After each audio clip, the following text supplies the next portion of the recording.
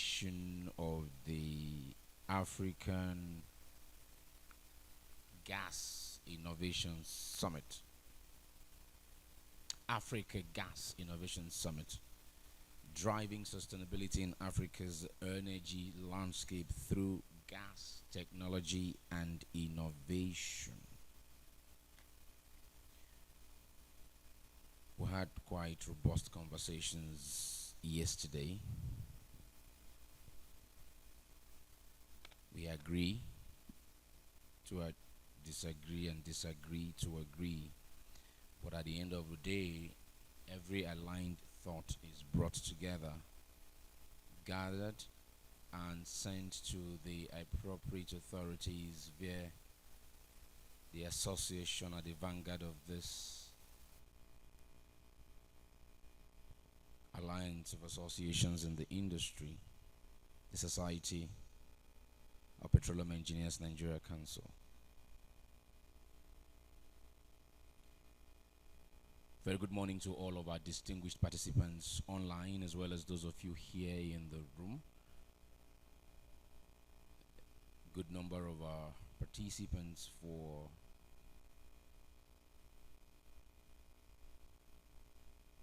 today are speaking to us from the platform. Apologies to all of you who joined and came in here early enough, that we're starting a little behind schedule yet again. We're going to start nonetheless. We will ensure that latecomers no longer hold us to ransom. It appears like ransom when you sit and wait for a group of persons. Haven't converged as early as those of you virtually and on site have converged. We thank you.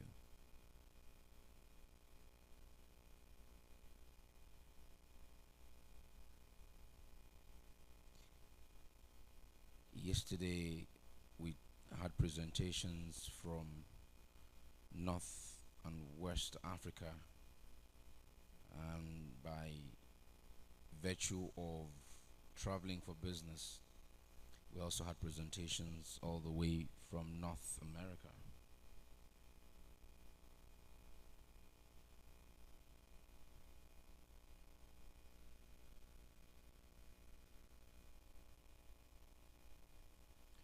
From North Africa, yesterday we were reminded of the technology that is available, to increase electricity access on the continent. From North Africa, we're also reminded of the stimulation of economies and countries that is along the route of the Nigerian-Morocco gas pipeline. Of course, it straddles a whole lot of communities and a number of countries. We're reminded of that yesterday. We're also reminded of what the NNPC is doing in country in terms of helping put together infrastructure. Yes, as we all agreed yesterday, we're not where we need to be, but they're making great progress in putting the infrastructure in place that would make this gas available. There was also the call, that we should try and debottleneck some of the approval processes in the gas sector to allow for more investors to come into the space and push for infrastructural development and indeed delivery of gas to the man who needs it at the end of the day, whether it be gas to home for cooking, or gas to power, or gas to CNG for our vehicles. We need to debottleneck some of those approval processes.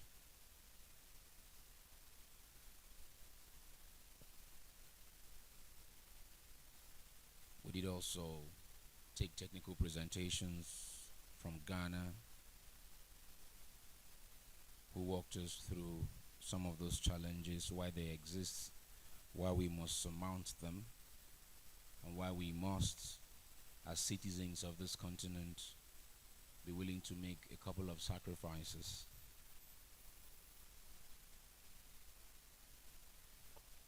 Let me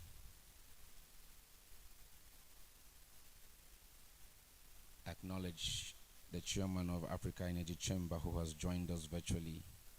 The man who is made it, albeit a challenging job, but a job he considers quite pleasant and passionate about, and that is making sure that African investments does not dwindle and Africans themselves would have a clarity of vision and purpose in maximizing their resource. And that's Mr. NJ Ayuk of Africa Energy Chamber. NJ, very good morning to you.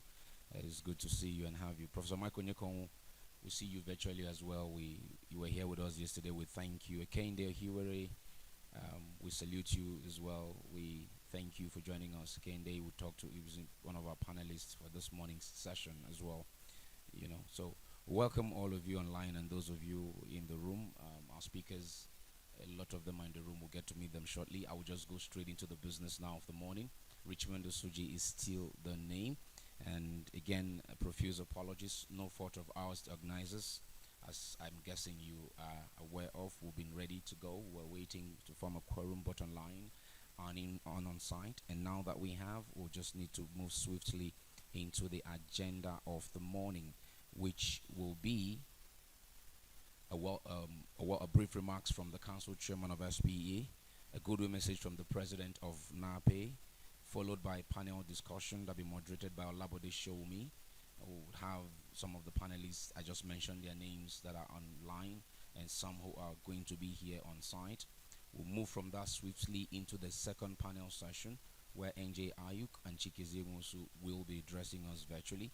Then we'll move into the discussions, some here on site, some are going to join us online as well. The moderator, Debo Fagbemi, is already here, of course, and we'll just move on like that. We will take a stretch break after that, and then we'll move swiftly into some technology demonstrations. We'll get into the next panel, is a technical presentation set. We'll take the set of the speakers who will be here at the time. We'll get that out of the way, and then we proceed into Policy Forum 2. We'll have our moderator on standby, and then we have our panelists who will come and do justice. Engineer Madeline Umo, the AGIS Planning Committee Chair, will then do a wrap of the proceedings for today to close all that would happen today. That's a quick rundown of what we're expecting. So let's get into the meat of the matter. Begin by welcoming the chairman of SPE Nigerian Council, Mr. Salahuddin Tahir. Now please put your hands together for him. Thank you very much.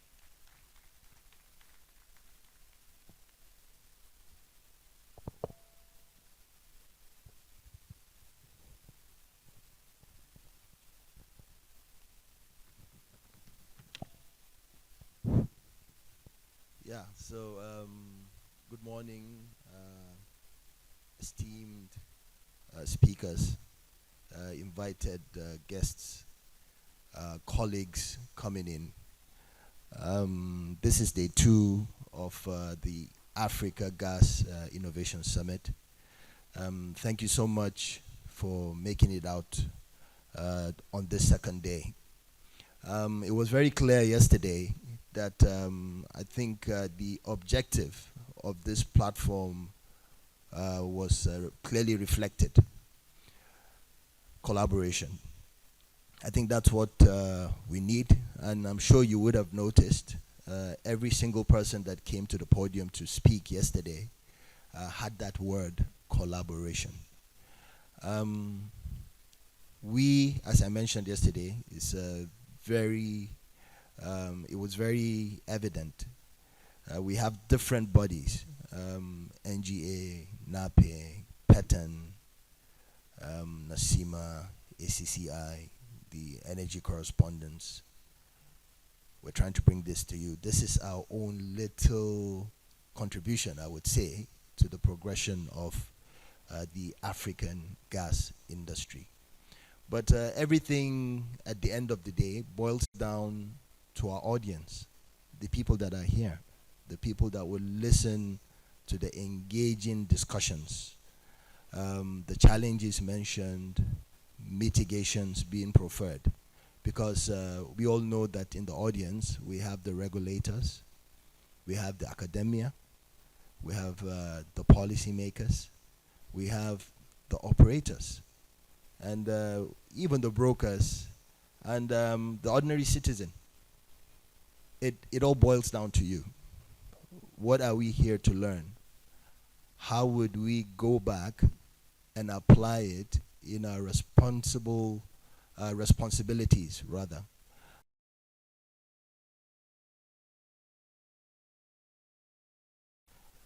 Everybody has a role to play. It is very important that the message brought out here is taken back and applied. Because if that is not done, then we have not achieved our own objectives as the persons collaborating here today, as the speaker is speaking, as those that are online and have taken their time to share their own knowledge. So I'm putting it back to the audience now. Do your own part. You're here, yes, but please take back the message. And let's see how we can actually turn our gas resources to power, how we can turn it to fertilizer, gas-based industries, LNG. It is our responsibility. So I just needed to enforce that, just to reiterate on that. I will add that we'll start panel session 1 with driving economic growth and sustainability through gas technology innovations, the Penta-Helix approach. The Penta-Helix approach is literally collaboration also. Collaboration between the government, the industry, academia, civil society, and the public. The responsibility is ours. So please, ladies and gentlemen, let's not take this for granted. Let's not just come here for the sake of coming. We're here to learn. We're here to go back and enforce. It is only through enforcing that we can achieve, all these lovely solutions and mitigations that are being preferred on this platform. I would add by saying, as I mentioned yesterday, that yes, this is inaugural. This is number 1. God willing, we will be here next year. We will be here the following year, and so on and so on and so forth. And we also need your feedback, because we're not doing this for ourselves. We're doing it for the industry. So we're open. If there's anything that you feel is important, the secretariat is there. You have the email address of the planning committee chair, as well as the team. Please give us that feedback, because we're doing it for ourselves. We're doing it, to grow our industry. With that, I would end here by thanking everyone once again for coming, and I'm hopeful that by the end of this, we would be looking forward to another Africa Gas Innovation Summit 2025. Thank you so much.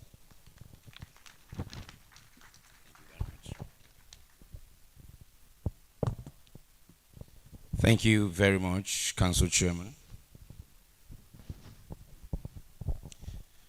Mr.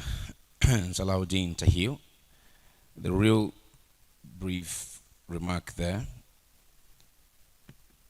restating that this is the first of many of the meetings that we'll have, and yesterday he did say we'll be moving it across the continent of Africa. One of the collaborators on this project is the Nigerian Association of Petroleum Explorationists, whose president, Mr. Abiodun Ogunjobi FNAPE, is not able to join us, but representing him here this morning is the vice president of NAPE. I'd like to welcome Mr. Ehi Bazwaye, FNAPE.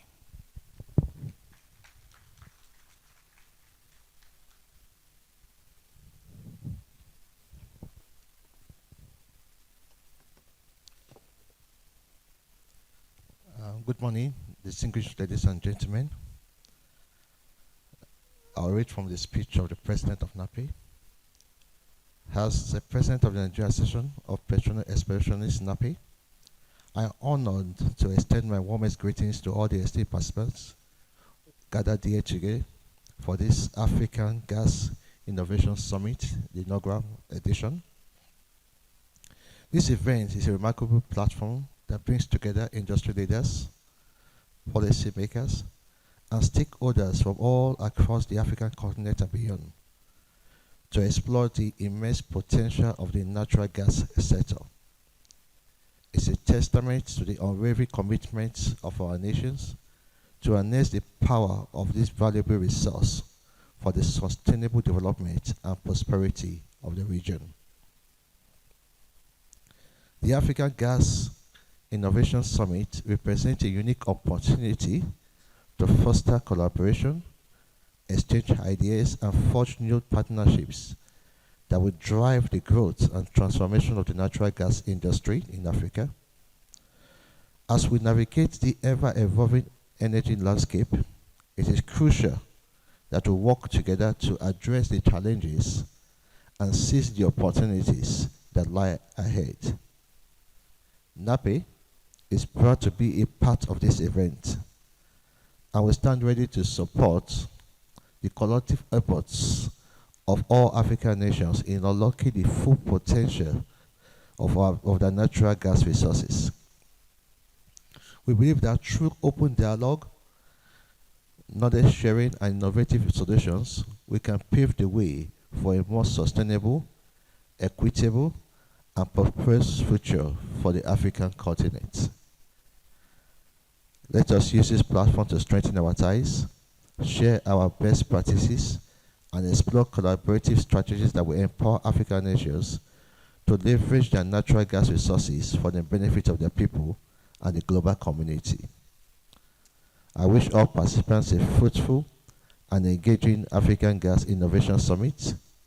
May this event be a catalyst for lasting partnerships, sustainable growth, and a brighter energy future for Africa. Thank you very much.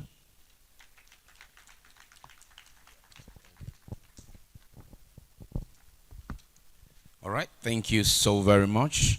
Mr. Ehi Bazwayi F. Nape is the Vice President of the Nigerian Association of Petroleum Explorationists. Speaking on behalf of the President, Mr. Abiodun Ogunjobi F. Nape. We're moving on swiftly now to the panel discussion. Again, today we are tweaking our program just a little bit.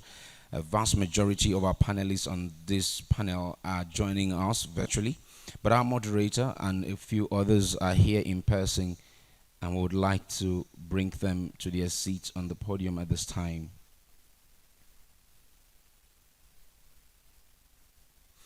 Okay. So let me begin by welcoming, first off, on site here, the Chief Executive Officer of Captree Limited, our moderator, Mr. Olabode Shomi. Mr. Bode, you're welcome to your seat. Please give me a warm applause as he makes his way. You can come that way or go that way, whichever works for you. Yeah. Joining Mr. Olabode Shomi.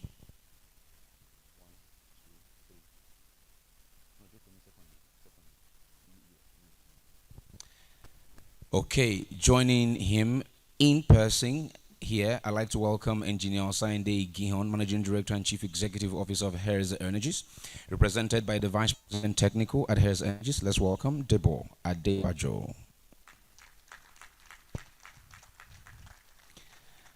Joining them in person,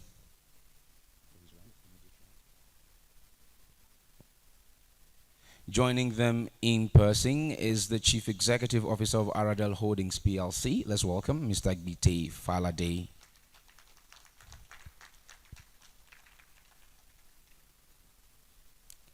And now I'm going virtual to the virtual platform to welcome our other panelists. First off, I'd like to welcome Chief Executive Officer, Industry Coordinator, Association of Oil Marketing Companies in Ghana, Dr. Riverson Opong.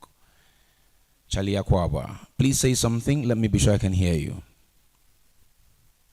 Good morning, Richmond. Fantastic. You're welcome.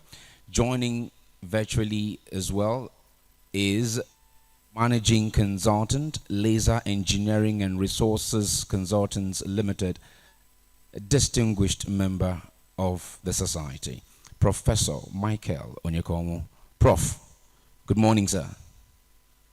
Good morning, Richmond. Thank you for being on the platform and welcoming me. Thank you so much. Prof, at the last licensing bid conference a few days ago, they said this kind of hat is for those that have received oil well. Do you have one now, Prof? Let's talk about that after this session. All right, Prof. Thank you so much. Joining virtually as well is the General Manager. If you give me a second, okay. Joining virtually as well is the General Manager Technical Division for Nigeria LNG Limited, Mr. Ekende Ohiwere. Mr. Ohiwere, good morning. It's good to see you always. Good morning, John. Thank you very much. Thank you very much. Thank you very much. Also on the panel is Mrs. Audrey Jo Ezigbo. Mrs. Audrey Jo Ezigbo is Deputy Managing Director and co-founder of Falcon Corporation.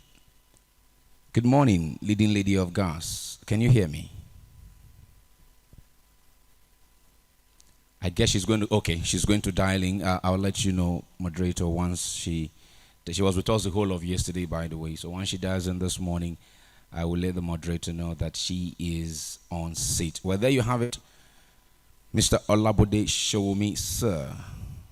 This stage is all yours from here on.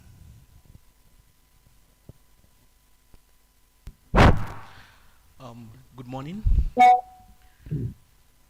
I think, first and fundamentally, one of the things that intrigues is the position of energy in the economic space, whether it be in Nigeria, where it's responsible for close to 90% of forex, or it be in the US with a significantly diversified economy. One of the things we find out is that wherever you are in the world, be it in Cape Town, South Africa, Calgary in Canada, or Tokyo, Japan, or even in my village, you probably stepped out of your house this morning, entered into some form of vehicle, and it required energy for that to move to get to anywhere. So a number of economists have come to agree that energy is the most important commodity, period. But today, we're about energy from an economic standpoint. We're talking about energy from a sustainable standpoint. And sometimes we find out that energy and what is economical in terms of growth may not necessarily be sustainable. And that is the whole concept of sustainable energy as we know it today. With the panelists, we'll be going through a number of key issues, and they'll be offering us insights, informed opinions, not just from a position of knowledge, but from a position of experience. And as we know, many times, experience does imply wisdom. So my first question, sir, will be the Penta-Helix approach, which is basically a social entrepreneurship approach that talks about collaboration between the private sector, the public sector, academia, and civil society, as well as the local environment. How well can we say this has affected contributions to the environment in Nigeria? Let me start with you, sir. Your opinion on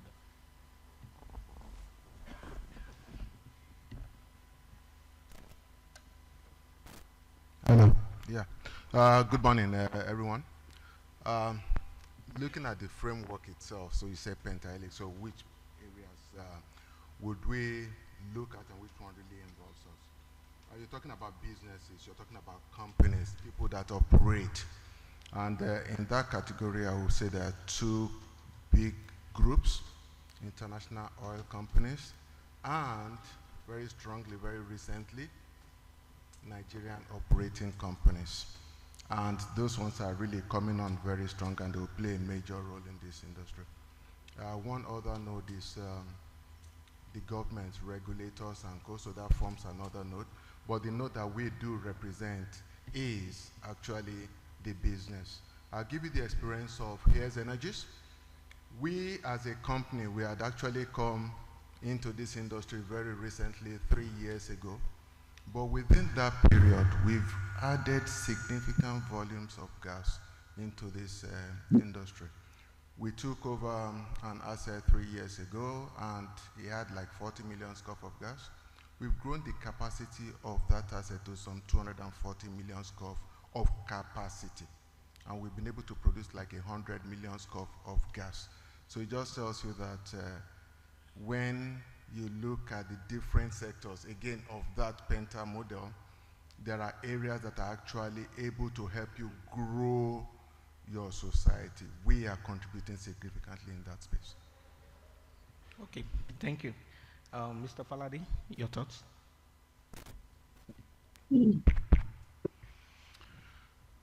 First, let me say big thanks for the privilege to be part of this event today, to share thoughts. And as you said, not just from a knowledge point of view, but also from an experience point of view. The Penta-Helix model is the only route to sustainable gas play in the country. And it's not just gas, by extension it also extends into oil. And in my own words, I would say that Penta-Helix model is one where the fortunes of society, of the operator, and of the state are intertwined in a mutually beneficial arrangement. We don't need to gamesay the fact that today our production levels are significantly, as a country, lower than what our potentials are. 2005, we were doing 2.5 million barrels a day. The data that OPEC released for last month says we're doing 1.25. So we're doing just about half. Is it because the reserves disappeared? No. It's because we never started with a Penta-Helix model. So there was an imbalance. And today, when we see the spate of divestments going on by the majors from our onshore and land areas, is because that framework was never put in place. People are living now more because of above ground issues. We are having agitations from society, from the communities, and it's threatening the ecosystem in such a way that the majors want to go away. So my own view is that the Penta-Helix model is the way to go. We must look for a win-win situation for every facet. The Penta-Helix model sits on 5 bases. And in our own experience as Haradel, we've tried to find a way how we could balance that. I guess it's up to each person to find what are their own 5 anchors. But in no particular order for us, the 5 anchors are ourselves as an operator, is the regulator, is the host community, is the investing or financing system that provides the capital for our business, but it's also the off-taker. And so somewhere we must find a construct that balances the interest of these 5 groups in a way that can help the system to be sustainable. So if you crimp value too much in any of these areas at the expense of the others, it breaks down at some point. So this is the way to go. And for everybody who is in each of those verticals, whether you are in the regulator government space that wants to maximize government revenue, whether you are the operator that wants to return shareholder, whether you are the host communities, whether you are the lender of capital to build out the system, whether you are the off-takers, everybody must act with a sense of responsibility that we need to spread it around and coexist, not just for today, but to allow each person have some fair return that allows the system to be sustainable on the long term. I think this will be my comments to the question. On that perspective of balance, it would be nice to hear the thoughts of Prof on the same thing. Professor Onyekponu, are you with us, sir? My name, the way you have pronounced it. Let me say good morning to everyone that is on the platform. I want to maybe ask you a question in another way. You've asked, has it worked in Nigeria? Just like Faraday talked about, there are components in this model. And what I will do, take us through, is how has each component fared before we can generalize whether it's working or not. I have a background, I'm from academia. What, in this model, what do we expect from academia? Number one, they should be actively involved in research and development. Number two,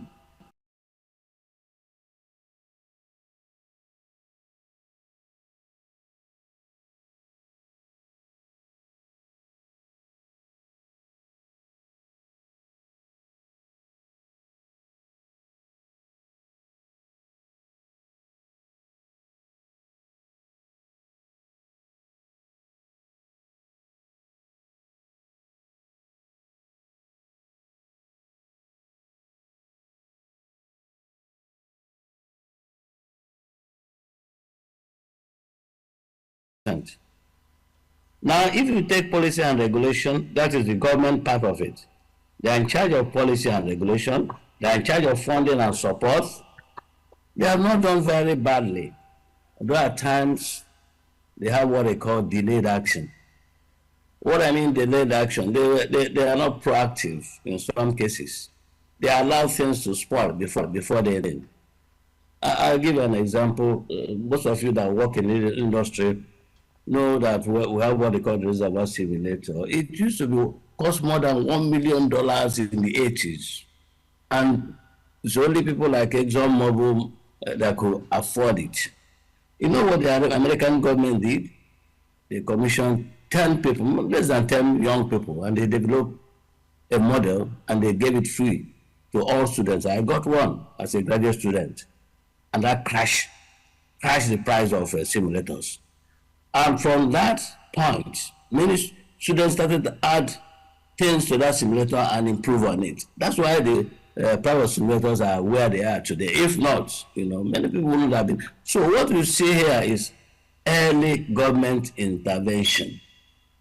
I'll give you another example. Here, the regulators were asking for $1 million for licensing for refineries. Nobody paid that money.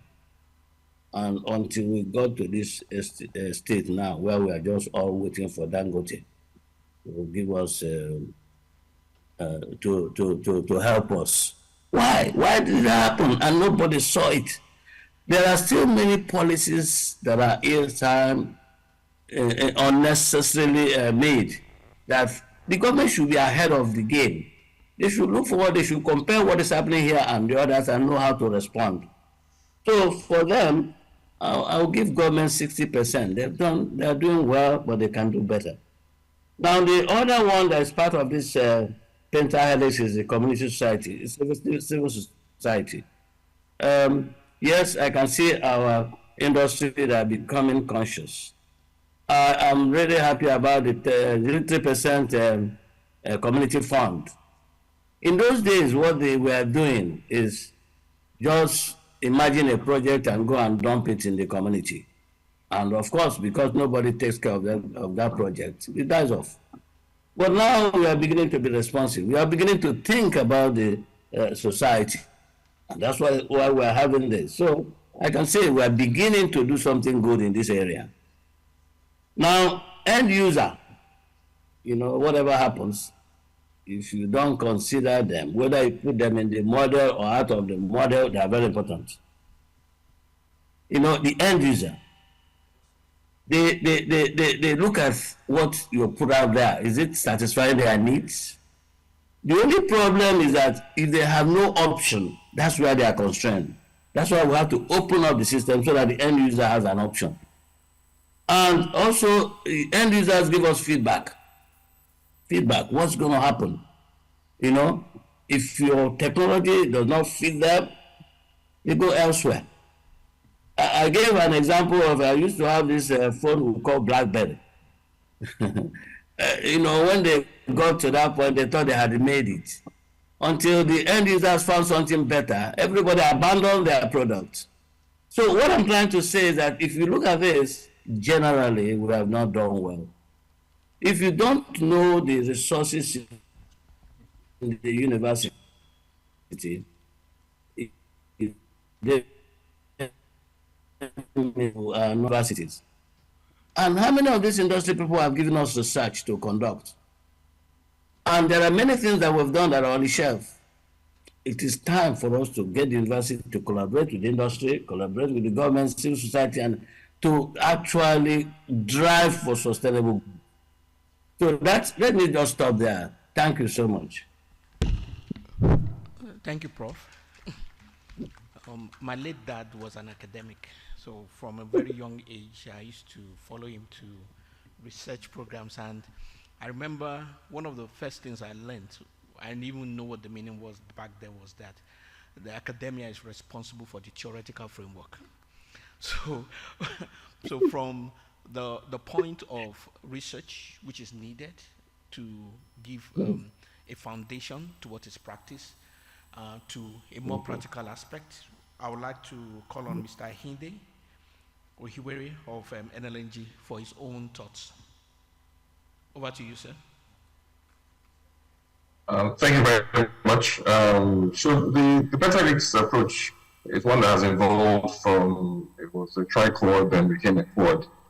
Well, I think this last innovation has been quite instructive, where it was recognized you need a catalyst or an energizer, a growth producer, somebody to actually make the other elements work. And to, I think, as Engineer Faraday alluded to balance the interests and the pull from the other forces, who often are trying to maximize their own elements. And a boss of mine told me many years ago that if you try to optimize everything, you actually have a system that's suboptimal. So the energizer has a very, or growth producer has a very important role in making sure that we have the best overall in progress across the sector, not just one. I think Prof has alluded to examples where sometimes solutions in trying to maximize value, we've seen sometimes communities trying to optimize take, actually optimize or stall or even frustrate the efforts for any growth at all. So I think that is really key. Who is the growth promoter in this particular model in Nigeria? And the group really understand their responsibility and live up to it. I think Prof has already given the scores, so as an academic, I'll be scoring to him, and I would attempt that. But it is important that we have clarity and deference to a centralizing force, where we can use that person as, or that group as an arbiter, and as a support to ensure that the conversations that we need to have to sustain growth in gas really do happen. There are attempts being made, and you see some regulators, Nigerian Kado, for example, trying to influence in that space. Nigerian Energy was part of a group that also promoted the decade of gas, and part of that whole concept was to try and stimulate this conversation, and really kudos to Agis for continuing on this path of this conversation, to say how do we take the opportunity to provide cleaner gas, because it's important in this day and age that we do focus on the carbon intensity of our gas to Nigerians as well as to the sub-region and the world. So I think the challenge before us now is really identifying that centralizing body for us. Is it industry today? I think as Papa said, unfortunately, we've left academia behind. They have a much greater role to play. If we are going to talk about innovation, if we're going to skills, how do we leave them out? And where are the policies to really encourage and support academia to give us that base for tomorrow?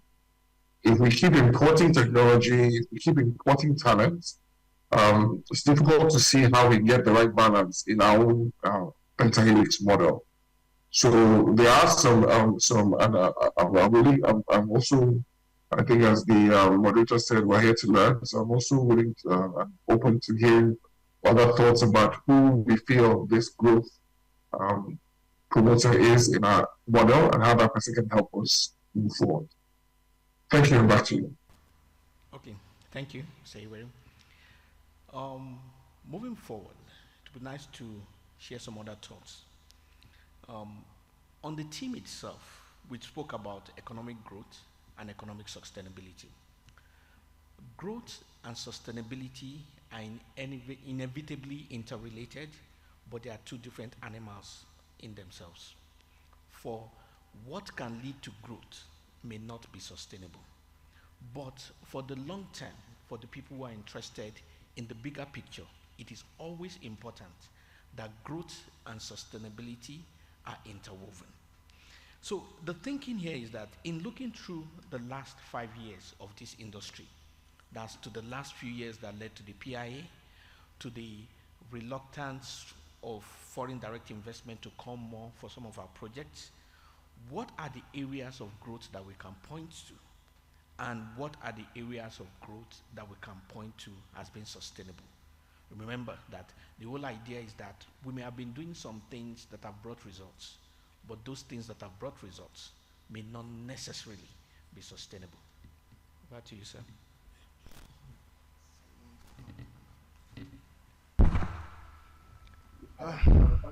So what are the things that have led to growth and also to look in the last 5 years? We operate in an industry that 5 years is a relatively short time. So if you don't mind, I'd like to extend a bit further backwards and take it to not a number 10, but use the word a decade. So let's go back a decade from now, prior to now. What, for me and for us, I think the biggest game changer for growth for us as a nation in the industry has been, again, the movement, the divestment by the IOCs. And going back a little forward, you're going to notice that in the very, very near future, the bulk of onshore assets are going to be operated by Nigerian companies.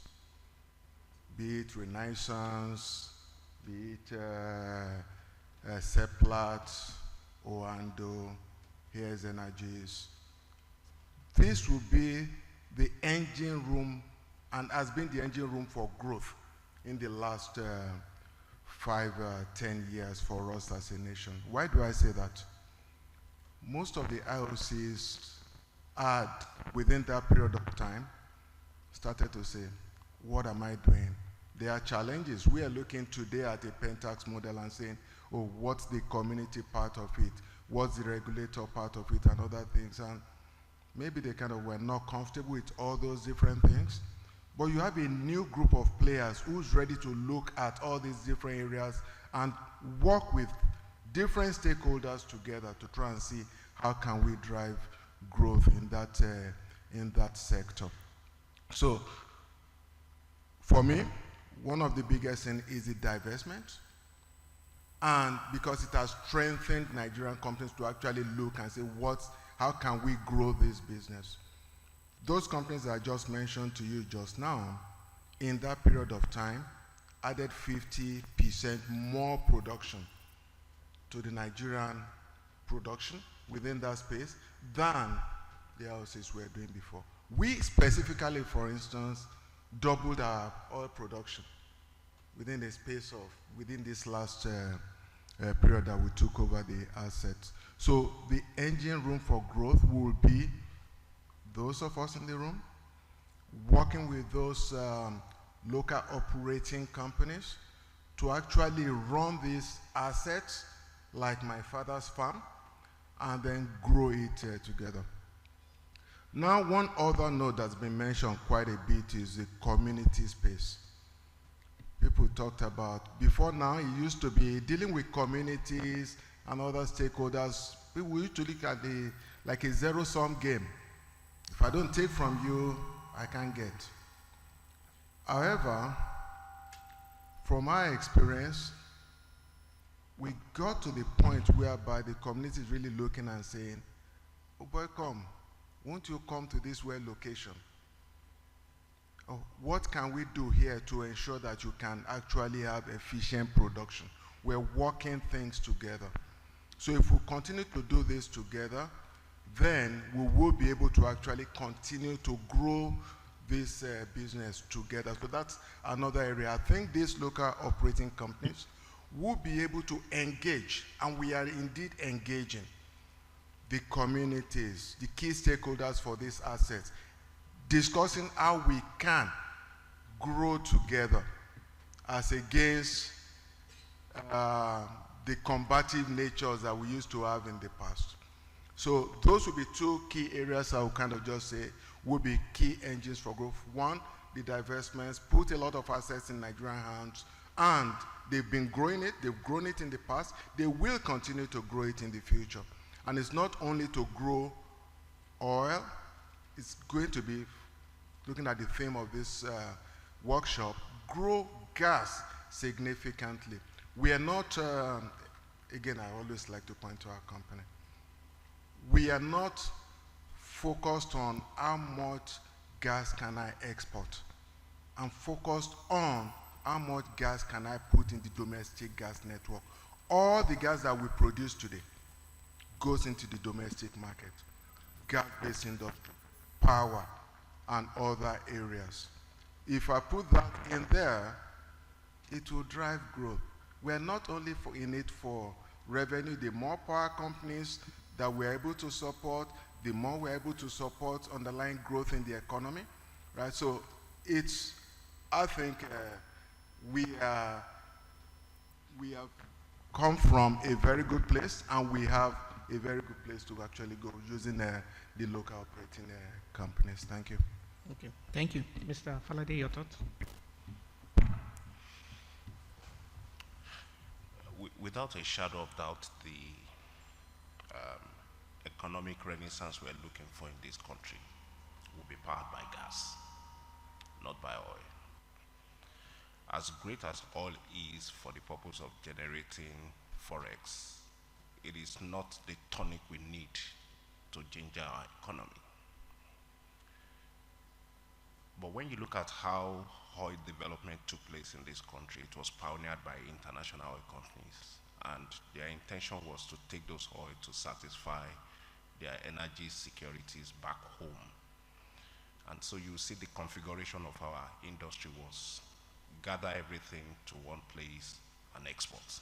They were not investing in the critical infrastructure that takes gas to the nooks and crannies of this world, of this country. Today, if you look at the geographical spread of our country, we need a minimum of about 10,000 kilometers of primary transmission pipeline systems. What we have today for gas is barely scratching about 2,000. Who is going to invest in that? If you don't create that backbone, you don't get to reticulate and take it to the last mile. The last bursting of industrial clusters standing in Nigeria today are in Lagos and to some extent Ogun State. And there's a secret to it. They are able to feed off from the ELPS transmission system that goes all the way to Lagos, where Shell Nigeria Gas, Axela, and Falcon are able to reticulate it. So a lot of industries are still alive today because we're able to get gas there. So if we're looking at the sustainability of our economy and the impact, we then need to think about the top 2 or 3 things that potentially hinder us from taking gas to the last mile. And I'm going to focus on 2. The first one is on the balance sheet that is needed to build out that infrastructure. Today, that infrastructure is being built out on the balance sheet of our country. Our country's balance sheet is too weak to build out that infrastructure. If you look at all the primary transmission pipelines today, whether you talk about HELPS, you talk about OB3, you talk about AKK, they're all government funded. What it then means is that as a nation, we are tied to the pace at which this country is able to fund those investments. So sustainability would mean, number one, we step back and say, how can we make this to be more of a private sector-led initiative as opposed to trying to stress an already weak balance sheet of the nation? That's a major one. The second one is we also need to then talk about gas supply. And today, there is hardly anyone, whether you're talking about IOCs or even the indigenous, that has heavily investing to build up our gas reserves and our gas production, because the economics are not working. When you impose a fixed price, a regulated price, in order to make it easier for the power plant to offtake the gas, what you are doing is you are killing the appetite of the upstream suppliers to make the critical investments. So what we need is not a stifling of one part of the value chain.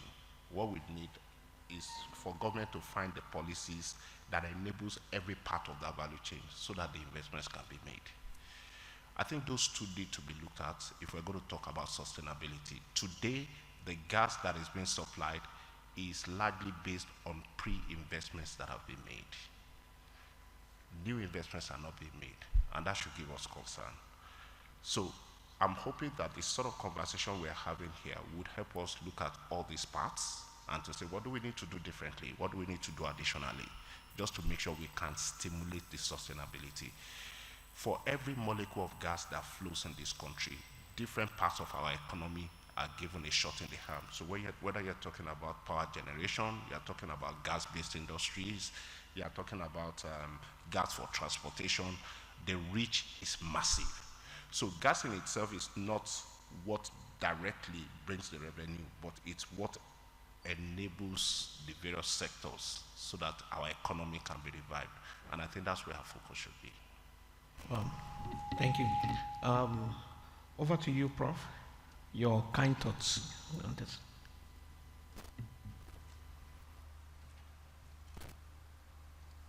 Professor Onye Kunu.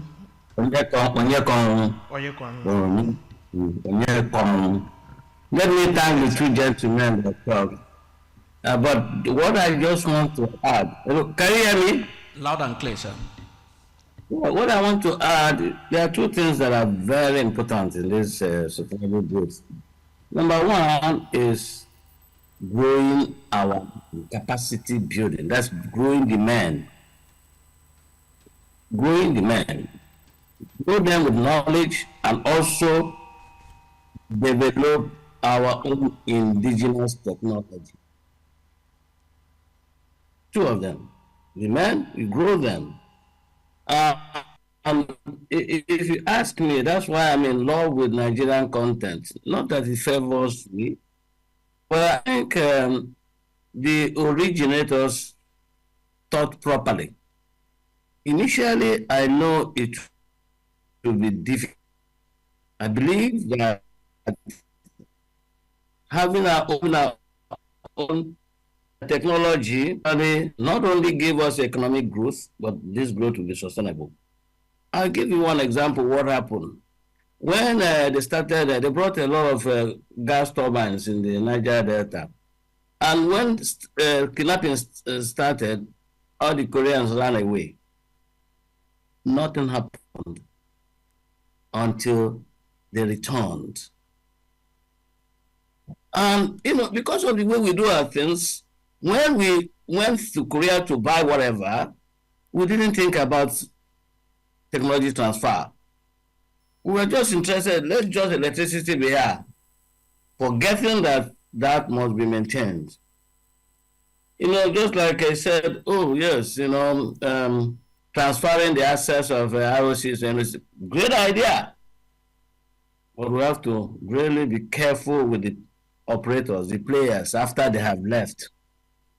I want us to actually see how the ROCs actually did what they did. I would just like Faladay said, probably they were thinking about their interests. Yes, but let us do it well and think about our interests. It is then that we'll get the full benefit of the oil that we produce here. But when the thing happens that it is just in my pocket, I don't think we are going anywhere. So that is one of the things. And also, let me just tell you, just like one of the last speakers said, community. We are beginning to get it right now. And he said, now the communities are telling them to come. That is a good sign. It then means all this breaking of pipeline, looking for whatever,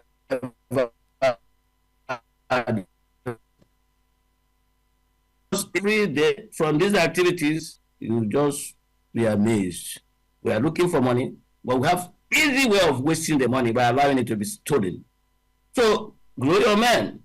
I know the moderator said the theory is the basis, is the foundation for the practice. If you don't if you see somebody who has excellent theoretical knowledge work, he works faster, he works better. So when you neglect the universities, you are destroying your society. That's my own opinion. We have the choice. Luckily, I play on both sides. I came from academia, but I have a company, and then I do things differently because of my theoretical knowledge. So please let us grow our men. Please let us also think about developing indigenous technology so that if everything fails, we can help ourselves. So that's what I want to say. Thank you so much. Thank you, sir. Mr. Hiwari, your thoughts?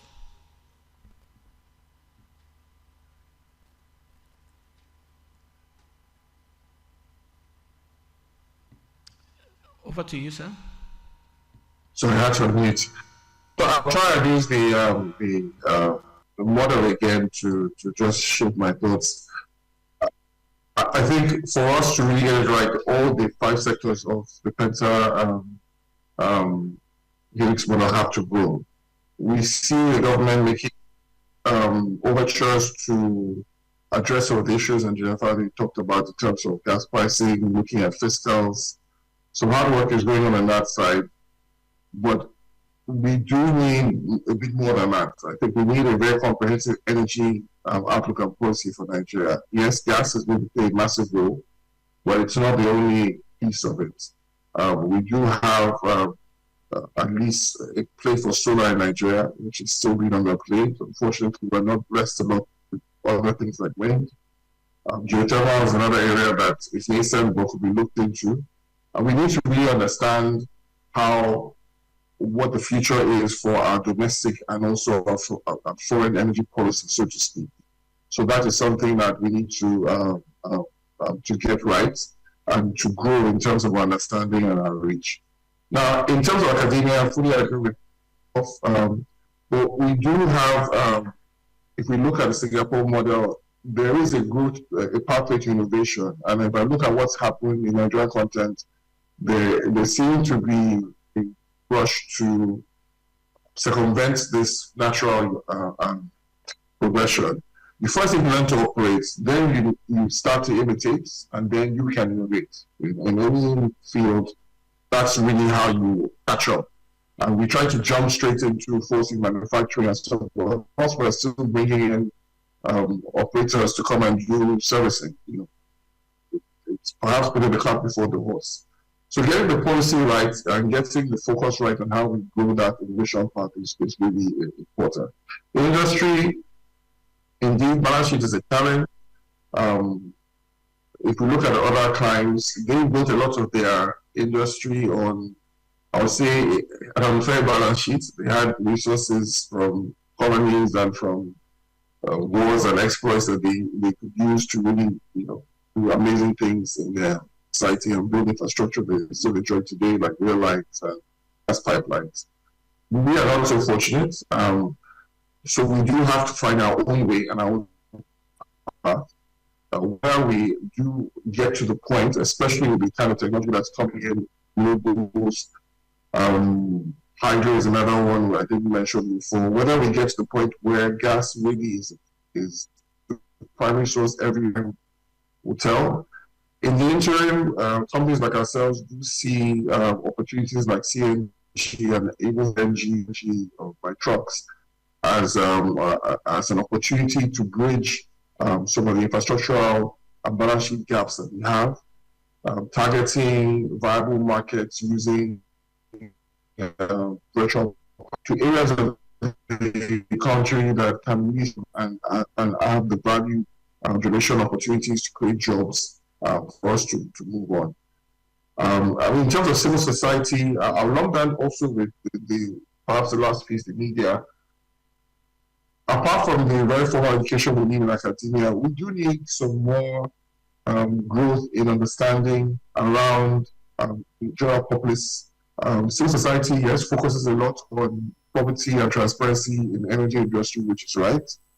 But we also have that demand and also try and help ourselves in terms of understanding how energy is used or wasted.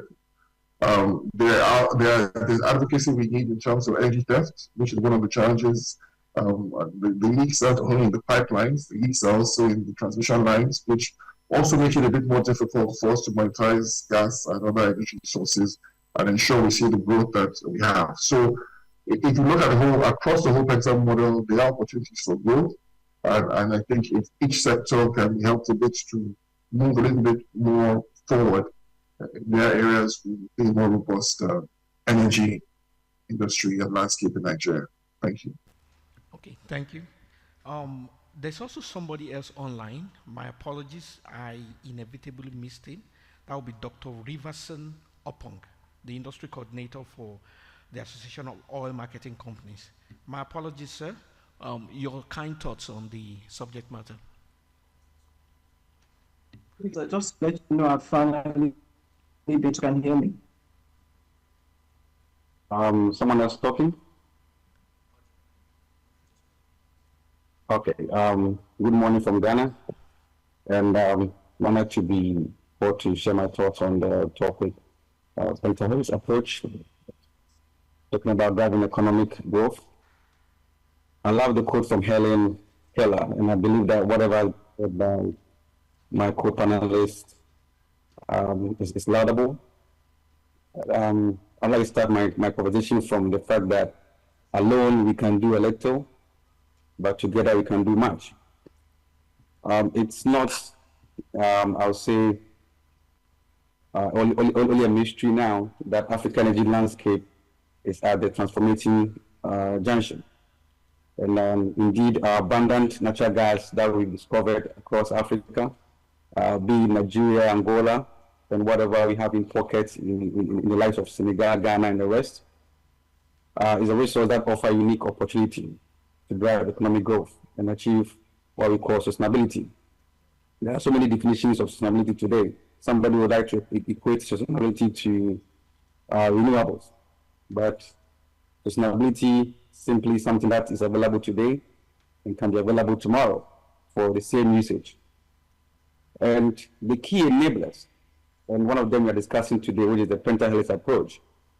But apart from that, the two other main, I would say, levers that will support this economic understanding and the impact of the natural gas resources usage will be the supportive government policies.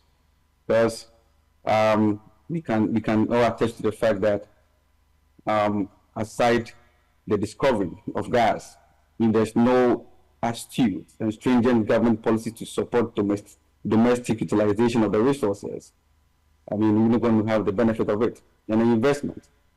And all the key things that we discovered here in Ghana when it came to this energy transition planning was the lack of investment in R&D in Africa. And Nigeria is not an exception, neither Ghana is.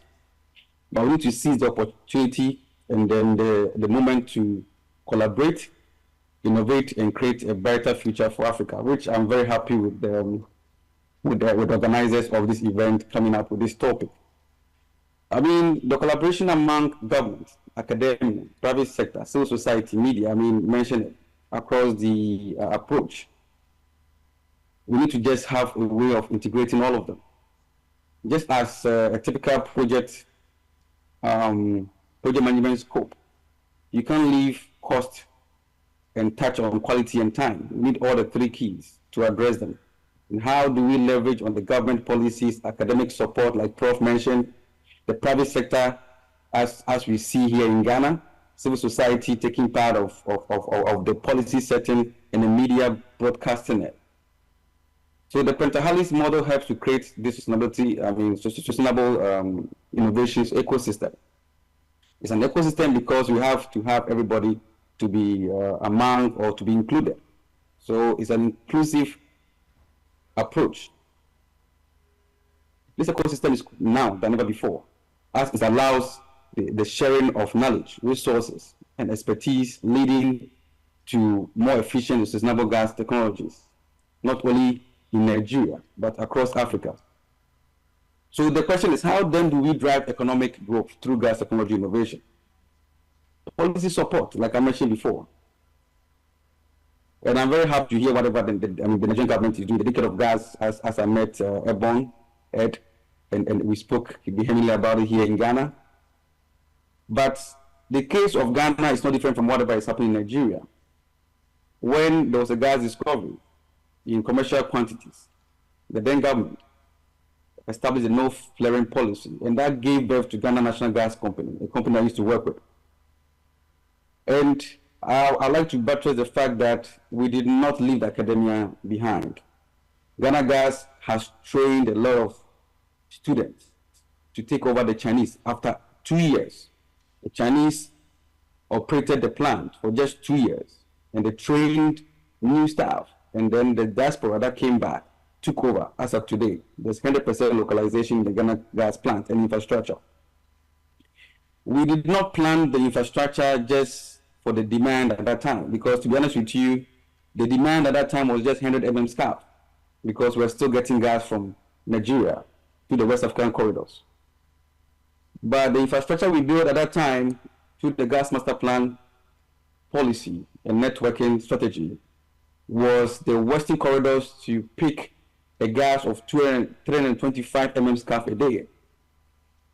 I remember very well that there were so many questions. Why do we have gas of 100 mm scaf, but we're building gas of that? But we understood the impact of incremental volume demand. As it stands today, the demand in Ghana has risen for more than 30% from the day we started. So if we had not trained people, if we had not engaged the government to bring policy that would help meet the demand and supply curves of the nation, I don't think we'll be anywhere close to what we're doing today. Why is gas so popular? And I'm very happy profit on that. Nigeria flared gas for more than 40 years. As it still stands today, Nigeria uses only less than 15% of the gas produced in the country. We see the growth. I'm very happy with the policies the government is making. But gas now becoming a transition fuel even calls for more collaborative effort than before. One of the days when IOCs were looking for crude oil, but now the attention is on gas because there's a market for it. And like I always say, gas markets take a long time to develop because of several factors. But today, three levers that actually affect the energy forecast, or I would say the status quo of the energy demand across the globe, is the fact that population is increasing, demand for energy is increasing, and that affects the global policy of energy transition today. So it's a pick and choose as we find out. But it's now also very, very crucial to understand that assessing cheap supply of natural resources, being crude oil or gas, is becoming difficult. Technology-wide, investment for oil and gas is going down. There's a dilemma. But the stability check for Ghana has always been the 3 A's. Availability of the source of energy, be it gas or crude oil, its accessibility and affordability. The case of Nigeria is totally different from Ghana, and even different from that case. Ghana has 95% of its gas going to electricity. Today, we have 55% of the electricity produced from gas, 40% coming from hydro, and then the rest coming from the solar, that's the renewable, as they call it. The reason why Ghana cannot do much of renewables, even though we have the capacity, and I'm sure Nigeria has as well, is because of the intermittent supply of it. and our grid doesn't have the kind of structure and system to adapt to, intermittent supply of energy or electricity. So the Penta-Helix system or structured approach is mandated for all Africans and all its neighboring societies to take advantage of. Thank you so much. Okay, thank you, Prof. Thank you. Also, we have Mrs. Audrey Joezibo on the line. My boss, madam, over to you. Right. Okay, good morning, everybody. Confirm you can hear me. Yes, loud and clear. Excellent. Let me say good morning to everyone, ladies and gentlemen, industry, and to first of all sincerely apologize that I had to make a trip to this morning, delayed flights and all that, and then trying to settle them to come. I do apologize for that. I confess that you need to give me a specific question because, or tell me what you're about, because I kind of joined. If you just want me to speak of the panel, then I can also do that if you're private. No, I didn't get that. There was. Oh, okay. So the last question we took, which I think will be of interest, was on the dichotomy between economic growth and sustainability. The fact that you can have growth that may not be sustainable. So it's basically looking at what are the areas of growth in the last 5 years to 1 decade in Nigeria, and what part of that growth is sustainable. So we're looking at what growth can be sustainable within the industry. Thank you. I think I caught most of that question, so I'll try to do it. I think the last 5 months, I'm solely speaking for my sector. We've seen considerable advancements across. If I use the Penta-Helix model, we can talk about government focus on policy and regulations. I'm sure I've spoken extensively about some of the programs that the government has initiated, from the gas program, the NGEP, and so many things that have a focus on the gas development, seeing how we leverage on what is used as an enabler for development. Whether with policy, but concerted focus has been a good,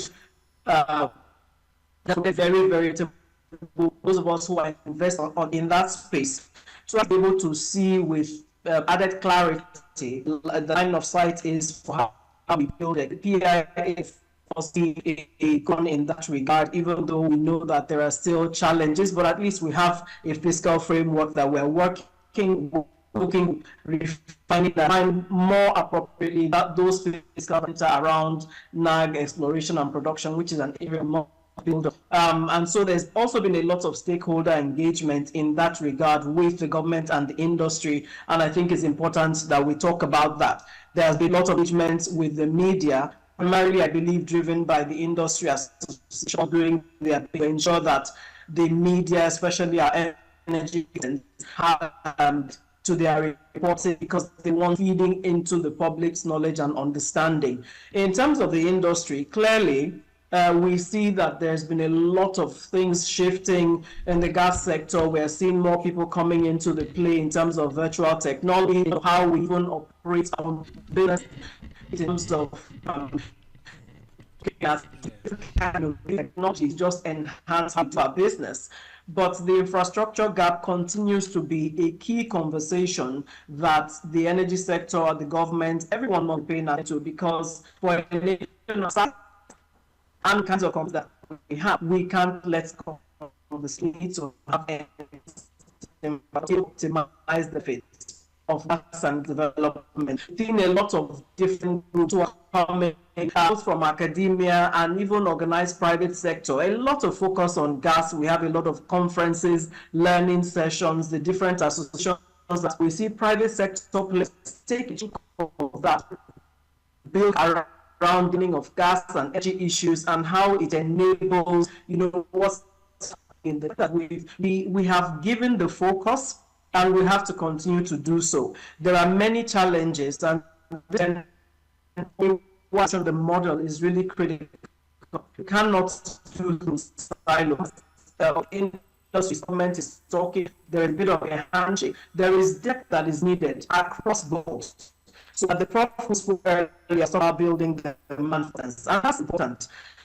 For the energy, some of the things is a real challenge for us is the aging out of skills. And we don't have the depth of the experiences that's being translated across to the next generation an early enough phase.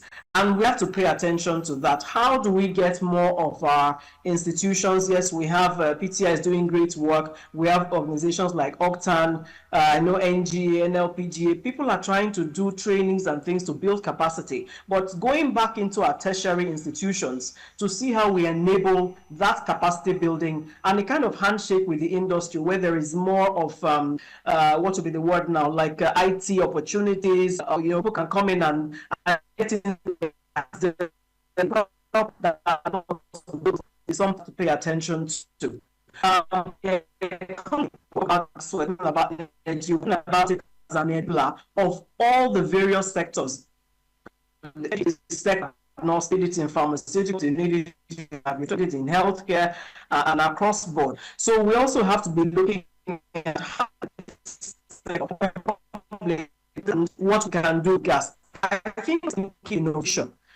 We can't put in the hands of players that we need to advance the conversation such that more people outside space.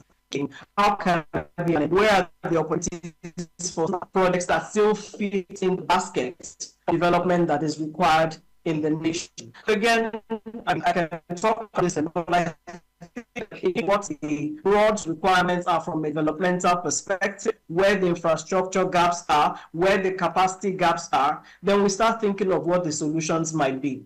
I think there would be more and more need for a kind of forum at this very beginning, where we bring the different players, when we think those who are already showing some traction in terms of free and capacity building conversations, to think solutions that are well articulated, the discrete that are happening.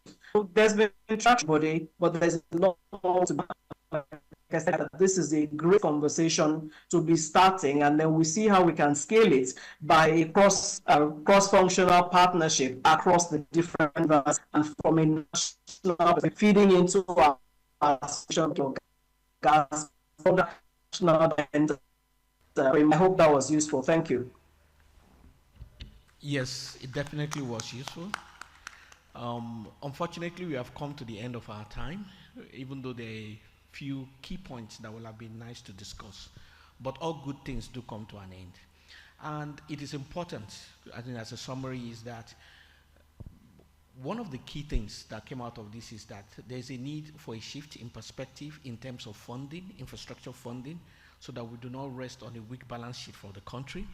There is also an important need to realize that for every expansion in gas, there's like a shot in the arm for various sectors of the economy.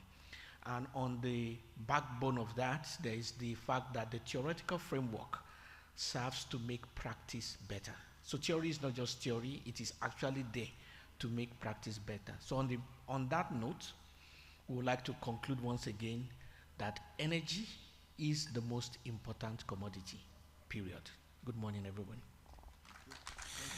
Thank you very much for vaccinating this session, because now I know that gas is a vaccine. I didn't know that before this session. Madeleine Umo, please, you can come forward and present these plaques to our panelists. Let's give them one more round of applause.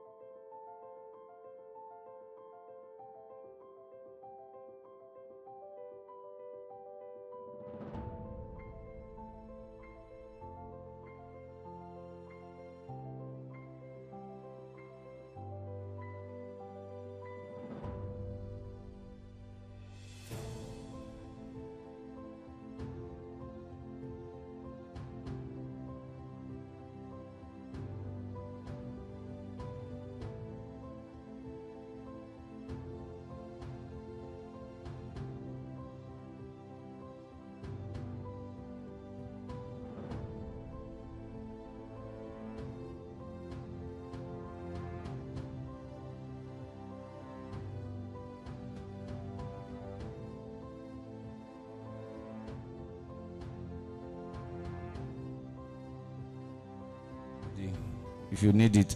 Madam Audrey, I can fly to you with your own. Please, let's invite Abiodun Ogunjo, representative. VP, please, I come and receive on his behalf. Yeah, Riverson Opong, I can also come to you in Ghana. Prof, I can come to you in Port Harcourt as well. Yes, private jet. Waiting for you. Thank you all so much for giving us. Chief Ehiwari, don't worry. Please take a picture with them. Can we take a picture? I can also come to you in Bonny. Just order the. You have the gas in Bonny. Just get me a jet that uses gas, and I'll come give it to you in Bonny. Thank you. Also, let's give them all a round of applause one more time, please. Thank you so much. Thank you. Thank you. Thank you. All right. So once we're done with this, we are going to move on swiftly to the next panel, where our panelists are waiting. We'll have to come back to NJ when NJ is ready. Let's take the lead presentation. Tweaking it. I hope you are with me on that, Mr. Fagbami. All right, I'm going to tweak it. And next is our lead. I will try and get AJ once I exit off stage rather. Okay, so next is a renowned industry expert of many decades. He's been one-time chairman of the Nigerian Council of SPE. He's worked for the IOCs. He's also led one of the poster child companies amongst independents in Nigeria, but currently he is leading. He has founded his own concern that he is leading, and that is the his GCEO HSI Energy Services. Please let's welcome a distinguished senior member of this noble society, Mr. Chikezie Nwosu.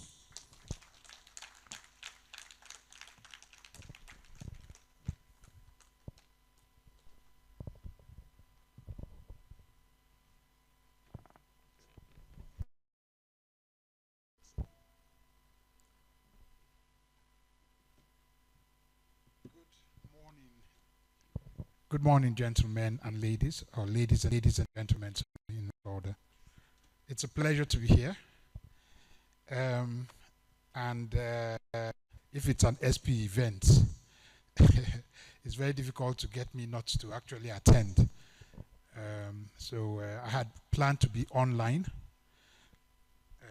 but one of the biggest independent companies in Nigeria invited me to Abuja, and their vice president is smiling.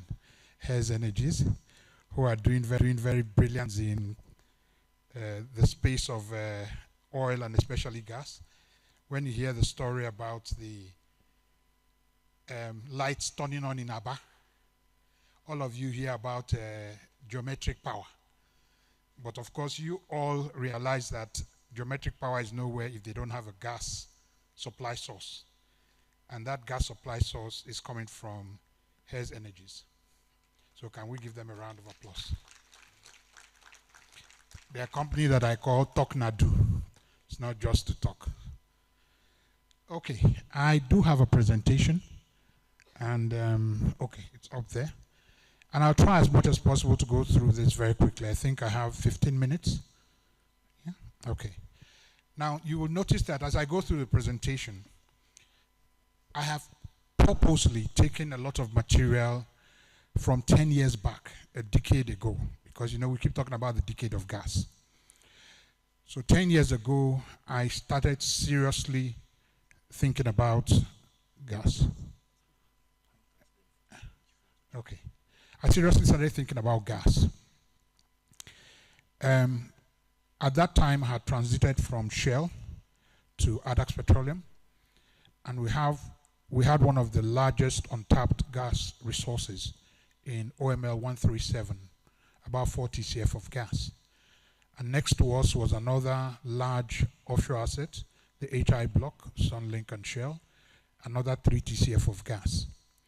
I'd also, in my last years in Shell, worked on OML 135, I think, Bulia Chota Nwaduru, which had anything between 17 and 14 TCF of gas. Huge gas resources. And nothing was happening. So I was invited to a conference in Ghana. I think it was some kind of offshore conference in Ghana. And I prepared slides, talking about gas in Nigeria. And after I delivered the speech on gas, they said to me, I'm not telling the truth. I said, what exactly do you mean? And they said that they have this WACP, which of course I was aware of, and it was dependent on Big Brother Nigeria. And yet they were not getting, they even took me to the Volta Dam. They were not getting constant gas. And here I am talking about 209 TCF of gas. They said, no, it's not true. Now, I have used some of those same slides because there's a reason I've used them. I want to ask the question and then, maybe proffer some answers about why is the case and what can we do differently. Okay? So the topic is solving Africa's gas development and utilization challenges through domestication of innovation. Please note that most of you would already know about me. I do not follow the beaten path. So when you hear some of the things I'm talking about, I haven't been here for day one. I haven't been here for most of the early part of day two. But I hope there are some ideas that will, ginger you a little bit more than the norm, because people will talk about infrastructure. And when they talk about infrastructure, they're talking about pipelines and sometimes virtual pipelines. Not exactly my way of approaching this, because we've been on that journey for 1 decade. We cannot continue on that same path for another decade. We have enough of those basic infrastructures when they are built, crisscrossing, the country. We now have to start looking at decentralizing infrastructure, and I'll talk about, what my company is doing and many other companies how they're approaching this as well. So this is what I'm going to cover. I'll do some quick background from 10 years ago, a couple of maybe 5 years ago, and then I'd like you to keep in your mind what has changed. And I guess your conclusion will be very little has changed. Energy consumption, security, and GDP growth, message always there. Accelerating utilization, we're talking about it 10 years ago. Growing domestic and regional volumes still was a topic. Growing export volumes still was a topic, still is a topic. The energy transition, not so much that time, but you see, as we continue to do decades and decades and decades of gas, we'll get to a point where it becomes months and months and months of gas. Because if the energy transition hits you, that gas resource is of no use. I hear Gbite said gas is like vaccination. Yeah? But I hope it's not the kind of vaccination that will not prevent a pandemic like COVID. We want to use gas because if it gets too late, you have already caught COVID. That vaccine may not be very helpful. So we have to be very careful about what we're doing. There are some key challenges and enablers within Nigeria, and they are similar with Africa. Then you have, of course, ESG concerns, global reporting initiatives, climate change, the sustainable development goals, all that. The focus is just too much, and we have to address that. Then we look at some innovations and funding challenges and innovations in that area as well. I won't dwell too much on this. This picture has hardly changed since the last decade. Africa still has a lot of gas resources. If you ask about Nigeria, I hear the last NUPRC release was 208.99. I even saw the 0.99 at the end to show the precision at which they think they are measuring this gas. And yet there's another report that says because we did not, focus on gas exploration, there's possibly another 600 TCF of gas. No difference in the story. But we are poor in consumption. Has that changed? Decades later on, we are still very poor in consumption. That poverty in consumption is not strange to Africa as a whole. Nigeria also has the same challenges. The natural gas segment still accounts for very little bit of our total market volumes. This was 2020. We are still flaring gas, so Nigerian flare what do they call itself? It's a long acronym. Nigerian Gas Flares Commercialization Project.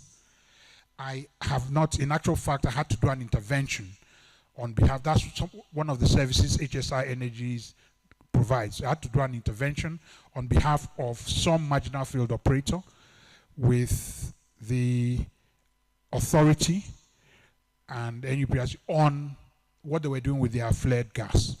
Yeah? Other people who actually have a solution with their flared gas are locked into the people that have been selected, pre-selected to do this and don't have the funding capacity to do it. So it's still a big challenge. So, let's not fool ourselves about that. Now, if you take a look at, in terms of flaring, we are still flaring, we are still top in flaring. If you take a look at what the impact of not utilizing this gas, burning your commonwealth is, you see, energy consumption and GDP growth are 5 and 6, as we say in our lingo, 5 and 6. They go together. Yeah? And maybe this is the vaccination that is being talked about. Yeah? If you do not vaccinate yourself by consuming that vaccine that they call gas, then you will not be healthy. Your GDP will not grow. So you can see where Africa, Nigeria lies in terms of GDP growth, all because we do not consume enough of this God-given natural resource. This is the picture that you had many years ago in terms of where Nigeria was sending its gas. Hasn't changed very much. Maybe the volumes have gone up a little bit, but it's still significantly underutilized. Is there anybody that thinks differently? That even one decade after, I'm starting from 2014, nothing or very little has changed. I say, I'm not particularly happy. It's infrastructure. We've been on this story before. I mean, the acronyms have even OBOB3. It was OB3 before, they added under O and called it OBOB3. Okay. And AKK. It even looks like this Russian rifle. And, yeah. So the infrastructure problem has not changed. The pipeline networks have not improved significantly. If I show you a picture of Trinidad and Tobago and the pipeline infrastructure that they have for the little gas that they have there, this is a massive shame.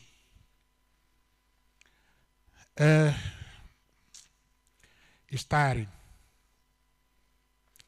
These global issues will always be there.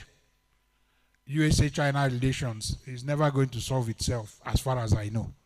So that tension will be there. COVID-19, if it's not COVID-19, COVID something will still come. They are still even announcing that there are things around that are circulating. Yeah? And some of it, they say, has to do with the ability of several people around the world to eat bushmeat. If you're consuming bushmeat, please be careful. They hear that this interaction with animals helps us acquire certain things. And those pandemics, you remember what happened during COVID-19 to energy? It was an energy crisis in the world. So we have to be conscious of those kind of things. Climate change is here to stay. It may be delayed because of some of the tensions around the world, Russia, Ukraine, even what is happening in the Middle East, but climate change is coming. We have to keep an eye on it. I mean, climate change is here already. Russia, Ukraine, let me come back to climate change. There's something amusing I was discussing with somebody about climate change, and I said to them that the biggest problem I have with this increase in electricity tariff is that Lagos is hotter. If climate change can come and cool down Lagos a little, then you can turn off ACs in your house. But Lagos is hotter. Then I flew into Abuja, and I was wondering what Abuja people are doing, because when I stepped out into Abuja, I said Lagos is cool compared to Abuja. So we have to be very careful. Those things are there. The energy transition is there. Russia-Ukraine conflict, if Russia doesn't do something, US will do something. Somebody will do something, Sha. Sorry about using pidgin English, but I feel comfortable having this discussion in a lingo that people understand. And then, of course, there is global inflation. We're feeling the effects of inflation in Nigeria as well. It's a global trend. Africa suffers even more with this kind of global trends. The energy landscape is changing. That's what that message is. Pick up the newspapers. 10 years ago, you were still seeing the same thing. 5 years ago, these things are dynamic. There's nothing static about this whole thing. Improved energy security is important. Lower greenhouse emissions. Emerging concepts. I heard somebody talking about other renewable energy sources, solar, wind, and all. Some of them are even tied to hydrocarbons. Blue hydrogen, for example, is tied to hydrocarbons, gas. So we can still do renewable, and there's renewable natural gas.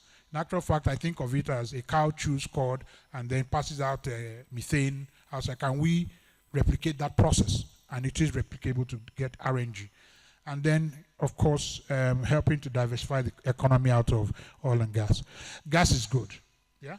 It's an important component of a sustainable global energy era. So while you're thinking about an energy mix, please note that gas is still critical in this energy mix as a transition fossil fuel with lower emissions and everything allocated to it, lower CO2 emissions, not as low as you expect from renewables, which have almost zero, but still low enough for us to utilize the amount of gas that we have available. It is cost competitive. In actual fact, when I do the economics now of some gas projects, I'm wondering why people are fighting, because you can make most gas projects work even at high gas prices. It's abundant, it improves air quality. Well, that is compared to what coal and oil would do. Not that nobody should ever think that by using gas, suddenly the air is better. It's not better, please. That's not the message there. Okay, and here are the challenges. Typical things we know in our environment about these challenges, and I know that these have been discussed extensively. Inadequate infrastructure. What's the solution for that? What's the technological solution for that? What's the innovation? You know, when people use the word innovation, it looks as if they think they are reinventing the wheel. Maybe it's not. It's maybe reinventing how you think. Thinking out of the box is innovative as well. Regulatory framework. I heard in the last session, a lot of things are being done around there. The presidential, I don't know whether to call it decree, well, whatever it was, in terms of modifying the fiscals for developing gas, kind of helping the environment to help with gas. Pricing and fiscals, pricing regimes are changing. We're certainly going to get to willing buyer, willing seller if we are not already there. Because when I am negotiating commercial contracts now for gas, it's almost a willing buyer, willing seller regime that I am in. And then funding mechanisms, very critical. Everybody's thinking about traditional funding. Traditional funding is drying up. We have to think differently as well. Okay, and I just put this in terms of the kind of initiatives, deliver infrastructure as a solution for that. Close the infrastructural gap. Let's see how we can do that. The Decade of Gas initiatives, very good. I think Bute Falade, them are doing a great job. Bute, where's Bute? Aradel, ND Western, brilliant job. Seplat, brilliant job. Hares Energies, there are a lot of these companies. And you can see that as I call these are the emerging, in my mind, emerging 5 top indigenous companies that will be dealing a blow to the IOCs in terms of changing this export mentality to a domestic consumption mentality. That's what they're driving at, and that's very good. Now, we do have this continuous tension about investment, infrastructure, climate change. When you want to go and do gas pipeline now, you have to think about ESIA. It's not just coastal highway that has that problem. You have to seriously think about ESIA. ESG components are all in there. It's complicated. It's not very easy. So, again, a lot of ESG concerns, environmental, social impacts, environmental investing, social investing. You have to be able to follow GRI standards, that's the Global Reporting Initiative standards in reporting both your own personal emissions, scope 1, scope 2, scope 3 emissions, and so on. So it's a very challenging environment to do anything. But you can actually leverage a lot of these ESG to drive certain emerging trends. You can use AI. People use AI. I'll just talk about AI very briefly. Cloud-based technology, clean, renewable, and affordable energies, which are based on fossil fuels. I mentioned blue hydrogen. There are many more. If we put our minds to it, there are many more that will come from there. Now, that's the story. I wanted to tell that story first before I start coming into the nitty-gritty. Now, what kind of innovations do we have in gas technology? And I'm going to try to go from the ground to value. Yeah? So just follow my story carefully. I've put in the kind of pictures people like seeing nowadays. AI. It's dancing up and down the whole place. Okay, so what is AI? We had an intensive discussion yesterday at a forum or summit about what AI is. Okay? And people think AI is one thing, but it is many things. And AI is one technological innovation that we can apply anywhere with respect to gas development. Yeah? And it can be domesticated easily. So AI covers AI planning. You can use AI for planning development. Yeah? You can use AI for robotics, monitoring pipelines. I saw something from OIDA when I came to the last exhibition about these robots that can go on these pipelines. Some people are talking about drones. Yeah? All these things can be modified to be autonomous. So not automated, but autonomous. That means that they can learn, and then use that learning to continue to develop and improve themselves.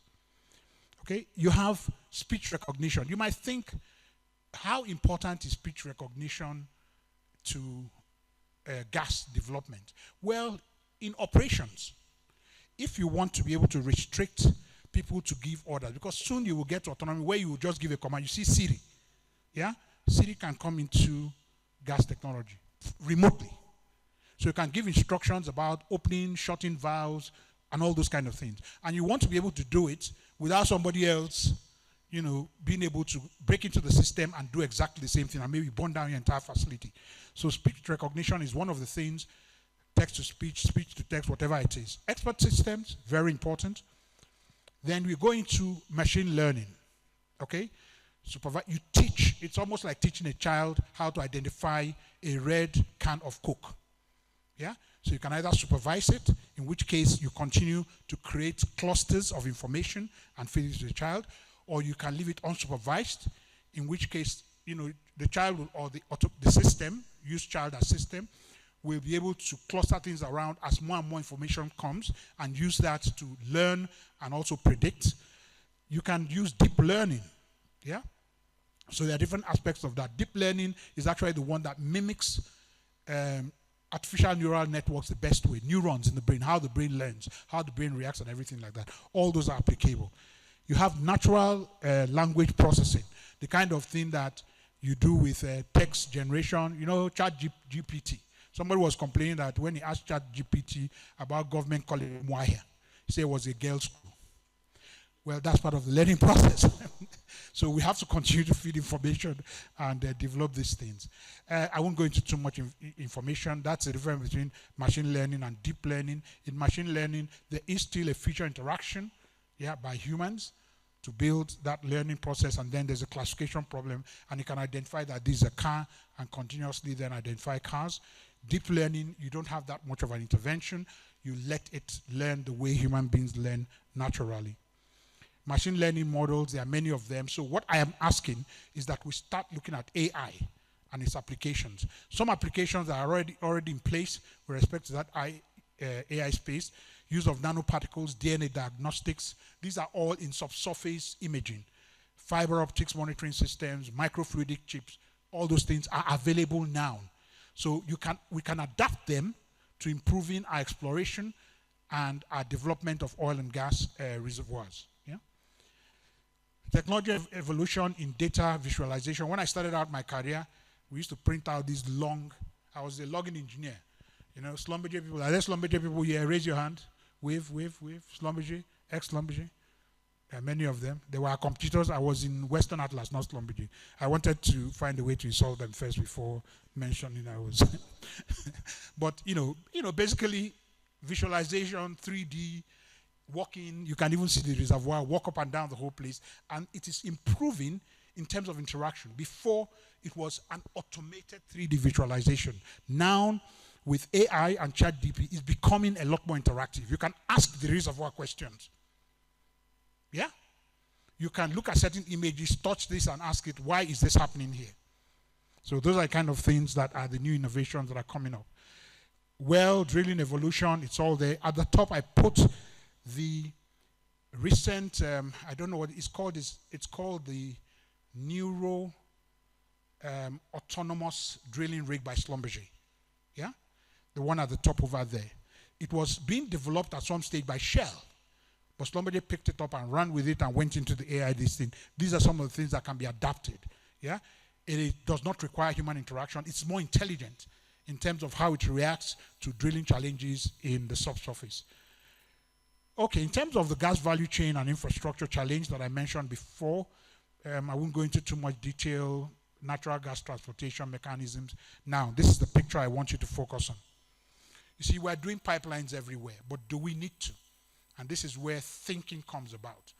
If you look at the clusters of the largest gas reserves, and I have some of them placed over there, mostly above 2 TCF of gas. They are scattered around the whole place. Yeah? And yet we think that the way to approach this is to build massive pipeline infrastructure. Enough. I say what we have is more than enough. You know what needs to change? Is the concept of decentralizing gas infrastructure. Build energy industrial parks located near the nexus of where you have these gas clusters. Yeah? And therefore, you don't need all that large infrastructure. Okay? So, each locality can serve. And, quite honestly, where's Debo? 300 million standard cubic feet per day, Kwale plant, commissioned recently. So, people are doing it. They are decentralizing this infrastructure. And that is the innovation in terms of infrastructure development. This is what we need to start thinking about. And quite honestly, apart from Debo them who are advanced, I just left working for people to start working for myself. And I pulled together, and this is innovation as well. Let me explain that. When you form a consortium with like-minded people, one of the things in Nigeria I noticed that is not innovative is a lack of collaboration. Everybody wants to own everything themselves. And therefore, you see mining leases that are 20 years, huge reserve, nothing has been done to them. So I called up 2 other very brilliant people. You know Hobak, Obi Okorafo, Sage that built the Sapele gas plant. And this is since 2019. I took a break to go and build a refinery in Walter Smith. You know, HSI is not a new company. Yeah? It's been there doing certain things, but making sure there's no conflict, so they never came to work for me. And Insight, which is my own entity that was registered over a decade ago in the Netherlands, when I decided if I leave Shell, I'm not working for anybody again. So we're doing quite a number of things. The Seplat gas plant, similar to what people are doing, but 300 million standard cubic feet. This has just been commissioned. And we have, we're trying to build an infrastructure in Akwa Ibom State, yeah, where you can actually store LPG, CNG, LNG, whatever it is, and I use it domestically, or if you don't have the domestic demand, you can also export it as well. And I just put some of the projects there, so it's again, talk na do. So now, Chikenwosu is not talking to you as Shell Chikenwosu or Adax Petroleum Chikenwosu or Walter Smith Chikenwosu. I'm talking to you as somebody that decided that enough talk. Let's start doing something. Okay, last but not the least. The biggest challenge I've faced is in getting money. Yeah? It's the same traditional funding parties. Afrexim, AFC, Trafigura, the off-takers, Trafigura, what they call them, Glencore. What's the other name of the Share Western? Everybody is going towards there. And it's tiring because everybody that has any project is going to the same place. Okay? So you're competing in the same space. So I started thinking, after I listened to this thing about this innovation in funding, blockchain-based crowdfunding. Does anybody know what that means? If you do, raise your hand. Okay. But you know GoFundMe, where you go and tell people that somebody has cancer or has a broken leg like this, that they should just put money together. Yeah? TikTok, Facebook, and all that. Well, most of these projects can be funded through this. Think about, there are some people doing it. There's a company called Petro Fund, I think that's what they are. 100,000 subscribers, Yeah, think about each of them subscribing. They get equity in the projects. So they go in there, they see the different projects happening there. They buy $10, $100 coins, yeah, protected by the blockchain technology that you use for Bitcoin. And you can then fund this project, and they have equity in the projects. Why can't this be done? It is actually being done. I have a group of young men who are actually working on this crowdfunding. So this is blockchain-enabled crowdfunding. That is the innovation I want young people to start thinking about now. Can we do this, make money, and also provide the funding that all these gas projects require? We need to break that cycle of funding. Finally, domestication. And I know people have talked about the Penta-Helix model. Penta-Helix will soon get into, what do they call after Penta? What is it? Hexa-Helix. It will keep growing. But let us focus on making sure that all the little bits there all work together. And in that way, with academia, SPE tried to run this, with NCDMB, with academia, with the business owners, with the media, government, and the communities. All those domestication models exist within our fiscal policies and within other policies. And so we can leverage on them to make sure that this idea of innovation, domesticating these innovations I've talked about, will happen within Africa. And I'd like to thank two of my senior people, my group chief commercial officer, not operations, and Chidoke, who put together this slide. I don't have time to put together a slide, so I just send them a straw man and they put them together. Thank you very much. That is my lead presentation.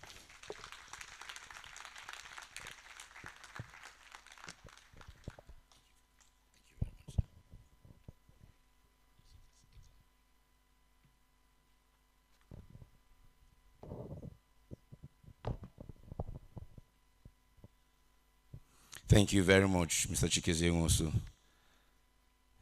He had advocated for many years that we should become producers and consumers of our resources to develop our economy.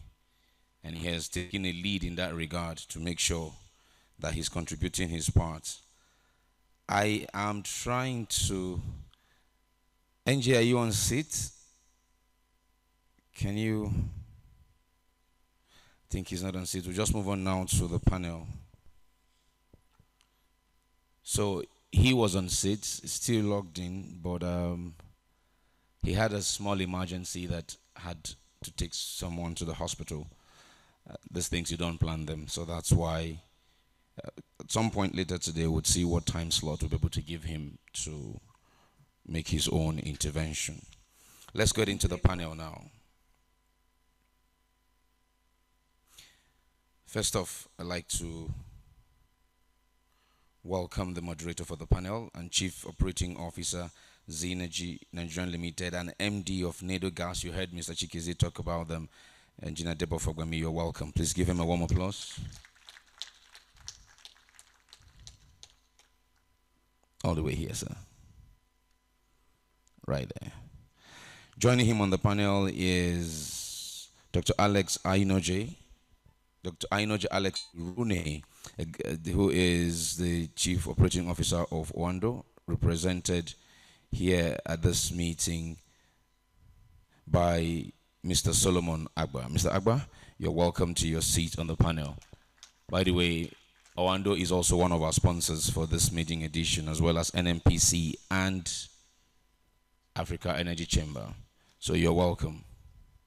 Get that way, please. Yes. Joining them, I'd like to welcome Dr.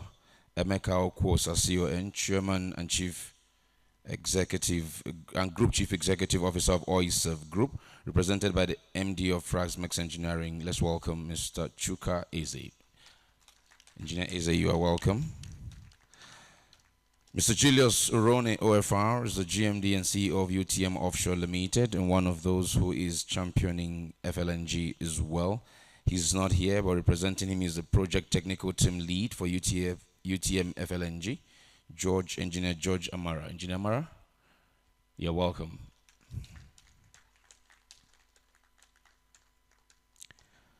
Online, from the NMDPRA, for this panel, we have Ahmed Mugungadi.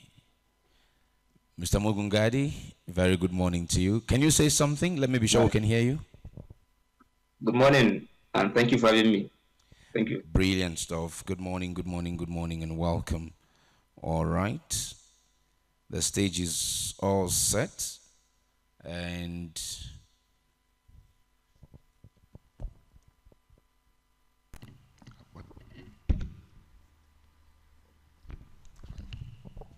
stage is all set now, and we yield it to our moderator, Engineer Debo Fagwemi, former council chairman of SP. Over to you, moderator.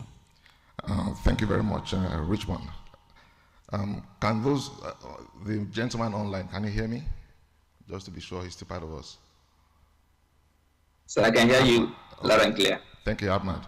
Yeah, welcome everybody, and a very good morning again, and welcome to the second panel session of the day today, of what has been so far a very interesting summit that kicked off yesterday. Today we're going to be talking, the topic for this panel is solving Africa's gas development and utilization challenges through domestication of innovation. And we're going to have a distinguished power panel here to thoroughly dissect this topic. All thanks to a person I call Are Chike also. No, forget about the fact that he's a petroleum engineer of distinguished repute, but of course, we refer to him as Chief. Chike is a titled man, right? And I want to recognize him as such. He has more or less set the scene and given us a template for us to build up on this topic of innovation as it regards solving Africa's unique challenges. The discussions yesterday and even leading up to this morning has talked about Africa as being blessed with natural resources and all of that, but it's still fraught with challenges here and there, and on the balance of scale, Africa is energy poor, it's energy deficient, and can be termed as languishing in the realms of energy poverty. So with that in mind, we want to, put all things aside, right, and get to the nitty-gritty of these conversations. Sometimes when we listen to ourselves, we almost sound like a broken record. But today, I want the panel to look at it intently so that we can thoroughly dissect these issues from the standpoints of innovation, and not just innovation, right? Like Chike said, we're looking at innovation from the lens of Africa as a continent. Now, innovation can be, looked at from various perspectives. And when you look at our brothers in the western part of the world, innovation might sound as a very, very cosmetic terminology, so to speak. But right here, we want to look at what are the things we can do in Africa, right, that can convert gas as something that has to be an aspiration, because for us, we keep saying that gas is a transition fuel for us to meet the global requirements of cleaner energy as espoused by every other person in the world. So with that in mind, again, I thank Chike for talking about innovation from the collaborative point of view. We're not just looking at innovation, for innovation's sake, but how do we look at it within the context of all the various stakeholder groups within the industry. And in that regard, I'm going to be focusing on 5 pillars, okay, without dealing too much on the usuals, infrastructure gaps and all of that. But we're looking at 5 levers that all stakeholders that are involved in the natural gas business, have to touch on for them to be able to look at the natural gas business and growing it from where we are to the next level in Africa. So those levers I'm looking at, I'll be looking at policy and regulation. How do we approach it from an innovative standpoint? We're going to be looking at technology. We're going to be looking at industry partnerships. We're going to be looking at environment and sustainability, as well as investments and financing. And if we have a little bit of time, we'll also touch on how community can be leveraged, from an innovative standpoint to be able to dissect this topic. I want us to put at the back of our mind that leaving this panel discussion, right, innovation has to be something we need to pledge to do. There is a book that I don't know if anybody here has read it. It was authored by Peter Drucker, It's titled Innovate or Die. If you do not innovate as a business, you are likely going to, lose your business on the long run. So for us as an industry, we need to innovate or die. In other words, for us to sustain this business and be serious about it, we want to be able to ensure that innovation is at the crux of what we do. So without further ado, I want to start with Solomon, if you don't mind. I'll just run from you down there, and then we'll join our friend that is online, Ahmadu.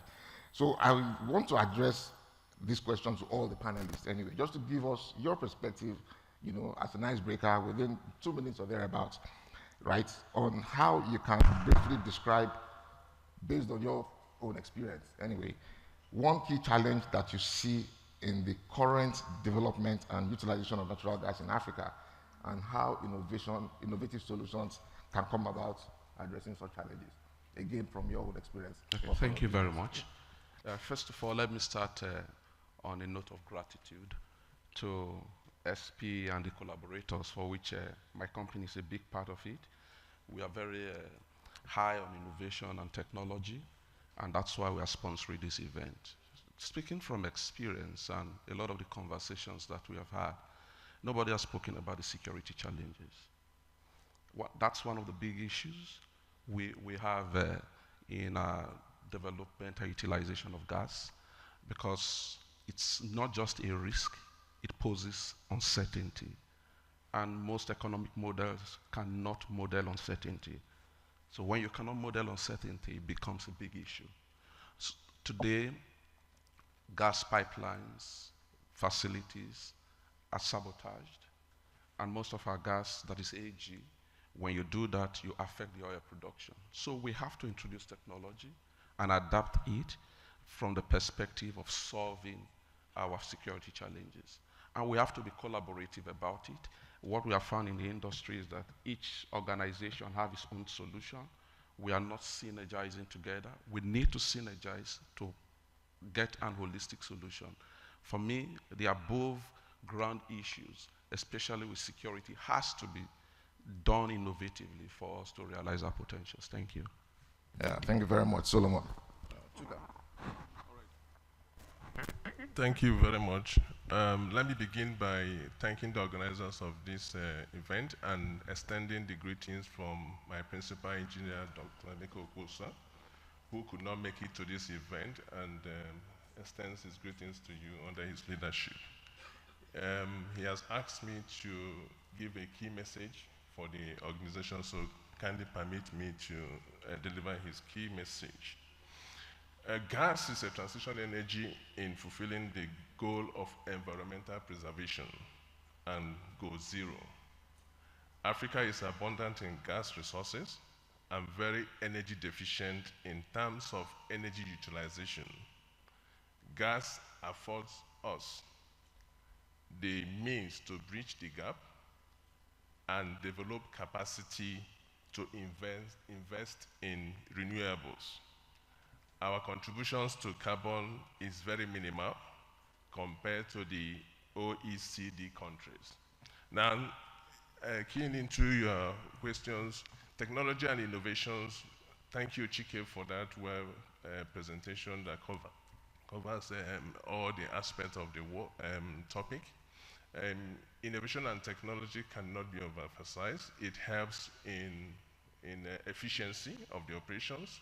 It helps to reduce the cost of operation, thereby ensuring that projects embarked on them are completed on time, and then attracts foreign investment to continue to invest because they want to ensure that they have a return on investment.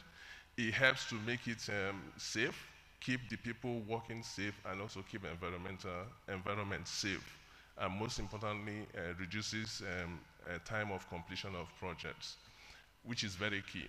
And it's not something that is extraordinary, it's something that is within us. So we have to look in what are the things that we have within us, and how can we utilize it to provide solutions to ourselves.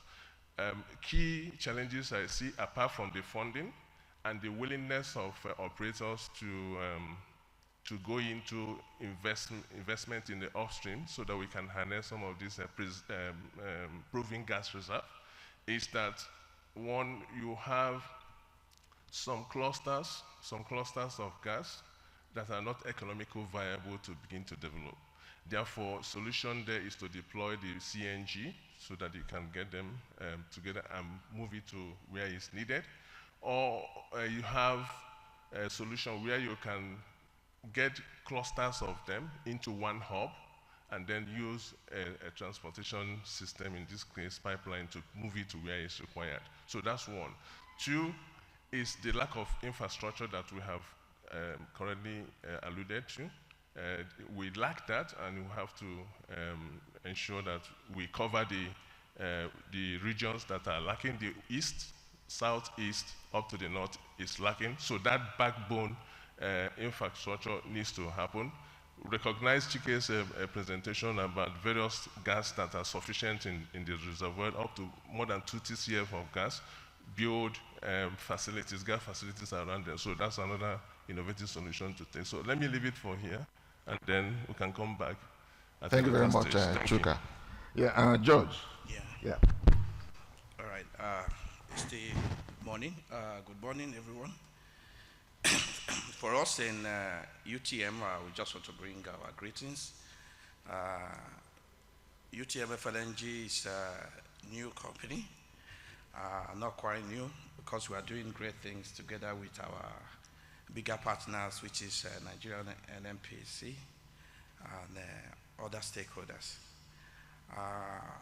Greetings from my GMD, Mr. Ronnie. Coming back to where the topic of today is something that the system or the whole country or the whole continent is struggling with. One of them is issue of innovation and technology. Most of this technology, like the code box and all, are patent. So how do we break it? We have a lot of young people, especially in Nigeria, that are doing excellently well all over the world. And why are they leaving the country? Maybe the environment is not favorable for research and development. So we need to see how we can even partner with the Nigerians that are abroad, that are breaking the barriers everywhere, to see how they can even work with us across the globe, where now we are in the era of technology that people can work wherever they are. So we need to see how we can get into this developmental pattern that has to do with innovation and technology. I want to speak also to the issue of policy framework. We know for sometimes we always have these inconsistencies here and there. The draft may be very good. A lot of people here, especially from the gas support group, have been part of the PIA and so on. But sometimes the implementation will be different from what you have in the presentations and so on. So these are areas I feel we have to improve. If we improve on the policies, let there be stability. We read recently why Total is putting about $6 billion in Angola and not in Nigeria.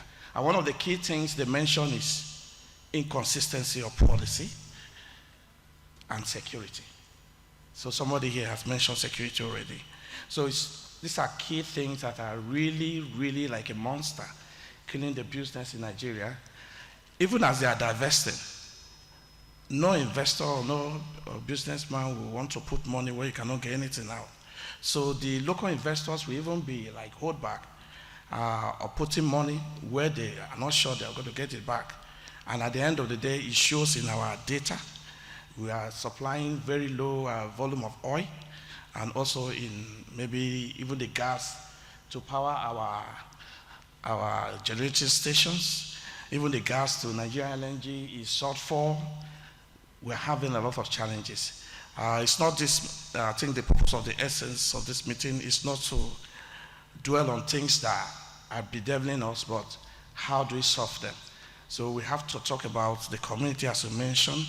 If the pipeline is passing through my place, and I know my community has an investment in it, definitely we're going to take ownership of it. Our senior colleague here also talks about crowdfunding. It piques me because We are driving the process whereby we are about taking the FID for the project, and you know what it means to tick all the boxes and so on. To inform the audience, some European countries have already stopped investing in gas. France and a few other countries. So we are calling like a cleaner energy. They are saying, no, we don't even want to do anything which has to do with fossil fuel.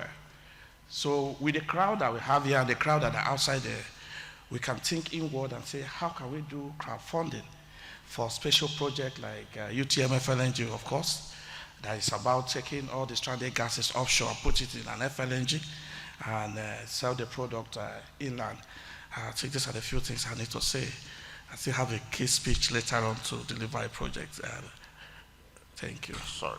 Yeah, very interesting, George, and thanks for your perspective. So we'll go to Mr. Mungadi, our regulator, the industry regulator on the downstream and midstream end. Mr. Mungadi, can you hear us? Yes. Okay, can you thank you once again. Yeah, your opening thoughts. I hope you can hear me also. Very, very well, loud and clear. So in addition to what the lead speaker and indeed the other erudite panelists have mentioned, I want us to have some discussion around efficiency in utilization. That is, innovations that will enhance efficiency in gas utilization.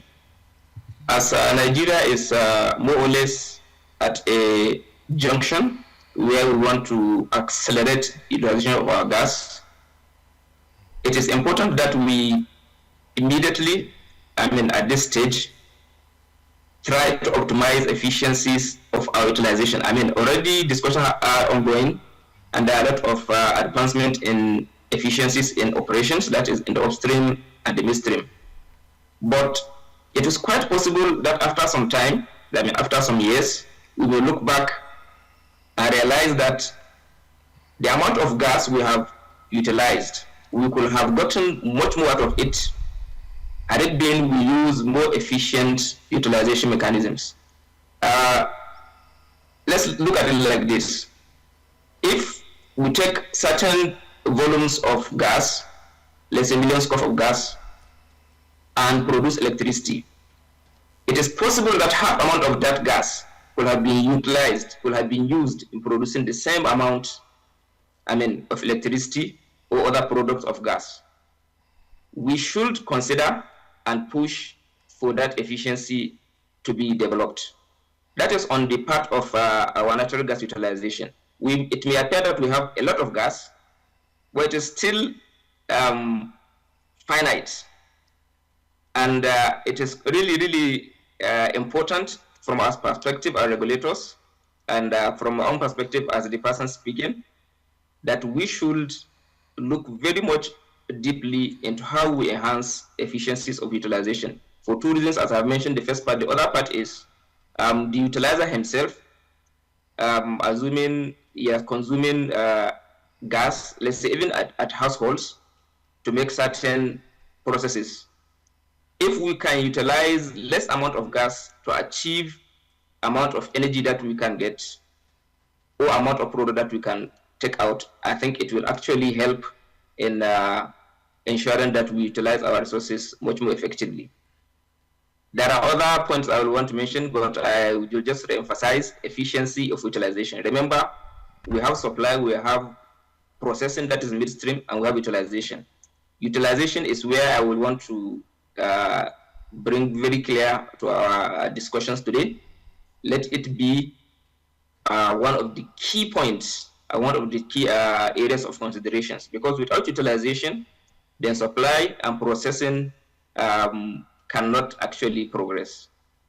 Thank you very much. I will discuss other things subsequently. Yeah, thank you very much. I want to stay with you, Mr. Mungadi, because there's a tendency we forget the person that is online, right? So if you don't mind, I want to pick your brain on your role as the industry regulator, right? And I want you to respond to this question very quickly on how policymakers can leverage on the academia and research institutions in developing regulatory frameworks that support innovation in the gas sector. don't forget that the bedrock of innovation starts from R&D, and that's why we're looking at research institutions and academia in posing this question to you. So how can you policymakers, you the regulators, how can you, leverage on these key stakeholder groups, that is the academia and research bodies, to support innovation in the gas sector? I think the most practical way is to leverage on what the PIA has already provided. The PIA has stipulated that whenever the regulators, and that is the Upstream Commission and the Midstream and Downstream Authority, is going to make any policy, any law, it should conduct stakeholder engagement. So the most practical way is for us to ensure that the academia are part of that stakeholder engagement. So that is not only the industry players, so to say, the upstream operators, the midstream, and the downstream operators that are effectively engaged. It is for us to ensure that whenever we are doing any policy, when we are bringing any law, any regulation, that the academia is invited, and that to ensure that they actually participate. Remember, academia do their things in two ways, maybe three, but two most prominently. They think and provide solutions for problems that are envisaged to come in the future. They also consider and provide solutions to present problems.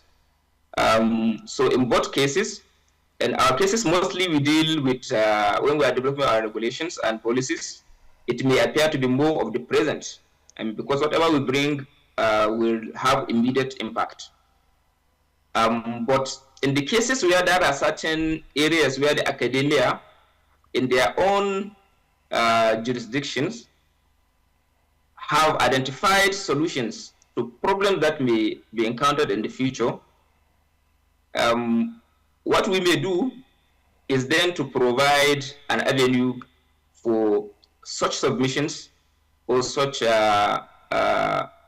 engagement between the regulators and the academia, so that before the problems become apparent to the industry, the academia and the regulators have already provided solutions for them.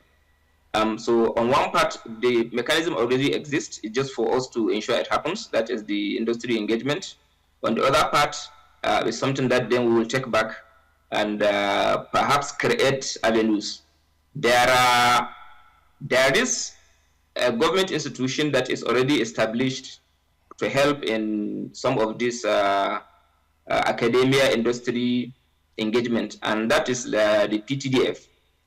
Through the PTDF, and they are making some efforts actually in reaching out, establishing PTDF chairs in institutions where researches are conducted. And it is expected that such research are fed back to the industry. Thank you very much. Yeah, thank you very much, Mr. Mungadi. Just a parting shot for me to you is just that some of these, actions are being measured and captured, for the sake of improvement. Thank you once again. By the way, I'm going to have questions from the audience after this round of questions before we wrap up the session. So I will skill over to Solomon. Solomon, I know you are head of commercial operations in Oando, the upstream arm of Oando, and you also manage an asset. So I want to ask you what the key factors are that you consider before taking up investments in gas development projects.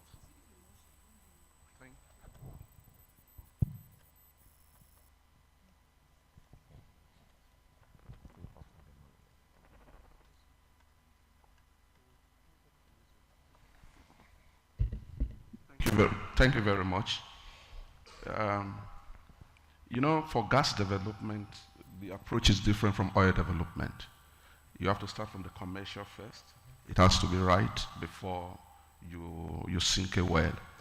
And so one of the biggest challenges that I have seen so far, you sign a gas supply agreement, it's not effective because of securitization. There's no backstop mechanism because even the final off-taker is not able to get the financing. So that's very key. There are several gas supply agreements that we have that are just there. There is no implementation because the condition precedents have not been met. So we have to deal with securitization. It's very, very key. Two, we have to look at the value chain in such a way that each sector of the value chain must return an IRR. If not, one sector will be subsidizing the other sector. We don't need subsidy, but we need incentives in the sector. So I believe most times our approach as a country, I may be wrong, is too short-term driven. We have to look at the long term, especially when you talk about sustainability. You can grow, but you are not sustainable. We have to, first of all, fix securitization issue. Number two, and I think it's something that we have not spoken about, is data. Data is the new oil. Data, Chief spoke about AI, but data asymmetry, data integrity, nobody's talking about it. Who's organizing it? We need data democracy in the country, and I believe the regulator should play a big role in that. So when you have that, you can talk about efficiency. People can access the same kind of data. The assumptions will be the same. So what goes into your model will become the same. So we need the regulator to play a big role so that these exercises do not be like talk shop. So I'm just going to concentrate on securitization, and Mite talked about pricing. I think we have to go away from fixing prices for particular sectors, whether GBIs, power sector, or the commercial sector. We need to go into a willing buyer, willing seller arrangement where each venture has to pay for itself. If it's not economic, then you will not find the investment. Everybody wants a return on investment, and if that investment, looking at close value chain, does not pay for itself, then there'll be no investment, and that's one of the key problems that we have in this sector. Thank you. Awesome. Thank you so much, Solomon. Thank you. Chuka, I know you are big on technology in the All Self group. So from a technological standpoint, in terms of innovation, what are some of the latest innovations that have the potential to revolutionize gas development in Africa? And if you have some specifics you can share from your own experience. All right. Thank you very much. We've spoken so much about data acquisition in terms of AI and stuff, nanotechnology. Our colleague from Ghana, Engineer Obed, did mention about how they are deploying nanotechnology in data acquisition. Nanotechnology is one aspect in the country that is not too common. And I think we will begin to be deliberate about looking into nanotechnology, right from introducing it in our educational system, from the primary school, secondary school, universities, and so on. As an OISAF group, we are mainly in the midstream sector, in the oil and gas sector. We collaborate with the University of Nigeria and Nsukka for nanotechnology development. And it's an event that happens every 2 years, sponsored by my chairman, Engineer Dr. Emeka Okosa, CUN. And we are utilizing the resources of the academia to develop solutions that can solve our problems in the renewables. As we speak right now, they have made some progress on the energy storage equipment batteries using nanotechnology. So the next step is to move it from that prototype to patent and then deploy it to the system. Now, coming to the business of OISAF in terms of technology, we are responsible for the building design, engineering design, and building of major gas infrastructure in Nigeria, the OB3 that is mentioned, Fazimes Engineering, BDD Engineering Design, utilizing as well technology developed by Schlumberger Auger to determine the fluid and areas that we avoid wax, that we affect the integrity of the pipe. We also utilize hard technology in constructing those pipelines. We utilize HDD It's a horizontal directional drilling to cross rivers. In that project, we didn't utilize the current or new technology in pipeline installation called the DPI, direct pipeline installation, which we are currently deploying the AKK project pipeline we are doing right now at River Niger, close to Kogi. We are deploying that system right now. It's more efficient, it's more safer, it reduces time as opposed to HDD that you have about 3 processes. You have to do a pilot hole first, you have to come and ream to the size of the pipe you want to do, and you have to pull the pipe and do a pullback. But with this new direct pipeline installation, you just install the pipeline across the river. So that's one technology. And coincidentally, this is the second time it's being used in Nigeria. Out of the 2, it's ongoing, so it have not been completed, so we need to take note of that. But in doing that, we will build capacity over years. And it requires training, train the people to be able to utilize these technologies. You need to have patience to be able to grow capacity in that area. The OB3, the AKK project, it cuts across various terrains, about 140 minor and major rivers, about 18 roads. For the roads, we are not breaking open cuts to destroy the environment. We do a truss-bore, horizontal truss-bore system. In that way, it keeps the environment safe, and you also have the efficiency that you require. So in doing that, it's quite important that we put all this together. It's important to have training, building capacity. It's important to collaborate with academia to develop and move these studies further than what we have, and build more innovations that will help in harnessing these gas molecules that we have in the ground. Lastly, I watched a lesson from the croc this morning, right? And the croc has this black bird that has a thick beak. He has in front of him a glass of jar that is half full. His beak cannot enter that, but there are around him, around the croc, there are stones. So he has to use his beak to pick the stones and drop in the jars so that the water level up and he can drink. What does that lesson tell us? It tells us that we have to utilize the resources we have, the talent we have, to solve our own problem, identify our own problem, solve our own problem, and get solutions to solve our own problem. So let me leave it at this point. Thank you. Interesting one. Thank you. Thank you so much, Chuka. George. Yeah. Like the name of your company suggests, you UTM offshore. So you're probably going to be operating offshore since you're going to be setting up an FLNG imminently. Now, talking about the environment, what policies or regulations are most effective in ensuring that gas development projects prioritize environmental sustainability? I know it's been talked about earlier on this morning, but in relation to what you are trying to do at UTM Offshore. It's okay. Primarily, the FLNG project mostly is to solve environmental issues. We have a lot of gas flaring, especially in the stranded field offshores here and there.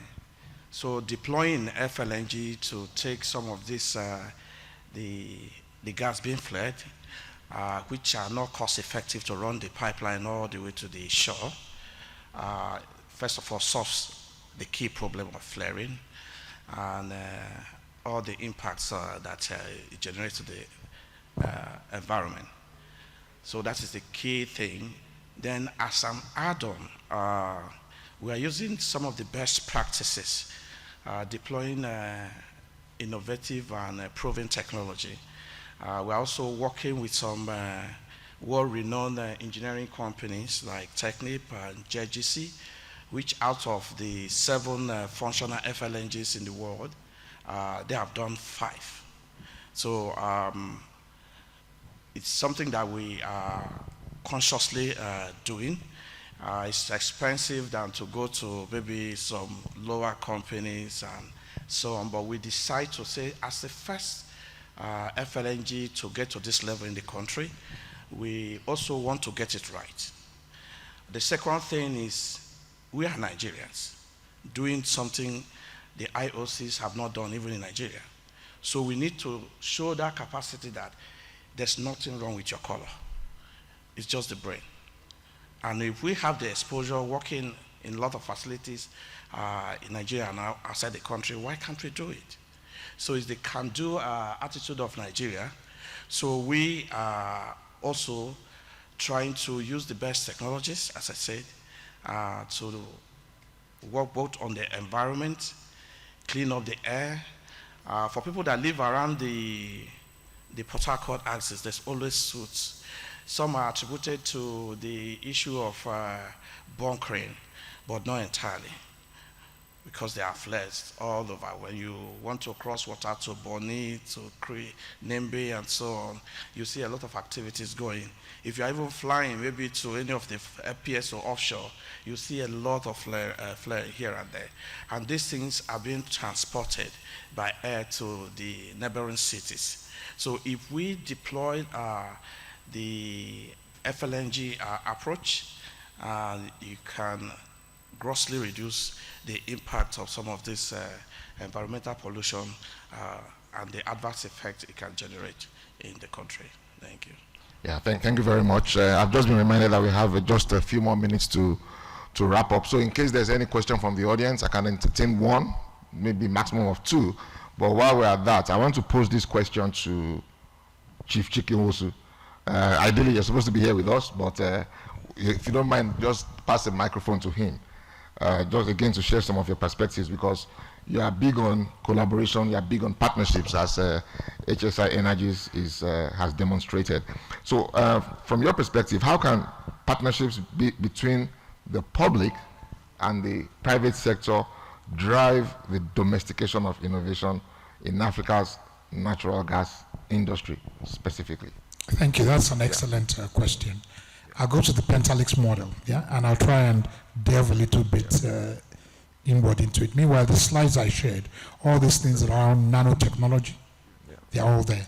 I couldn't delve into it because of the time allotted, So take a look at it. It's the kind of things that we can collaborate with the universities on. In actual fact, I think all those involved in gas development should be able to put together a fund, select some centers of excellence around the country, and actually try and develop some of these technologies, develop in terms of domesticate them. If they're there already, we learn from them. So public, their interest. You see, when I talked about crowdfunding, it was not as, how would I put it, one of these harebrained ideas, okay? It was about democratizing the collaboration in oil and gas between the entrepreneurs and the public. Now, the way this crowdfunding thing works, it even helps the public learn a little bit more about these projects. So the first thing I think we all need to do, and I'm prepared to sponsor it. I have some brilliant young people who are prepared to work on it. If we can create an app or that kind of platform where all our projects are budding projects, with certain parameters. We need professionals to define those parameters. That's how these things work. So if there's a petrol fund for crowdfunding, we need oil and gas professionals. We need SPE, to come in and say, these are the criteria that we'll use to score each of those projects. Okay? It's almost like what you do when you do forex trading. There's a learning process in that forex trading when you go there. Remember that blockchain technology is at the back of all these things to prove as the secure protection. Okay? So you bring all these projects. OIDA might have projects. HSI might have projects. We all have a template. And a couple of things in the template are your feasibility study. Your front-end engineering design. The team of people that are working on the project. The commercial guy mentioned about secularization. That's one of the important things. And this is about access to funding now. Do you have GSPs that are signed? Do you have off-take agreements that are also signed? So it's not just the GSP who is off-taking your products. Yeah? All these parameters, investment memorandum, whatever it is, they go into that platform in project pockets. Okay? And each of these projects, each of these companies determine how much equity, remember it's not a loan, how much equity they want to give up. And this is what is about collaboration. If you hold everything to yourself, you have 100% equity, and the project does not go anywhere, you have 100% of zero. Yeah, which you can argue till you go this thing, it's still zero. So one company might say, I'm prepared to give up 40% equity. Another company might say 30% equity. Yeah? Now, the crowdfunding can either, you can do both equity and debt, but I prefer the equity model because in most cases, when you go to funding parties, they want to see what your skin in the game is. And your skin in the game is your equity, which usually varies between 30 and 40%. Show me you have this. So that crowdfunding means that I do all these. I have a team of experts that come and review the project, sit with me before those projects are uploaded onto the platform. Okay? So integrity is signed off on by those group of uninterested and uninvolved experts. Yeah. And then you say the equity and how much each unit will be. I would prefer that we start with small units like $10, $100. Like you can even start with $1. Yeah. It depends on the population you want to attract. And you then have people come in that the public is open to the public. They just come and register, they look at the projects, and they buy the equity in the projects with a coin-like technology. Okay? And that equity that there is in the project means that they have an ownership of the project. So the moment the project is funded and continues, you have to make sure that they are involved in all the reporting on the project, almost like your AGM. They are shareholders. That's what it means. But you've democratized it to the extent that you've allowed a large population, not just Africans, yeah, who can provide that funding to you. That is how you engage the public in the oil and gas business. And anybody who buys, you know, I find it surprising when I talk to young people this way. If you know how much they know about currency fluctuations, Yeah, of course. yeah, when they are doing forex trading, you'll be amazed. They don't go to university for it, yeah. They don't do anything. Some of them can't even complete a sentence, but they are forex traders. That's what they call themselves, and they learn about, you know, how forex trading happens. Yeah. So you can imagine what it will do if they come in and they have a series of lectures, videos, and everything telling them about each project. They will learn more and more and more about gas and oil projects. They will become more and more involved because their money is there and they intend to make money out of it. That is how to democratize that funding process. Thank you. Fantastic. And I think what I hear you say is that those projects, we need to demonstrate the fundability of the project using a unique set of parameters. Thank you very, very much for that. And that again reminds me of, you know, 2008, Barack Obama was contesting for president and he was looking at $5 donors and he was able to raise funding from the big boys. Anyway, thank you very much. I've been told by the MC, he's been calling my phone, telling me that I don't have any more time. And I sincerely apologize to the audience. We can't take any questions from you. I want to thank the panel. Mr. Mungadi, our regulator, if you can still hear us, thank you very much. We appreciate the perspectives you brought to us. The representative of the ACE was here yesterday and he spoke about the fact that you all are enablers to growing the business. Thank you for all that you do. Thanks to Wando. Thank you very much, even though the time was short. Yeah. Thanks to you guys and all the very best in your endeavors, you know, at fundraising. Same to Altab and same to UTM Offshore. I actually thought we were going to have other panelists scattered around the world. It was supposed to have been the biggest geographically spread panel because we had Mr. Mungadi is in Canada now. It looks like he's not, but he's in Canada, in case you don't know.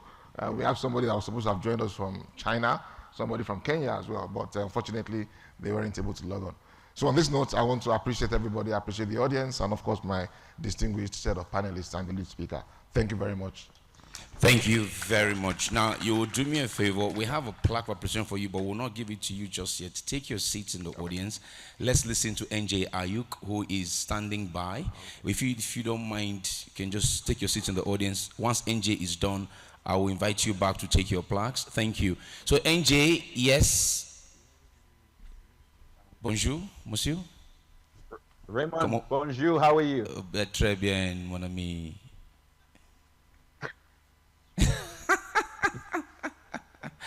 The stage is yours, NJ. Please take it away. Thank you so much. It is indeed an honor. I have been listening to a lot of the really, really smart guys on the previous session, and it is indeed a gas game. And whether you look at Nigeria or you look at Africa, it's about gas. And I think gas is going to really determine our future. And it's not just about Nigeria or Africa. We at the African Energy Chamber have always believed that Africa is more of a gas continent than an oil continent. Because if we had the chance, we should have found gas first before even looking at oil. But sometimes geology and finance doesn't determine the future, and global demand can also be something different. But I want to talk a little bit about the topic of domesticating gas for Africa's development, and also looking at the context of Nigeria, that Nigeria is a big, big, big gas player. You see its exports on LNG, I think 7 trains in natural gas right now, and it continues to grow. But let's step outside Nigeria a little bit, see what you see the state of gas around Africa.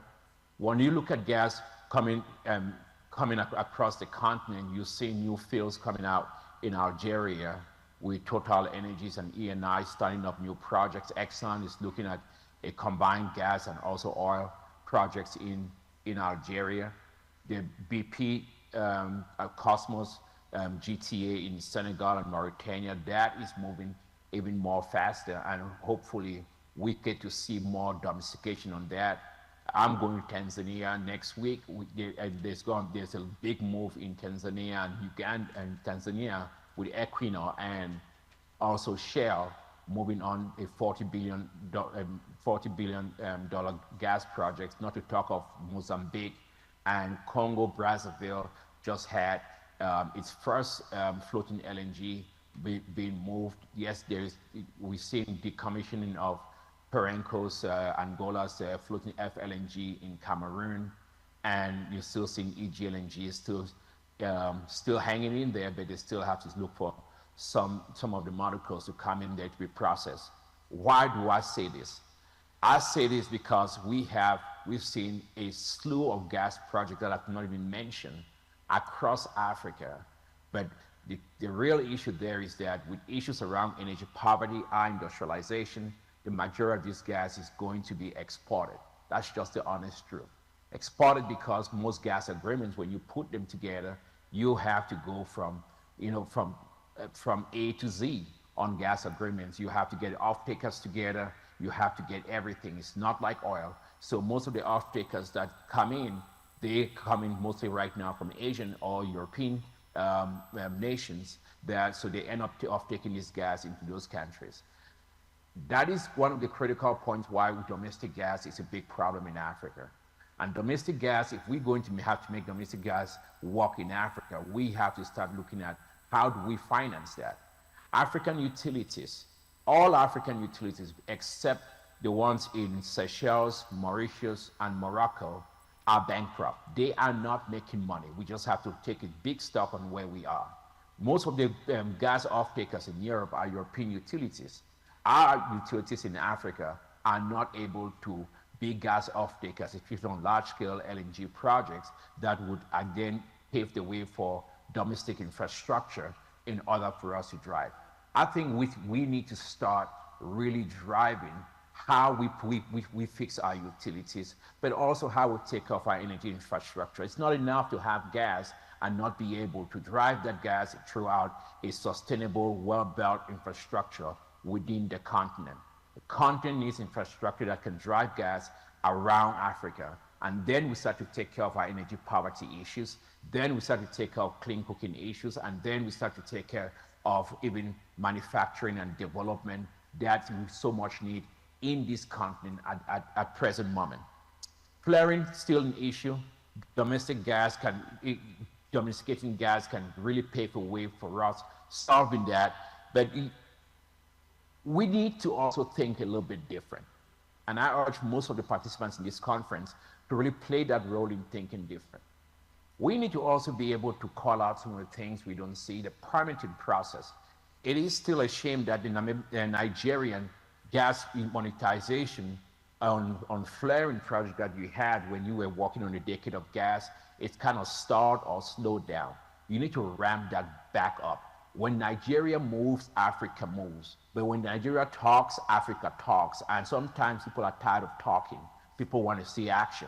And action time is now. Because you can't continue having these gas flaring projects and all of that stuff being stalled. You know why? Your permitting process, and not just Nigeria, most of Africa, it takes too long to approve a project in Nigeria than the time you need to even build that project or carry out that project. So it's one thing to have a bunch of incentives being rolled out by the presidency or the ministry or any other government bureaucracy, but just let the process work. Move on permitting. There is no need to have so many projects stuck in the hands of bureaucrats, stuck in the hands of regulators not moving. That stifles free markets. That stifles ingenuity. That stifles in innovation. Innovation goes when you get all these entrepreneurs getting out there thinking about big ideas, and then they drive it, they find solution, deal with a very difficult environment to get financing in, and they bring that financing, and then you get bureaucrats, some of them unelected, really sit on those projects and you kill it. We are killing our own prosperity. So I really want to urge this conference that we deal with those issues around fast-tracking approvals, streamlining permitting process, and really getting our people to move. Because whenever, it's always easy when people and bureaucrats leave office and brag about, yes, I killed that project, I stopped that project, I was the one in charge of that fire. No, you were in charge of destroying lives. You were in charge of creating more energy poverty. You're in charge of killing entrepreneurship. And you're in charge of putting roadblocks. We should not be putting more roadblocks to domestic gas development. We should not be putting roadblocks to getting projects going through. We should streamline and move very quick. Then you encourage more innovation. Then you get really smart people who've worked for the SLBs of the world, or the Halliburtons, or coming from different walks of life, whether it is working for the IOCs themselves, or Nigerian independence, or African independence, to be able to walk that journey. And so I want to challenge all of us to take on this cause and really drive it, because if we don't speak up, if we don't urge our regulators, our bureaucrats to move, then innovation, then we are also contributing or being active participants to stifling innovation. I was in Angola yesterday, and one of the key things I see in that country is that they just had this really pragmatic minister who just decided to move and untie things. And so what happens? They've seen billions of dollars coming in from Total Energies, from E&I, they've seen it coming from Exxon. And that was the same story in my discussions with the leadership of the IOCs. If we don't cut these bottlenecks and these roadblocks, we're still going to start seeing finance. Because the issues today, and I'll end with this, we're not competing for finance between Nigeria and Benin or Nigeria and Chad. We're competing for finance between Nigeria and Guyana, between Angola, and not with Mozambique, but with Qatar. So it's a global market, and finances goes where it is welcome. And so we have to now start to incentivize domestic gas and make it bankable. Bankability is really going to drive that. And so that idea that we're going to think, whether it's an African investor, an international investor is going to invest in this just because we need it, and it's not charity. Let's just be very clear. It's not charity. It's not aid. We need to incentivize it. We need to look at our tax structure. What's the essence of why don't we incentivize it by cutting down taxes on domestic gas investment so that Africans can do that themselves and African independence can move on that. Why don't we look at those above ground risk issues that have really stopped domestic gas across Africa? You want gas to go around Africa, but people can't get visas to go around Africa. That is something that we are going to be leading that with our discussions with the AU in the month of July. This is something that we have to deal with. It's easy for someone with a British or American passport to travel across this continent, but someone with a Nigerian or Senegalese passport or Ghanaian passport can't travel across Africa because of our own roadblocks that we've built among ourselves. So there is a lot of various issues, but I think as we drive up this discussion, we should not forget that our above ground risk issues are killing us when it comes to domestic gas. Some of the really smart people I've been listening to throughout today on this conference, they know how to deal with the rocks and the subsurface, but they just can't handle our above ground risk issues. So a free and structured market is very important, but an enabling environment is even more essential today when it comes to domestic gas development. So thank you so much. It's an honor, and I must apologize. I could not make it to Nigeria. I'm just landing in this morning from Angola on a walking visit, but I am looking forward to being in Nigeria in Lagos on June 25th. I'm excited about the opportunity to gain 2 kilos from eating my fufu and pounded yam and pepper soup. So I look forward to seeing all of you in Lagos on the 25th of June.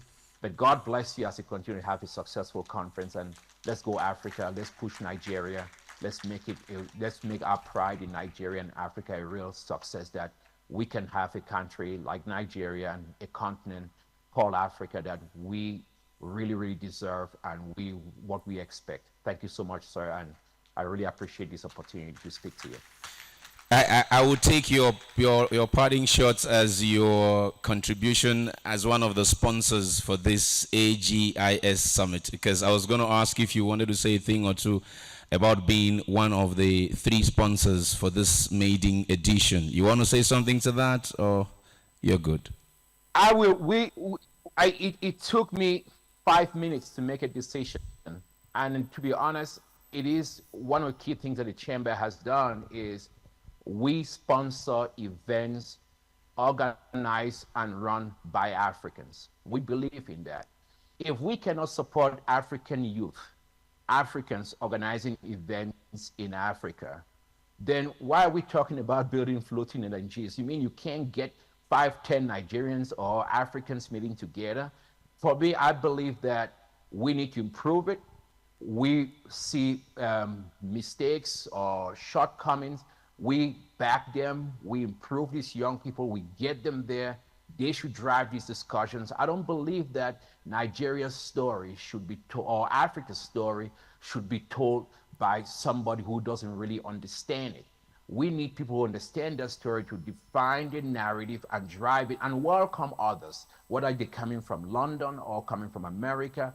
They must be part of it. We can't do this all by ourselves, but I think that we have to. So for me, that was a 5 minute decision. And one of the key things that I think the chamber always try to do is to say, how can we help? It's not just about money, but also let's look at some of the resources that we've been able to put together and really help that. And I want to just tell you, we will be sponsoring this same event next year, and I will be there in person. And we would like to promote it to bring even a group of global investors to be, well, we have a 4 million membership base. We would really love to even drive it among our membership base to see that drives. It's been a lot of work that we've done over the years, but we're not backing down. This is something that I believe in with all my heart. I think we need to be firm about it. Yes, there are mistakes. Let's fix it, but never take away the chance and opportunities to support young Africans that are trying to build something right here at home. It is important. Let's back it up. Thank you very much, NJ. Thank you. I don't know what I'm seeing you when you come to Lagos in June yet. I'm seeing you, but NJ, can I receive the plaque that you have here as AEW, for AEW as sponsors? Can I go ahead and receive on your behalf? Please do. Okay, please. I get it because, Raymond, you too like Wayo. So if you don't get it, there's going to be a problem. No, wait. If let's say no, I won't talk. because I'm going to ask you to send your PJ to come pick me. To come pick me, so I'll deliver it to you. Give it to him. To come pick me, so I'll deliver it to you. But hey, can we give NJ a round of applause? Can we give NJ a round of applause? NJ, so that's your plaque. That's your plaque. I hope you can see it. So I hope you can see it. We'll try and get it to your Abuja office. Yes, we'll try and get it to your Abuja office. Make sure I get it, because if I don't get it, I'm going to release some of my powers. Okay, so all right, hold on. The council chairman would like to say something. I'll make sure I get it.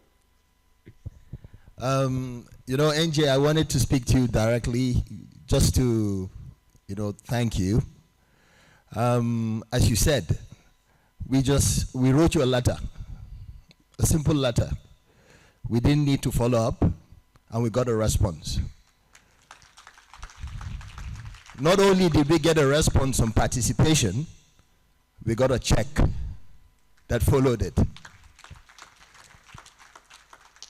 And I just feel it's something that SP Nigerian Council and the collaborators need to, thank you in front of this audience, in front of the crowd. We're proud of you, a true son of Africa. Clearly, you have a plan, and we're willing to follow you on that. One thing that you said at the end of your closeout that I wanted to highlight, and it was something that I stated at the beginning of this forum: continuity, collaboration. You mentioned that continuity. The fact that AEC is willing to sponsor and ensure this AGIS continues is overwhelming. And I really want to thank you for that. And we would reach out and we would work towards ensuring that this remains an annual event. Thank you so much, NJ. All right. Thank you, sir. Thanks, sir. Thank you, NJ. Thank you so much. Please, one more time, let's give a round of applause to NJ and the Africa Energy Chamber. There are two other sponsors. Owando, thank you so much, Owando. We will give you, we'll give them later on now. Okay, please, let's get Owando's plaque as well. Let's get Owando's plaque now. Let's get Owando's plaque. We want to thank Solomon Agba. Solomon Agba is the head of commercial operations and asset manager for Owando. Please give him a round of applause. Thank you, thank you, thank you. Thank you, Owando. The other sponsor is, of course, NNPC. Can I ask Ogachike, sir, if you can just come and present to NNPC, because NNPC is council chair. Let's give NNPC through you. Let's have the one for NNPC. These are for sponsors. We're going to come to the panelists shortly for this last panel. Thank you. Please, let's give Ogachike to give to council chair. Yeah, council chair is NNPC on this occasion, sir. So thank you, sponsors. Many thanks to our sponsors. Can you do something for me, distinguished ladies and gentlemen? I want us to just say thank you, sponsors, like on 3 occasions, and we'll be fine. Are you ready? Next is presented by Solomon on the panel. Thank you so much. Yeah, thank you. All right. Fraxmex MD Chuka Eze represented his Group Chief Executive Officer, Engineer Dr. Meko Kosa, on the panel. Please come have for Meko Kosa. Thank you so much for sharing your insights. Thank you, thank you, thank you. Oh no, and I allowed Ogachike to go and sit down, see me. Oh, this side is good for you, Harvey.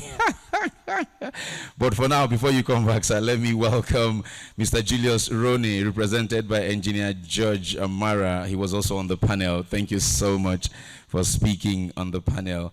And then our moderator, former council chair, CEO Zenergy, MD Nedogas, Engineer Fagbami, who moderated the panel. Are you with? Julius, please go ahead. Julius is on stage. Yes. Can we have for Debo? Let's have Debos.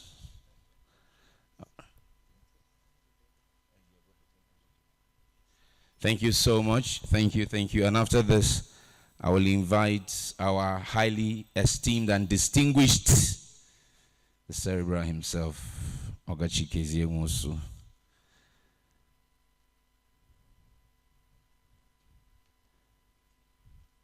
Can I have Ogachike's flag, please?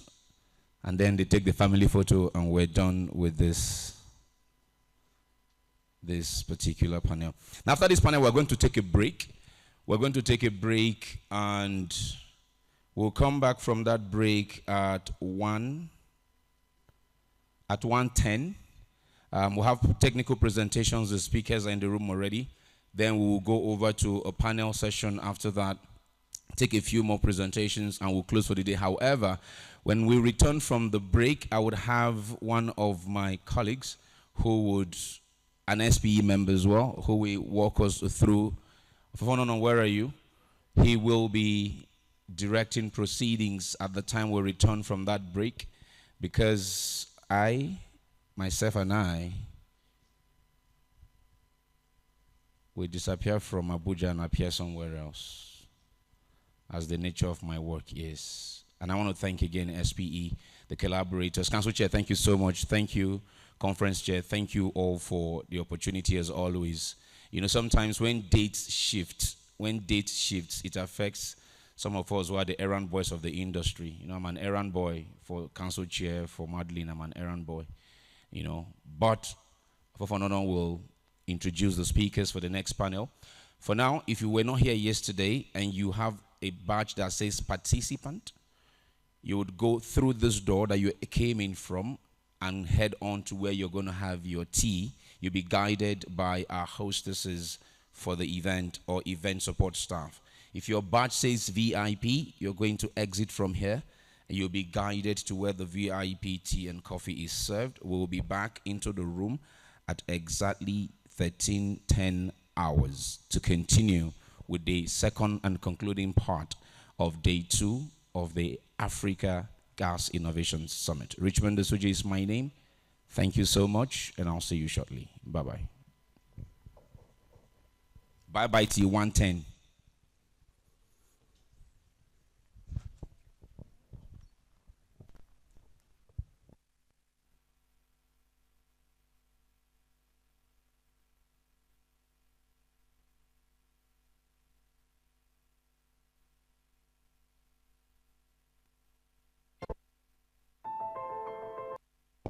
Okay, I've been directed by the conference chair that we can extend the break till 1:30.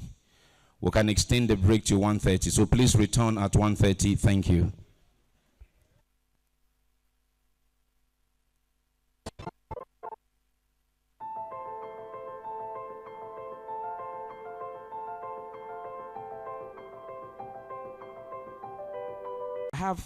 My job description is very, very simple. I'll handle the 3 parts of this event, which is the technical presentations part 2, the policy forum part 2, and then we have the closing pleasantries. I'm going to handle these 3 parts of the event. I promise you it's going to be very short, exciting, and engaging. I actually appeal that you give me all of the attention for the next few hours where we would wrap up the event. Would you give me your attention? Would you give me your attention? So if you give me attention, please can you give yourself a round of applause, please? Thank you, thank you. The first part of this concluding part is the technical presentation. Of course, the technical presentation will speak on LNG and its uses, and of course, how to make it more accessible in Africa. Of course, this is going to start with an opening remark. The speaker is not in the hall. I think he's going to join us shortly. Thank you. Thank you. Okay. So, of course, the speaker for the very first part of the technical presentation, he's doing an opening remark. Of course, the opening remark is to welcome us and make us get ready for this technical presentation. I've not seen him in the hall. I believe he's going to come in. But before he steps in, I'll just come to the audience and ask 2 people a few questions. What have you gained so far in the past 2 days, yesterday and today? If you're going back home and you meet your 3-year-old child, what would you tell your 3-year-old son or daughter that you went out for the past 2 days? I just need 2 people, a male and a female, to give me their perspectives on what they would tell a 3-year-old kid. So I'm coming to you, ma'am, in front of me, and then on this row, I'm going to come to you, sir, you. If you go back home and a 3-year-old, please give him the mic, ask you, mommy, what did you do for the past, or auntie, big auntie, what did you do for the past 2 days? What would you tell a 3-year-old? Sir, let's hear you, and then we come to her. Your name first, your organization. Thank you for no. Well, I think I'm Engineer Christian Ayafo, and I'm actually into the gas sector. I really feel that this initiative is really a welcome development, because when you look at the aspect of sustainability when gas is concerned, you realize that the key factor is collaboration. And the beauty of it is the fact that we have gone past the aspect of the triple helix and we are now at the Penta. So when you look at the roles that the communities are playing, and you look at the roles that the stakeholders are playing, like I was looking at the video with DCMC sponsoring a company with $1 billion just for them to go into gas gathering, you realize that we are already solving our gas domestic problems. So whether you like it or not, I think we have come to realize it's actually in reality that there is already the process ongoing. And with some of the key presentations that has been made, I have an MSc in gas, PhD in view.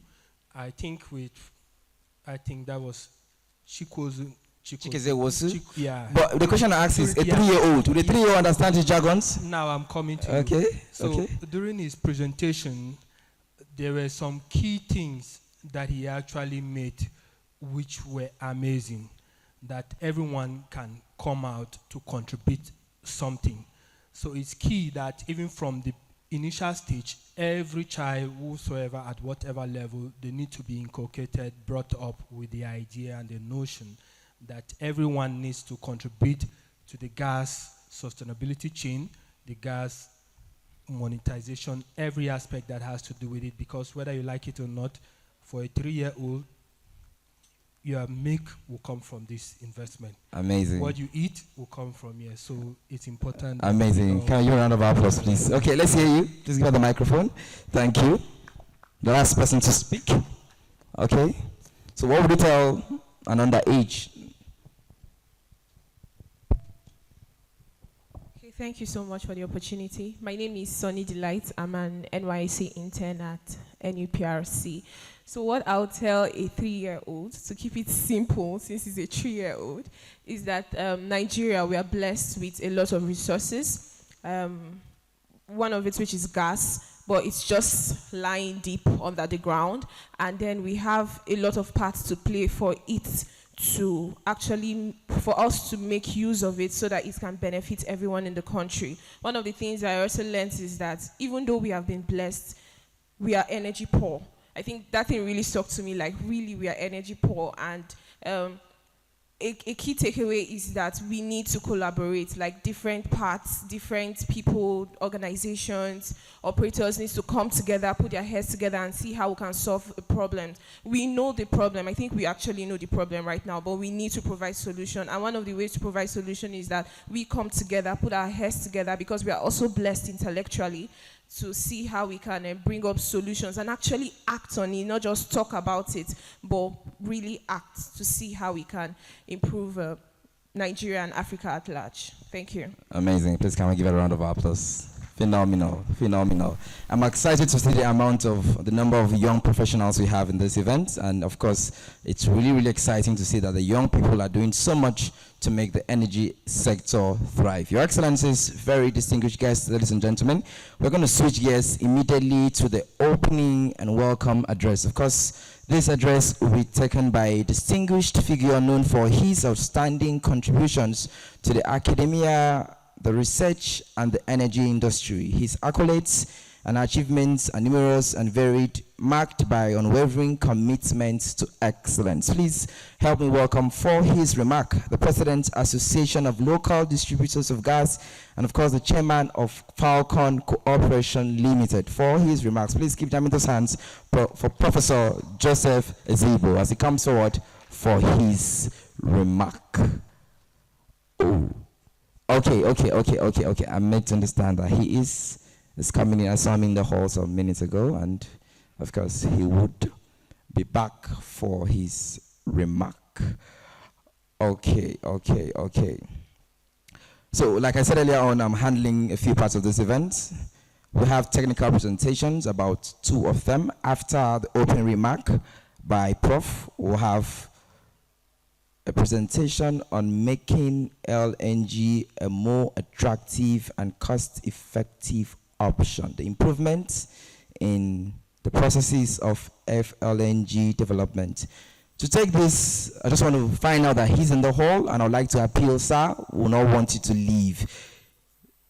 To take this presentation, it will be the GMD and CEO of UTM Offshore Limited, Mr. Julius D. Roney, represented by the Project Technical Team Lead of UTM FLNG, Engineer George Amara. Let's celebrate him. He's going to talk. Okay, he's in the hall. Thank you so much, sir. Another speaker that would give us another technical presentation on innovative solutions for gas flare reduction and gas utilization. Of course, he is from the NUPRC. Please help me celebrate Mr. Wale Ogoshola, who was also in the building. Please, wherever you are, let me see, wave your hands. Amazing, amazing. I like how you're dressing the African way, sir, for the African event. Please celebrate him, please. Celebrate him. Awesome, awesome.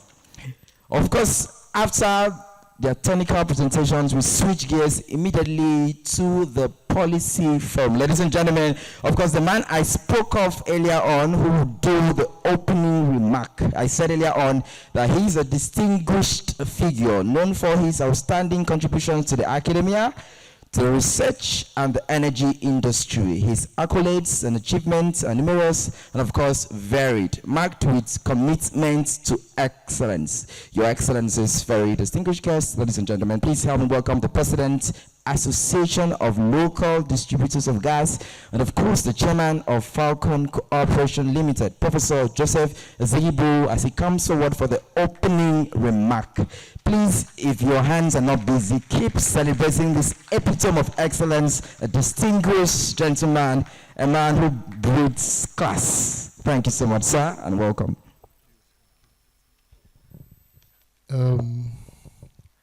I thank you, particularly the organizers, for inviting me to this conference. Initially, I said to myself, why would you come here again?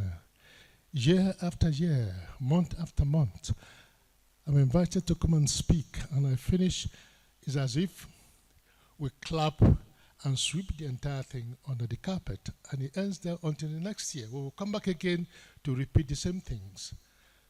But today, I actually came because I saw today as a springboard. I should carry us away from where we are, or where we've been, where we are, and show us where we are going, and maybe begin to create that critical mass. If you look at who are those that innovate, they are the younger ones.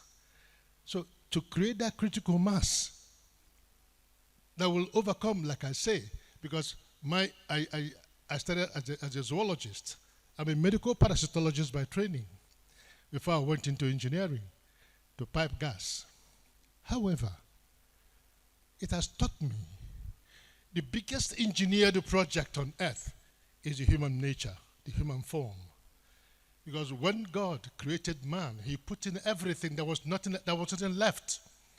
So for you to understand anything mechanical, look at the human body and study the human body, and you will understand the mechanisms of anything and everything you want to look at. I'll give you one single example. You know, if you cross your knee, the madam there, she has crossed her knees. If I tap her at the base of the knee, her knees will jerk. We'll call that a knee jerk. That knee jerk is an inlaid reaction from time to save her leg. So without even her thinking, if you hit it, she wouldn't think about it, she would just simply jerk her knee. If I touch you slightly, you will remain where you are, I will not move. If I put a pin deep inside you, you will move your hands. I bet, this is a lecture for another day. If I explain to you the billions of reactions that take place before you move that hand, billions of reactions, the number of neurons that move, the sarcomeres that are affected, the series of sarcomeres with the calcium reaction that causes your muscles to toughen and for you to move your hand. Why does it happen? Because your hand formerly was in a resting potential. When you put that pressure, you move your hand, You have overcome the resting potential and set up an action potential, and it is an all or none reaction. That's what it is. That's what zoology or biology will tell you. That also happens in human relations, in human actions. So I'm hoping that today, ladies and gentlemen, I thank you for bringing me to once again say something. We are here, we've talked about a lot of things. Our problem is not innovation. Our problem is not producing things to find ways and means, the easier Nigerian way of doing things. No, that's not our problem. In Nigeria today, can you tell me what you can produce that you can sell in Nigeria? For the simple reason that nobody can buy it because it's so expensive. Because when you buy the aggregates of things from overseas and come in and assemble them, the price is so high, higher than it was assembled overseas. Nobody can buy it. Do you see why, if you think in terms of our gas production, why is our gas and oil production so high that we are not competitive? Why is it that we are producing at such a high rate that when you now want to bring the stuff back into Nigeria, no Nigerian can buy because our exchange rate is so bad? What is the solution? We actually need to innovate. Central bank. So you can change the structure so that our money means something. In the early 80s, I spent my naira in the streets of London. I spent naira because then one pound was 90 pence. A dollar was 40 pence. Just yesterday, 80s. Today, it is 1,500, 2,000 plus to the pound and to the dollar. How can anybody produce anything at that rate and be able to sell in Nigeria?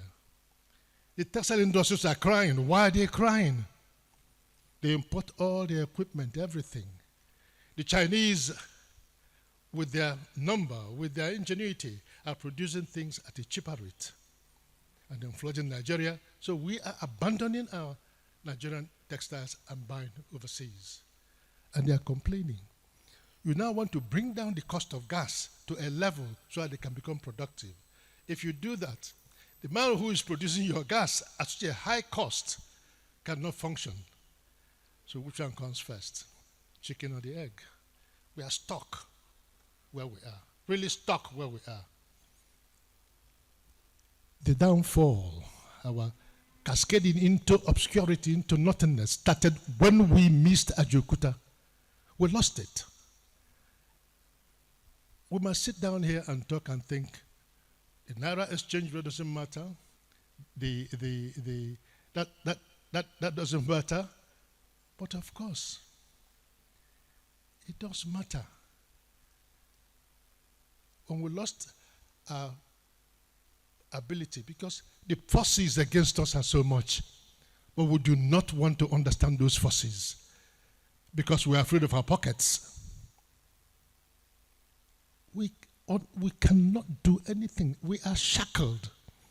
We need men, young men, who will say to themselves and say to this country, no, we cannot take it anymore. Come out of this arrangement. It must end. That's why when Labour was striking for money, you're asking for initially 490-something thousand. Who will give it to you? Where would they find it? If they make you president, you cannot pay it. Nobody can. If you shift the salary the way it is at the moment, our president at the moment has tried to put it where it is. Because even at that, he will have to bend over backwards to pay what he's agreed to pay. No state can manage it, no state can pay it. Except, of course, you ensure that those states put all their money to the people instead of putting their money in their pockets. Well, you can get them to use their money for what it is meant to be used and put it where it's supposed to be put. Then we can begin to see civil service that will function if they will agree to become civil service, like of old, when they had integrity. Now they go to work, write their names, leave, and go to look for sources of livelihood because they have a child, a son, crying out in the house. How can you look your son in the face and they say, Daddy, give me bread, and you say, there's no bread? He won't understand you. So you have to do something unethical to make sure you put bread on the table. That's our problem. That's what we need to start with. And we need to look at our foreign exchange and say, okay, how do we tweak it? How do we change things? I think I'm not a politician. I'm not out here to talk about that. But I thought at the base of our minds, when we're looking at things, for us to understand the enormity of what is facing us as Nigerians. And then what you young men, because I feel sorry for myself and my generation for what you have done to you guys. I think we've not been fair to you because we've been very selfish. And some of you have learned also to be selfish and say, how is it? You go better. How can it be better? Because you are thinking of what you can do that is non-ethical to make it better. But like I said, enough of that. Today, I'm supposed to do a welcome address to the, on the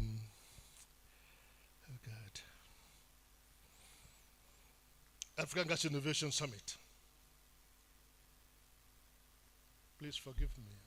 I get carried away at times at things like this, and I become too emotional because I'm a Nigerian who's also in a hurry to let people understand what I know, to also let them understand what is wrong. Let them go home and think about it. Maybe some of you will think about it and be able to do something with it slowly. Where tribe and tongue and religion may differ, where we'll come together as one nation and do things for our country. Let us become Nigerians. That's what I'm preaching today. Thank you so much about that one. On behalf of the organizers, it is with great pride that I welcome you all to the African Gas Innovation Summit. Today we gather under the theme, Igniting the Future, Driving Sustainability in Africa's Energy Landscape through technology, gas and innovation. Our nations are on a dynamic growth trajectory, and reliable, sustainable energy is the very foundation upon which we can build our today, our tomorrow, and eventually our future, deep into the future. This summit is not just about harnessing the power of gas. It is about igniting a revolution. That's why I'm here, really. For us collectively, the speakers here, to ignite a revolution. Not for us to go and carry arms, no. But for us to understand there's work to be done. And the young ones with the young brains like you need to come together and actually think, how can you move this things forward? How can you say no to us of the past and say yes to you of the present and think in terms of our children of tomorrow, which we fail to think about? Because we think we have suffered, so we want to accumulate wealth so that our children will not see any suffering. That's a mistake. Because the moment you go, your children will fight. They're in court. I know families. The fathers have about 20 plots everywhere. Today, they are all in court. Those buildings are all closed up. Only rats and lizards live in them. Don't let that be you. You young ones growing up. Think of yourself alone. God gave us ourselves. He created us to be creative, to learn our purpose. Let us find our purpose, increase our purpose, keep it to ourselves, and then go into a life of giving back to society. Give back to God what He has given you, because you came naked, we'll go naked whether you like it or not. No matter what you acquire. That's what it is. So let us inculcate that into ourselves, and please be able to do that. It is a revolution driven by innovation.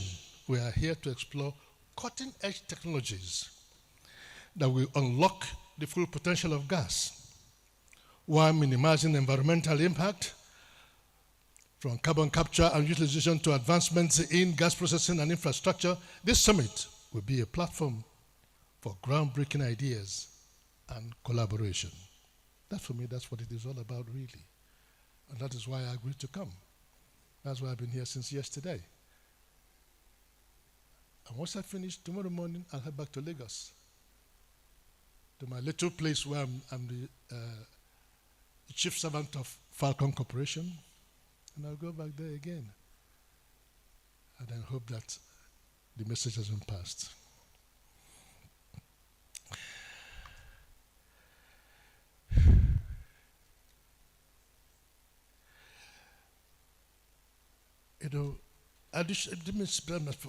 Additionally, a common challenge in meeting domestic demand is the commercialization of gas reserves. Some countries or producers are experiencing challenges in balancing gas production output and growing domestic demands. With the contribution of export revenues to their economies, also determining the correct level of subsidization to stimulate and maintain domestic demands and create long-term absorption capacity. This has been a challenge. If we look, for instance, in 2016, there was a proposal to develop domestic fertilizer plant using local LNG as feedstock in Tanzania. It was stalled because of disagreements around preferential pricing, with off-takers looking for discounted gas prices to make fertilizer production profitable. It's a question of robbing Peter to pay Paul. As they will say, I'm an organization, give me 10 naira, in 2 days I'll give you 15 naira. Give me 20, I'll give you 30. What they're doing is robbing Peter to pay Paul. At the end of the day, it will catch up with them. The others will come, but then they've made their own little profit and they zap. But we are in the system. We allow it to happen. And we see it happening because there's no way you can explain it. But it is there and you will laugh. But it's happening in your economy, it's happening in your Nigeria. Additional countries such as Nigeria and Mozambique. Like I said yesterday, I was in Mozambique a couple of weeks back, where they invited me to come and see how I can replicate what is happening in the corridor and what is happening in Lagos Free Zone in Mozambique. I'm so happy today Mozambique developed its LNG faster than about a quarter of the time we spent in Nigeria. They learned their lessons and made sure they didn't fall into the same traps. So this is the issue. This is what happened to Tanzania. We're already imposing domestic supply obligations, DSO, to our producers to help support domestic utilization. However, these DSOs are often not met due to lack of effective enforcement mechanisms. How can you enforce it? You give a man half a bread and you want him to go and climb a mountain. Of course he cannot climb it. He will tell you, Oga, I can't. Even if you shoot him, he cannot do it. You tell a man who is exporting gas, who produce at such an exorbitant cost, and then he's exporting it to try and cover costs, and he's paying you part of it. And all of a sudden you are telling him, no, bring that gas, sell it internally at what price? That's why some of our industries at the moment cannot produce anymore, because the price is increasing every day. I pipe gas. Every day, every month, the dollar changes, my cost changes because it's based on dollar.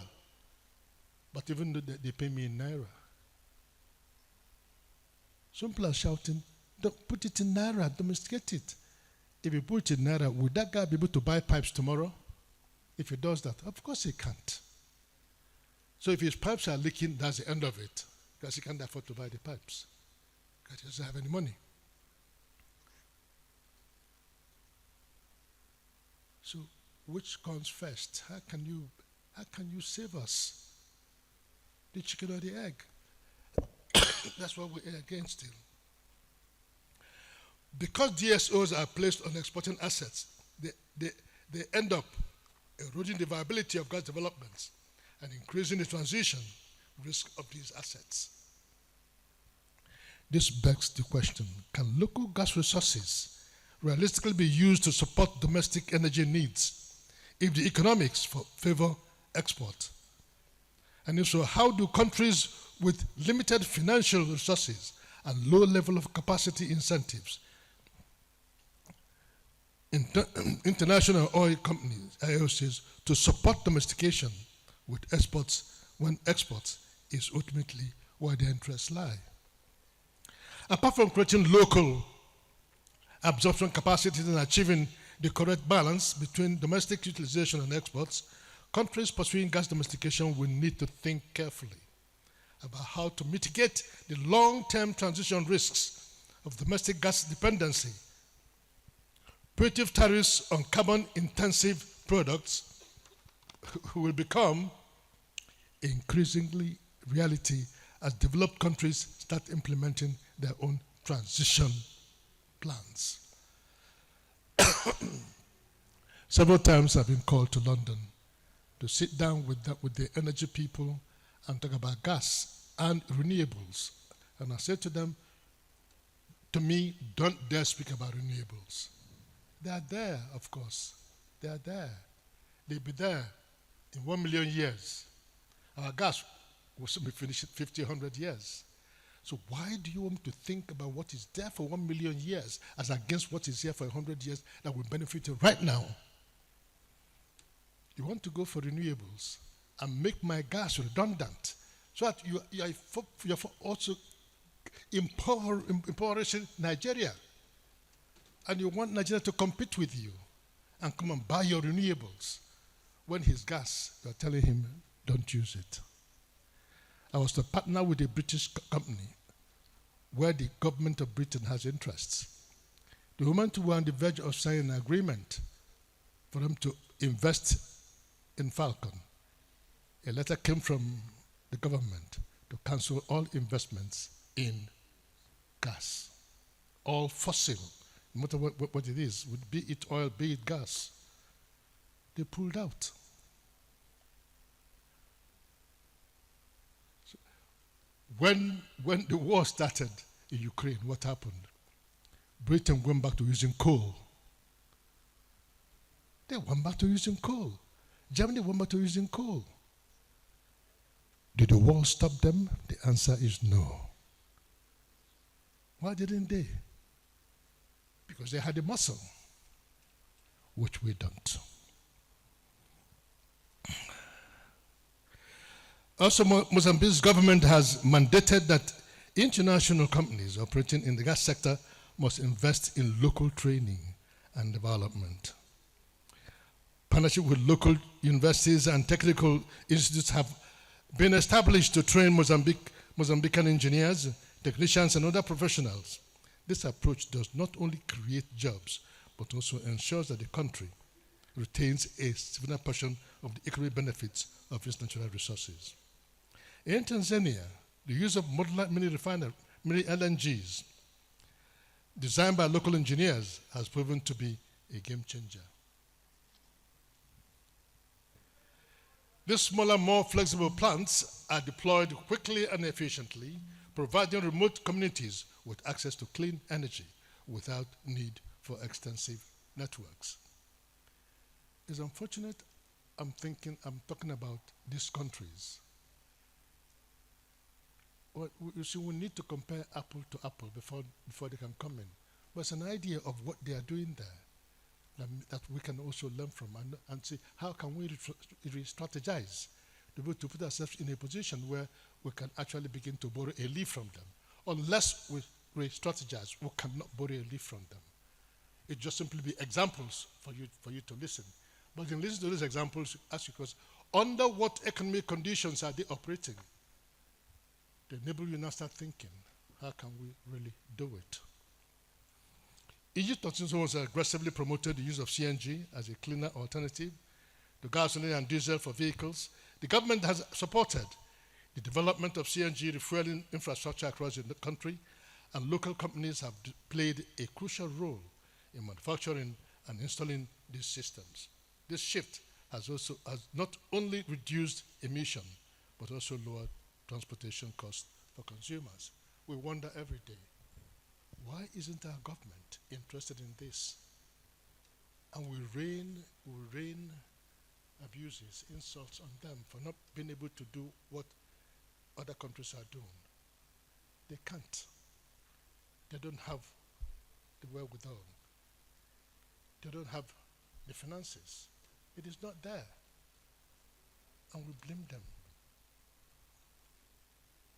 What are the sources draining our money? That's what we should go to first of all, and really look at it and see how that can be stopped before we can walk the streets and chant, give us more money. More money will not help you. More money will simply complicate the situation and make it each day more impossible for you to operate and do anything.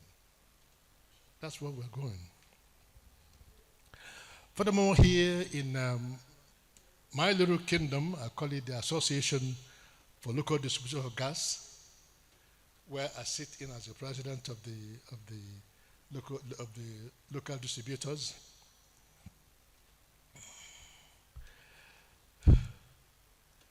We have functioned very well over the years in bringing the gas infrastructure, trying to bridge the gas infrastructures in Nigeria. The association was born out of the need to have a distinct platform to cater specifically to issues affecting the players in the downstream natural gas distribution space. Over the past 20 years, there has been an increase in the expansion of the distribution pipelines network by local distribution companies. Most of its members have built and are still building, and we keep on building gas infrastructure networks to further deepen domestic gas utilization in the country. Members have increasingly invested in gas infrastructure such as small-scale LNG facilities, autogas, and for instance, say in Falcon, we are developing today a 15,000 metric ton tank farm to distribute natural gas to the eastern zone of the country, because ordinarily gas that comes in from LNG is produced in Port Harcourt, taken to Lagos, put in small tankers, and then carried through our beautiful roads back to Port Harcourt to go and sell. By the time you add all the associated costs, the cost of delivering LPG in Port Harcourt is almost 1.5 times twice what is sold in Lagos, but the gas is served in Port Harcourt. So we need to increase the capacity. And that's what motivated us into going there.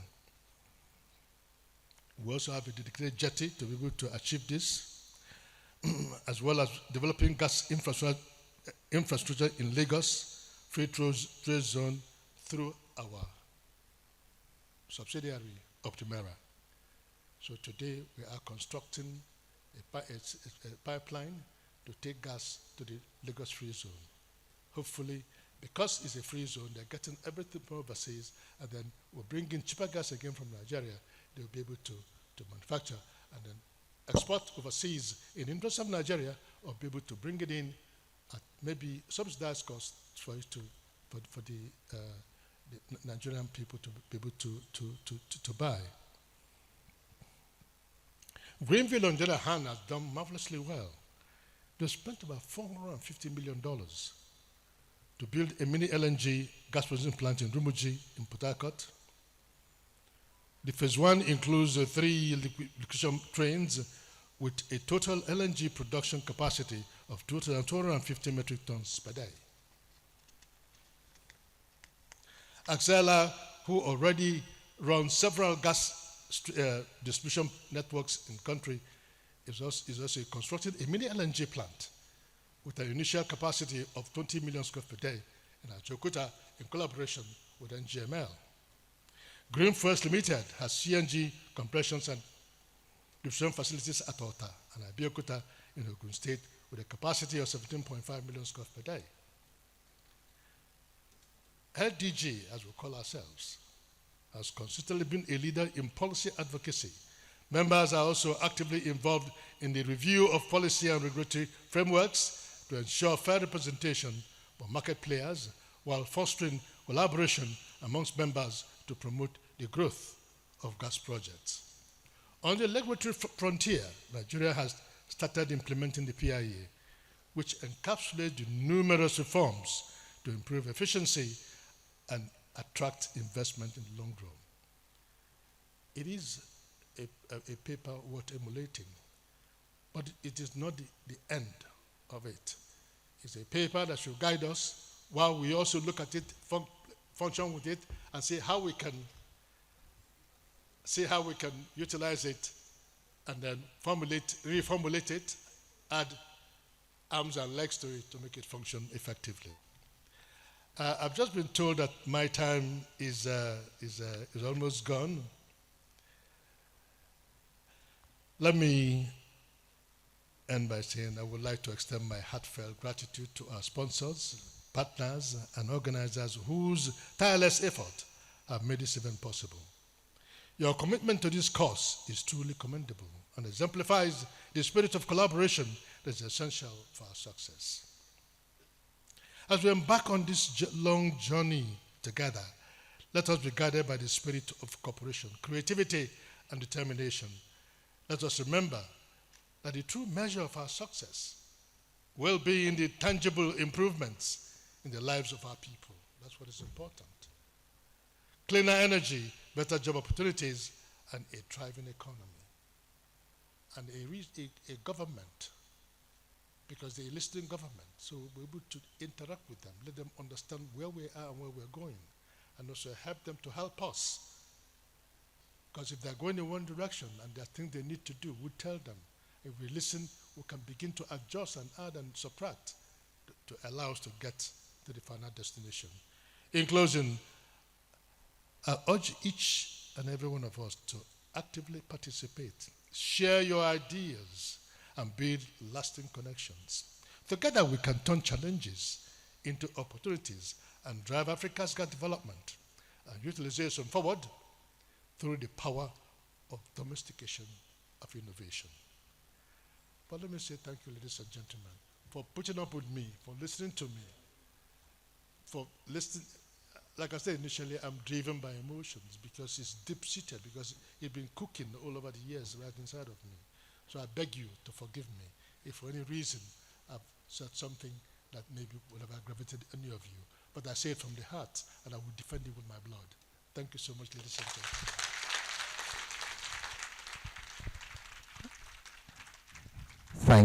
Thank you so much. Thank you so much. If you want to give your hands for excellence, please celebrate him. Celebrate excellence. Phenomenal. That was quite heartfelt and emotional opening remark. Thank you, Professor, the Chief Servant of Falcon Corporations, for your tireless efforts and everything you do for the energy industry. Please keep celebrating him till he takes his seat. A man who dares to dream where others feared. Thank you. Switching gears immediately, I'd like to kindly appeal to the very next set of speakers for the technical presentation that please, 15 minutes is allotted to you to speak. So we kindly appeal that you kindly work with 15 minutes. Our very first technical presentation will focus on making LNG a more attractive and cost-effective energy option.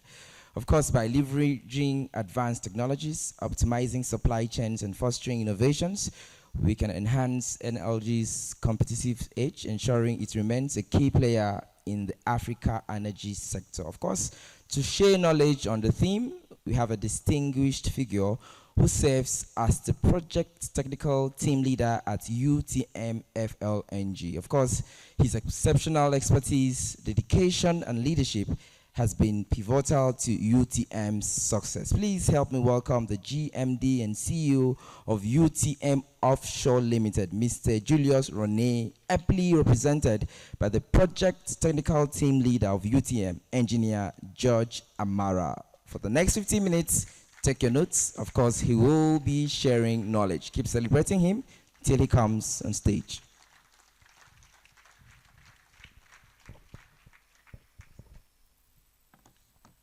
Thank you. If it's in the church, I will say, let's say the closing prayer, because Professor has said almost everything. But we still need to talk about the gas space. We still need to talk about what can we do. We still need to talk about what are we doing and how well are we doing it. One of the panelists this morning, he talked about the efficiency of your delivery. You can have the volume of gas, you have it at your facility. How well did you do the efficiency to give you your yield? We're going to talk a little bit about the UTM story. It is the pioneer projects deploying the technology of floating in Nigeria. And this project is in partnership with the NMPCL, Delta State Government, and a few other stakeholders working with us. Before we go into the project proper, we'll just talk a little about the story behind this. We all know this. These are information in the public domain, where you have over 7.3 trillion cubic feet of gas worldwide. So everybody is struggling to develop theirs. Prof mentioned that you have something that will deplete in the next 100 years. So the earlier you take your own, the better. If you don't take your own now, maybe another country will take theirs, and your own becomes useless when the energy transition shifts from gas to something else. There's a large reserve. It's a potential source for cleaner burning energy known as liquefied natural gas, which has major advantages over fossil fuel, such as coal and oil. We've been using oil a lot in Nigeria. We use less of gas. It's time to switch to the alternative, which is gas. If we are talking about the environmental benefits of the LNG, which we know, we try to keep this as generic as possible so that it will not become a technical section. I understand there are lawyers, financial people, so we just try to keep it basic. So we have reduced what are the impacts. When I was talking at the panel station this morning, I talked about the issue of the emissions around Port Harcourt and the environs. So with a lot of LNGs, people will be discouraged to go more into diesel, and the issue of even the people doing the other way of refining may stop. It might not go out completely, but it will reduce. Then you improve air quality. Sometimes when I'm watching TV, especially in CNN and all, and you see air quality report, we in Nigeria and Africa, we are always on the red. That means we are taking a lot of things we shouldn't be taking as human beings. So we need to make our environment more cleaner, the air we breathe cleaner, and support for sustainable development. We talk about that a lot. The MDG's goal is for us to have something that will keep human beings alive as much as possible. Then we have the versatility of its application. It can be used across sectors: power generation, heating, ventilation, transportation, other petrochemical processes. Then we talked about also, we have to, if we set a target as human being, as government, we have to work around it, and that is where the alignment comes in. We talked about challenges a lot, so I'm trying to see what we can gain from switching to LNG or any of the related gas processing systems. It gives us a lot of energy security, which has to do with diversification of energy sources. We know a lot, especially in Nigeria, every January you have fuel scarcity. Every December you wake up and everything change, the price of goods in the market change overnight. So if we have opportunities of LNG and we are using it domestically, we'll be able to have that competitiveness so that we can switch sources when necessary. That's the same thing as reduction in reliance on single suppliers in transportation routes. It's not something that's always on pipe. It's something that's being transported virtually through vessels across the seas all over the world. And it has a lot of things to counter the effect of disruptions, as I mentioned earlier. There's still the flexibility, the ease of transportation. LNG can be transported and easily stored and regasified. So if we produce it in offshore, which is the objective of UTMF LNG, we're going to bring it close to the shore and truck it out to various locations. And the other associated product also that we are producing, there's LPG, there's condensate, and there are a lot of things you can do with this other product. Then you have access to global market and remote locations. It's something that you can move around. It's easily taken around using the carriers. Then we talk about the cost effectiveness, which is one of our topics today. They are competitively a little bit cheaper than your traditional fuels, taking also into cognizance the use and the friendliness. So LNG production has become more efficient and cost effective over time, driven by advancement in liquefaction technologies and economics. When I was speaking earlier this morning, I talked about patent of some of these knowledge-based technologies. And what they do for us is, for the people that are in the industry, they call it code box. Nobody opens it. They will bring it, they will say, connect this pipeline, connect that pipeline, and you don't know what is happening inside mostly. So it's something that we can develop. If we really want to see a pragmatic change in the way we live, the way we do our things, definitely we need to see how did they get some things inside the box, and we can produce ours. Then the lower emission profile, I've mentioned that before. Then it's something that is always benchmark, and you normally have a long-term price contract. It's not like you wake up today and you change the pricing. No. So it's better if you have that, you can work your economics of other dependent businesses on the pricing. Then the end-use applications, I talked about the power generation, heating, ventilation, transportation, industrial purposes, then the versatility of the across sectors. So it's used in wide range of applications. So this is something that a lot of people, the market players are not enough. That's the whole idea. We are not competing even with ourselves. We are competing with the Qatars of this world and the other big players. So Nigeria needs to be on the map. If you add our combined capacity, including NLNG Train 7, we should be, with UTMF LNG, maybe it should be about 35 to 37 metric tons of product per annum. That is far less than what Qatar is producing, even with their Train 8. And they want to do more. So the market is there. So it's just something that we all need to put our heads together and see how well and how more effective we can do it. As I mentioned earlier, it's a little bit of novel, it's no longer new, but there's improvement on it every day. And that is even where we, especially the young people here, can leverage on. It's something that you can say, okay, this is how it's done traditionally. We can add more value to it. And people are doing this every day, and the technology's improvement is happening even as you are developing one train. Before you know, another thing have happened, and they will tell you, we can improve on this, we can improve on that, and it's increase your yield and also your project cycle and so on. Somebody here did today also, okay, Prof, mentioned the modularization in Tanzania and other places. It's something that we can think about.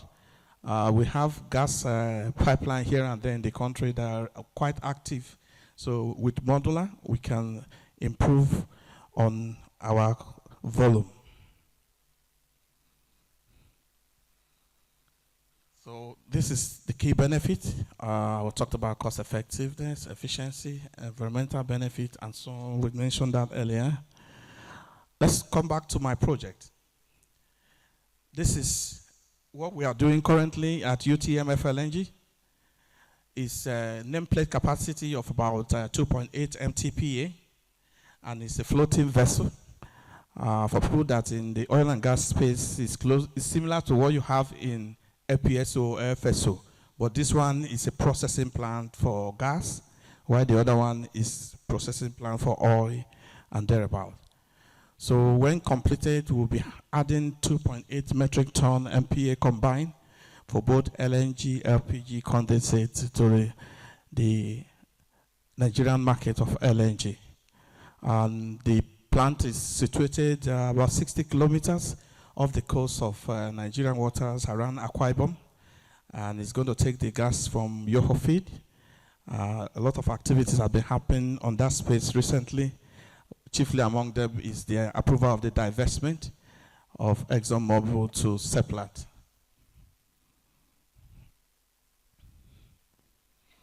So this is the schematic of the project. We have a floating vessel which has a top side, which is the processing, and the hull, which have the storage and other equipment. And you have a pipeline, one bringing gas, another one taking condensate back to Yoho. And this is the general schematic of the project. We have two major contractors working with us on this project. The top side is the Japan Gas Corporation, JGC, and the hull is the Technip of France.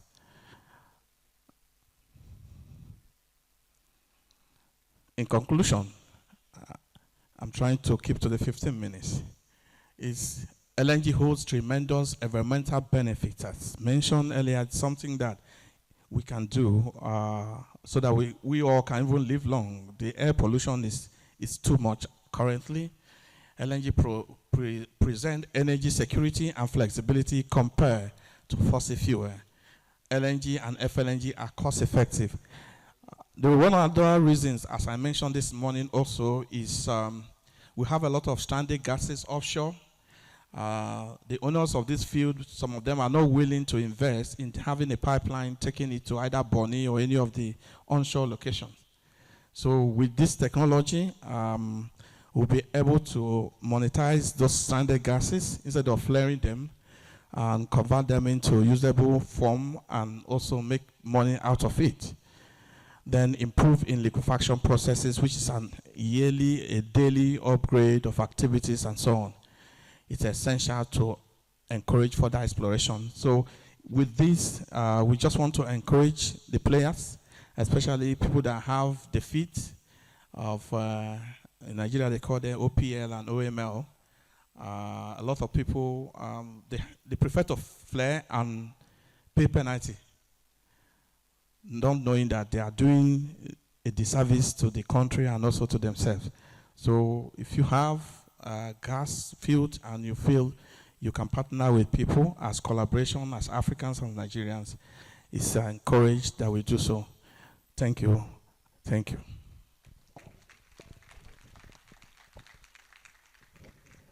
If you have a question, you can send to the moderator.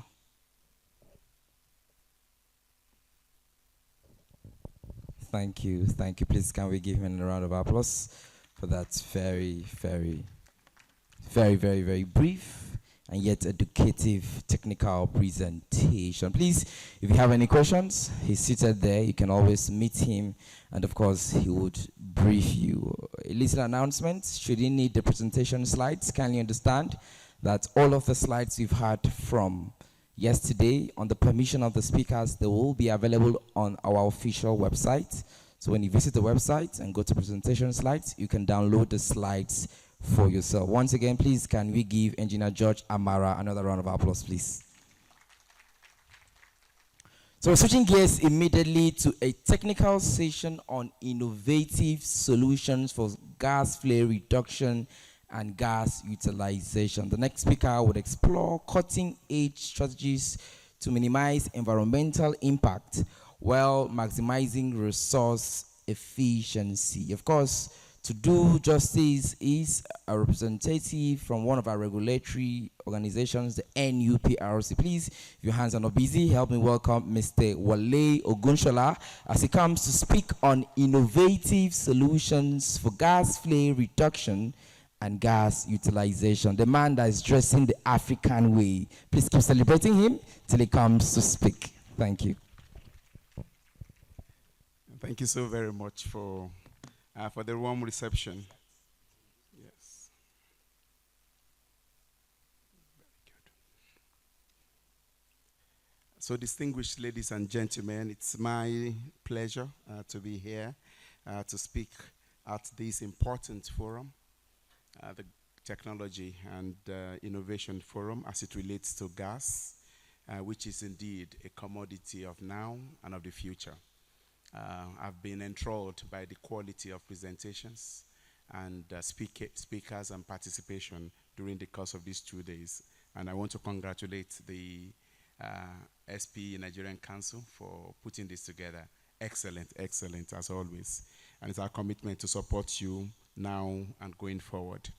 So I've been asked to speak about innovation solutions for gas flare reduction and gas utilization. Of course, I would endeavor not to repeat a lot of what has been said. It is clear that gas is the pathway for us as a nation, blessed with these resources. We need to leverage it now. Now is the time to leverage it. In fact, yesterday was the best time. But like they say, the next best time is today. So that tomorrow we do not wail again. Why did we miss lost opportunities? So this presentation will generally I just speak to what we have. Because I am of the NUPRC, sometimes when we hear numbers being stated, there are conflicting numbers. So we should not live here without a clear view as to the numbers. Numbers in terms of reserves, production, and utilization. And that's exactly what I would also be starting the discussion with. It's clear that we are a resource-rich country, okay? A one-time Minister of Petroleum Resources, after presenting our resource base, he ended with the expression, "And so what?" And I think that resonates. So it's not about what you have that really matter, but more importantly, what you do with what you have. And I think it's a central theme that has resonated all throughout the discussions today. So we are oil and gas rich. It's clear. So a number I would want you to take particular note will be 37.5 billion barrels. That's the proved oil and condensate resource in Nigeria as at 1st January 2024. That's what should be quoted. That is the correct figure declared by the Commission Chief Executive in line with statutory provision. And gas, 209.26 trillion cubic feet. Of course, this places us at an enviable position in Africa and indeed the world. But again, it's not just about the resources. It's what we do with it that matters. Okay, some data for you, and I think you would also have this in the slides to be shared. And people have mentioned it, and Prof spoke about it eloquently, that our gas resource can take us 100 years. Maybe you saw my slide before now because it's exactly 100 years. That is the reserve life index. And that shows the size of what we have and what we must do now to leverage it before the transition wave. It's clear, it's coming. We can't bury our heads in the sand, like I said yesterday. We must take action. So what can we do in the next in the next decades to leverage resources? It's very important. But we're also not resting on our horse. We are growing this reserve base to meet domestic requirements, to meet export need for foreign exchange, and to drive overall industrialization of the nation. I'm very happy to have Dr. Okun seated here. The national gas policy, which is still subsisting, indicates the catalytic effect that gas should have to drive industrialization. And that is why this resource base is very important, and conscious action must be taken by all all of us, policymakers, regulators, operators in the industry, entrepreneurs, to drive this. And of course, that's the aim of this summit, to leverage technology and innovation to be able to achieve that. Another data I would want to share is this dashboard, and I think you will have it. So currently our gas production is about 7 BCF. And again, distributed across the export market, the domestic market, for use for oil and gas production, and sadly, flaring. Okay, so take note of these numbers, about 7.5% currently being flared, and 7 BCF total production. This dashboard tells us a lot that we need to do, a lot of value that can be gotten from our resource, and I'm sure we're going to talk about it going forward. Because gas is almost everything. I hear that the current administration has added one more lingual to what gas is. And indeed, that's true. Gas is prosperity. That is the source for our prosperity, if we can leverage it. But it is not when it is in the subsurface. It is when it is hot, processed, transported, and delivered to the last mile. And that's why we're very happy to see entrepreneurs and developers here who are doing just so with gas. The MD Nedo is there, and we're very happy to associate with the success they have done in order to drive gas. And Prof himself, with everything he's doing in reticulating gas within the industrial community, it shows that it can be done. The challenges are there, but we can leverage the value of gas to deliver value for Nigeria. Indeed, gas is people. Just to give, that was a background on actual numbers, facts, and figures from the NUPRC. So that's what we should be quoting. And this summit should publish those, because those are the official figures with respect to reserves, production, and utilization. We have said it, and we've heard it eloquently here again and again. The world is undergoing transition. The global environment is changing. We must respond to this change by driving growth, stability, and sustainability. And this is because the oil and gas is under threat. Under threat by environmentalists. Sometimes it could just be blackmail, okay? It could just be about activism. Even those who do not know the balance of energy, economy, and development argue on the pedestal of climate without knowing the full ramification. And I think the discussions that have taken place in the last 2 days shows how much energy is required to unlock value and drive development for Africa, energy access and economic development. And so I think we are all aligned in the view that we will utilize our resources to drive positive change for our people, doing so responsibly and sustainably. So there's the concept called climate hypocrisy, and I heard Prof mentioned why was the coal mines opened up when there was geopolitical tension? Why would the West suddenly turn to the dirtier fuel? Okay, so it's important we recognize the geopolitical considerations and be willing to take actions. But we can only take actions if we control the factors of production. So elementary economics have it that, and I know there are a couple of students here, they know this better than me. There's land, labor, capital, entrepreneurship, and I think data and AI is coming to be a fifth factor of production. If we don't control this, we will just be angry with ourselves. The West and developed countries that control these factors of production, we keep driving our energy agenda. So it's important, and that's why this conference is important. How can we galvanize Africa? How we can galvanize and work together in order to domesticate, adapt technology, such that when they say they are not giving us technology, we'll be able to do this ourselves in a sustainable manner. If they say they're not giving us capital, we can pool capital via innovative methods and measures that have been mentioned earlier today. So that's the new way of thinking, if indeed we are responding to the energy transition narrative. But it is real. It is here. It is taking positive action that will help us drive value. Gas flaring is bad. That's what this slide says. We cannot be wasting resources. We cannot be impacting our local communities. We cannot be disrupting the global climate. All of us would be worse off for it. So we must take action. And we must do it innovatively. This slide indicated that as a nation, we have a tale of missed deadlines. So from 2004 that we had declared we will flare out, but we just couldn't. Why? Because we basked in the euphoria of oil and gas when we discovered in the 50s. We never created the fiscal, the regulatory structures to harness it. And that is still biting us hard today. But of course, that's in the past. Measures have been taken so that all these factors that militated against the achievement of these deadlines are now being vacated, and we can move forward. But it's important to look at the rear mirror. Okay, if you're driving, they say you glance at the rear mirror, but you don't keep staring at it. You look forwards.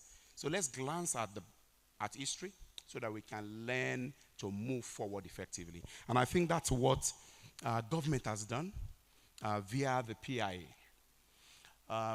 Leveraging on the challenges and the lessons learned from our non-performance, government had worked hard to encapsulate a legal and regulatory framework that can support innovative solutions in this. This just shows that while we would not pat ourselves in the back, having achieved substantially, but there have been steady progress over time via regulatory interventions, carrot and stick approach, development of the NLNG, which we discovered, project development.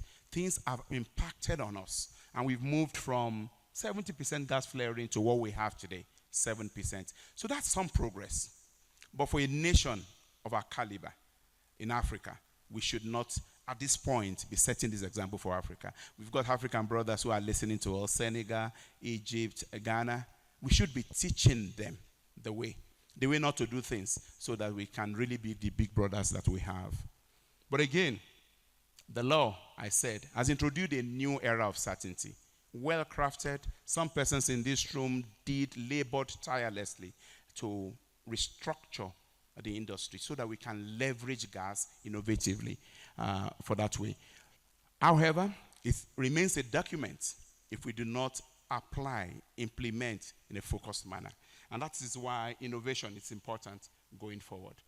So I would just jump that and be very clear about specific provisions in the PIA that speaks directly to flaring, venting, emissions reduction, and why we need to apply technology to drive this change. This is important, especially for others who are growing and just becoming oil producers, to learn to do things rightly via clear fiscal and regulatory framework. So we've got a penalty provisions right there. We've got measurements and accounting. We've got the provisions for detailed plans required from the operators, different from what we used to have. Leveraging that act, we've got a new regulation, the gas flaring and venting provisions, that stipulates clear measures to take things differently. And that is why we are seeing a downward decline in gas flaring. This law is working. The subsidiary regulations are working. The regulators are endeavoring to get industry to comply so that we can keep moving in the right direction. Very important about the law, it's flare commercialization, which we are going to speak to in the next subsequent slides. So, the NGFCP, it's an innovative, technology-based pathway to helping us address it. The plot I showed earlier showed that we'd moved from 70%, in fact 100% in the 50s, gas flaring, to 7% today. So the operators have done their best, as it were.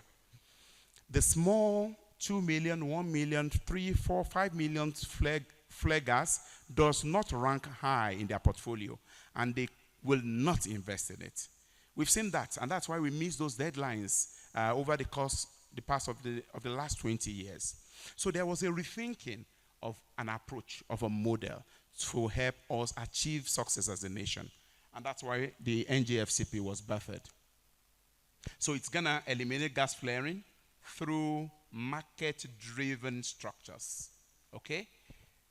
These flare sites would be awarded to credible third-party investors who would deploy proven technology to take flare gas to market in such a manner that it can be sustainable.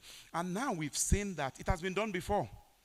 The videos of the Nedo gas plants, and I like the acknowledgement that they were on the NGFCP, but when the regulator assessed the progress of the project, they were given an exemption. Oh, we think you can deliver value. You are not any of those producers who were making failed promises in the past.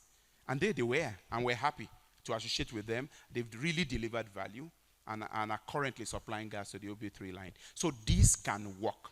Small-scale modular technologies can deliver flare gas and deliver value. Okay.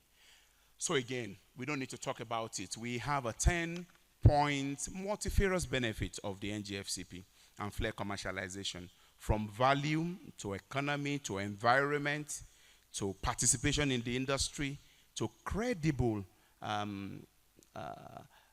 credibility in the global arena for Nigeria. All of this are indeed multifarious benefits of the Nigerian gas flare commercialization program. It's backed by law, by regulations, by clearly defined guidelines that underpins the program. And that's why we are driving it innovatively, using a different approach, and we are succeeding. So the NGFCP currently covers some 49 flare sites. My colleague is sitting there. He sits as the Assistant Director in charge of gas utilization, Engineer Jenny Sayaun. And if you ask him, we've got some 140, 50 flare sites. Okay? This is because flaring is an integral part of oil and gas operations. Okay? So you must have a flare stack for safety purposes. However, not all of these are continuously flaring or routinely flaring that we want to address. Okay, so we did an evaluation again and tiered the flare sites. Only those flare sites that will not achieve flares out within the next 24 months were captured into the basket and offered to third parties. I heard comments earlier in the day to show that some of these investors are having issues. But again, that's the character of a first of its kind program. Okay, but we're leveraging the benefit from others and experiences of those who have succeeded to pull everyone together to succeed. What we have seen is not all 49 flare sites will move at the same pace. So it makes sense indeed that there will be frontline runners, and then there will be those who will learn from them. And that is why the Commission Chief Executive established a college of awardees so that we can share best practices.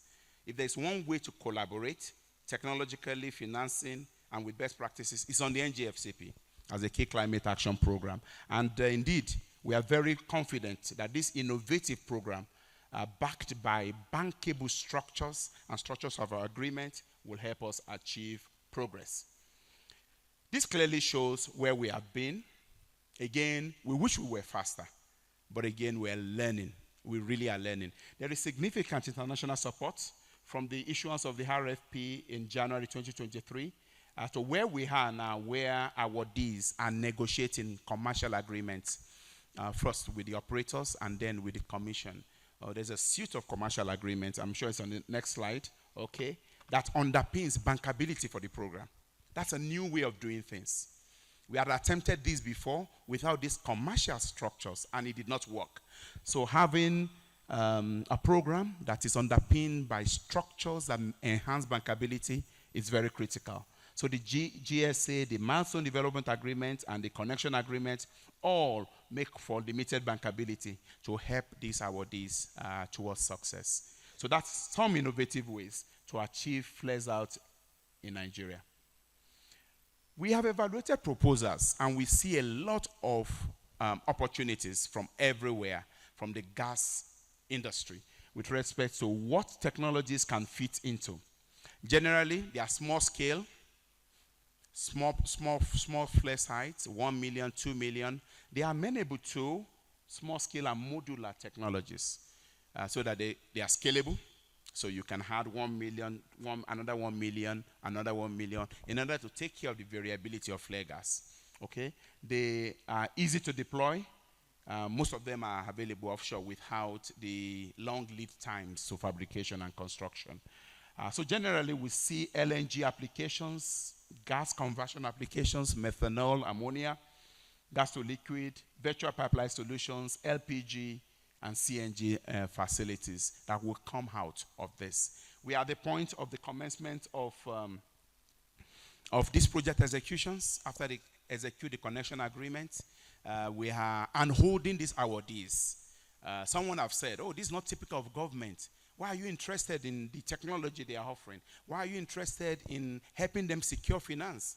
Because this is a special, first of its kind program. On its own, the IOCs and the operators would have done this project if they were economic on purely commercial basis, okay? But if viewed from the lens of climate action, we may be able to access concessionary funding and also help these ones drive positive change. That is the drive of government, and that is why it's a new way of thinking, and we are looking at success ahead. Technology across equipment, infrastructure, and services will be very important. So those who are in this space have a whole world of opportunity to participate in the NGFCP and deliver value for the industry and for Nigeria and for Africa, so that there's a beautiful success model for others to replicate. We are partnering all across the world. Because it's a key climate action, the World Bank is supporting, and the US entities are supporting, the South Korean development entities are supporting. We've got an international consulting firm who are also giving advisory support, and we've got you, very many persons in the room who are also supporting, including the Midstream Downstream Gas Infrastructure Fund, just to help this program succeed. So we're at the point in Q2, we expect to see the commencement of project execution by some of the awardees, and we see how within 6 months, 12 months, and 18 months, a number of the projects come, capture flare gas, and begin to deliver value, reducing the 7% to a reasonable, manageable number. We foresee that this program will take care of about 250 million scoop of gas, which represents just half in terms of volume of what we currently flare. And the other projects being executed by producers, we take care of the rest. So we're on the pathway to achieving flares out, routine flares out by 2030, and even before, if we make this program succeed via the innovative approach, via the innovative solutions that were brought up to the table with the cooperation of all. Let me end with this, just to show that the NGFCP is indeed a program of many benefits. Economically, significant job creation, significant investment into the country from flare gas capture projects. How will Niger Delta and producing communities benefit? It will enhance their social license to operate. It will reduce the health implications. I heard someone spoke about the fumes associated with this. It's just unacceptable. Okay, what of LPG? What about the millions of tons of CO2 that will be eliminated? All of these are clear benefits of this program. And that is why the innovative approach, leveraging technology that the Commission has employed with the collaboration of all parties will help us achieve success. A success model that can be replicated across Africa and other gas flaring jurisdictions, so that we'll have our names on the map as a clear key climate action program. So indeed, the topic, which was to discuss innovative gas solutions, has been addressed. First, it has to be innovative. It has to give solutions. It has to enhance gas utilization. And through what we have done, learning from history, structuring the NGFCP backed by law, and taking a different approach of working with the awardees to succeed will help us deliver value that can be replicated across the world and put us at the right position in Africa and indeed the world. Thank you so much.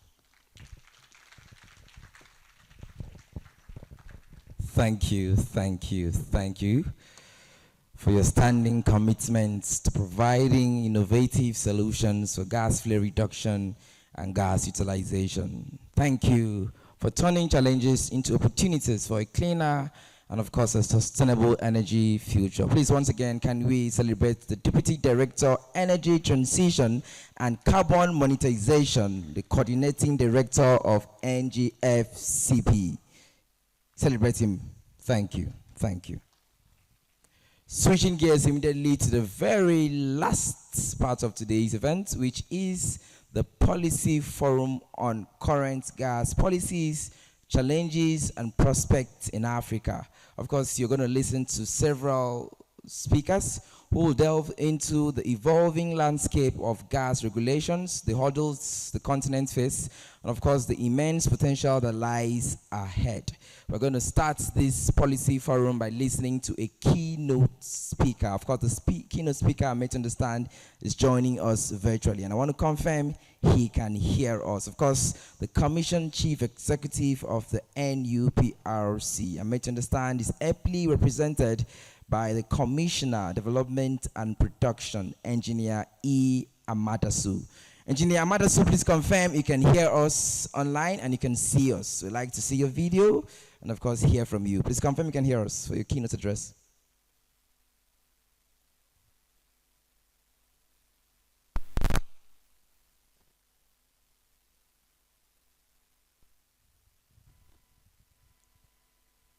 Engineer Ahmadu, I guess the technical team is working on having him speak. Can you hear me? Loud and clear. Of course, we cannot see you yet. Please, can you tilt your camera? Probably. Okay, yes. Engineer Ahmadu is the Executive Commissioner, Development and Production at NUPRC, and he'll be speaking to us for the next 15 minutes on current gas policies, challenges, and prospects in Africa. Please, let's pay keen attention. I'll be back in 15 minutes. Thank you. Okay, thank you so much. Good afternoon once again, ladies and gentlemen. It's my pleasure to be here today on behalf of the Commission Chief Executive, Engineer Gbenga Komolafe. I beg your pardon, sir. Please, we'd like to see you your hear face. me? We hear you, but we can't see your face. Probably if you could tilt your laptop, camera. Okay. So you can see your hear me face. now? No, you are actually facing the seat in your office. You want the camera on your face, sir. Yes, I tried to do that. Can you hear me? Can you see me now? Yes. Tilt a little bit. Yes. Amazing. Amazing. Okay. Thank you. Thank you so much. Once again, I want to welcome every one of us to this conference. I want to thank the organizer, Society of Petroleum Engineers, Nigeria Council. I want to thank the chairman. I want to thank every distinguished speaker. I have listened carefully to every one of us, especially my brother, the chairman, that spoke with so much passion.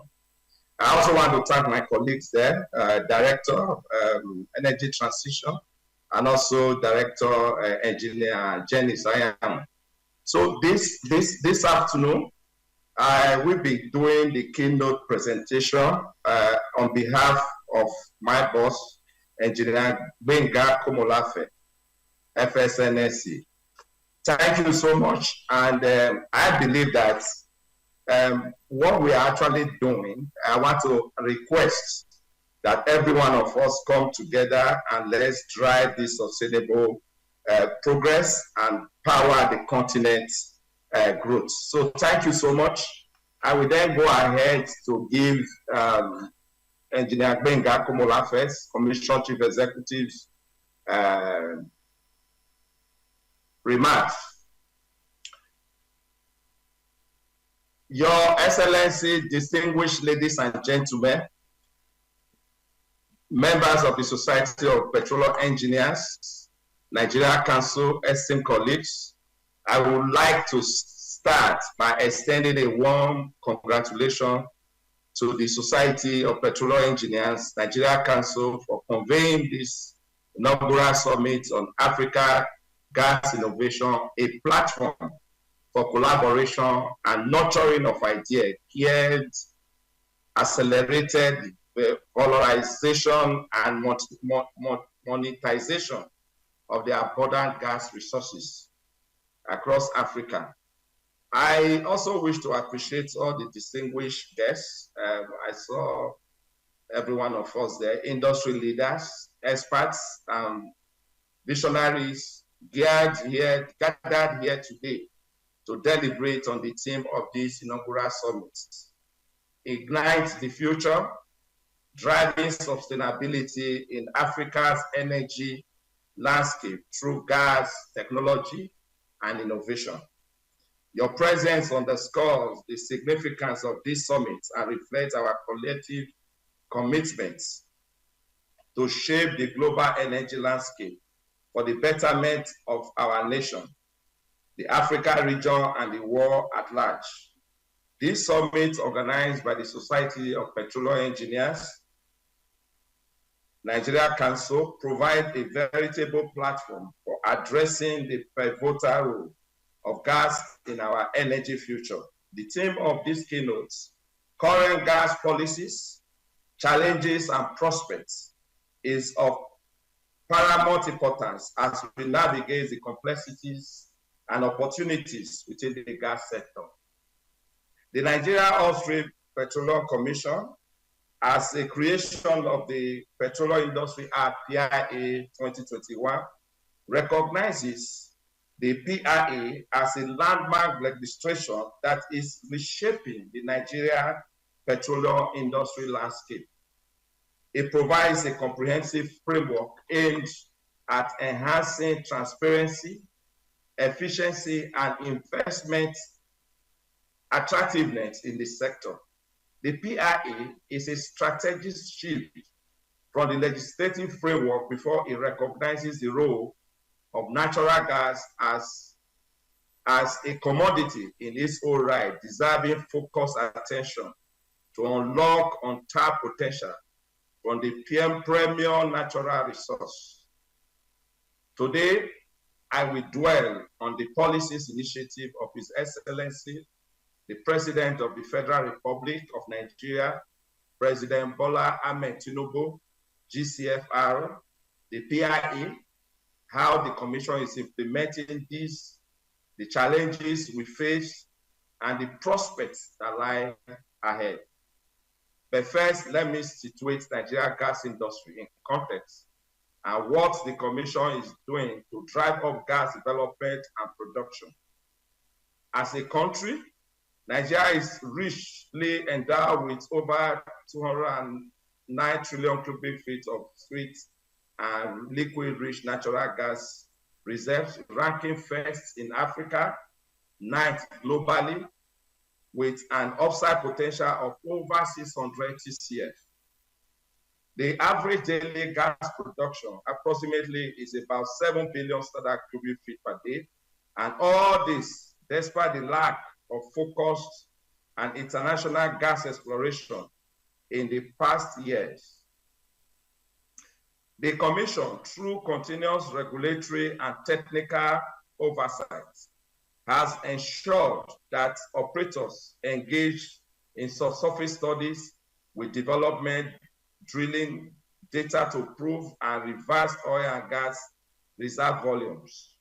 Furthermore, it has been estimated that the demand could grow to 22.6 BCF per day by 2030, driven by both exports and domestic requirements, including the coming on stream of key projects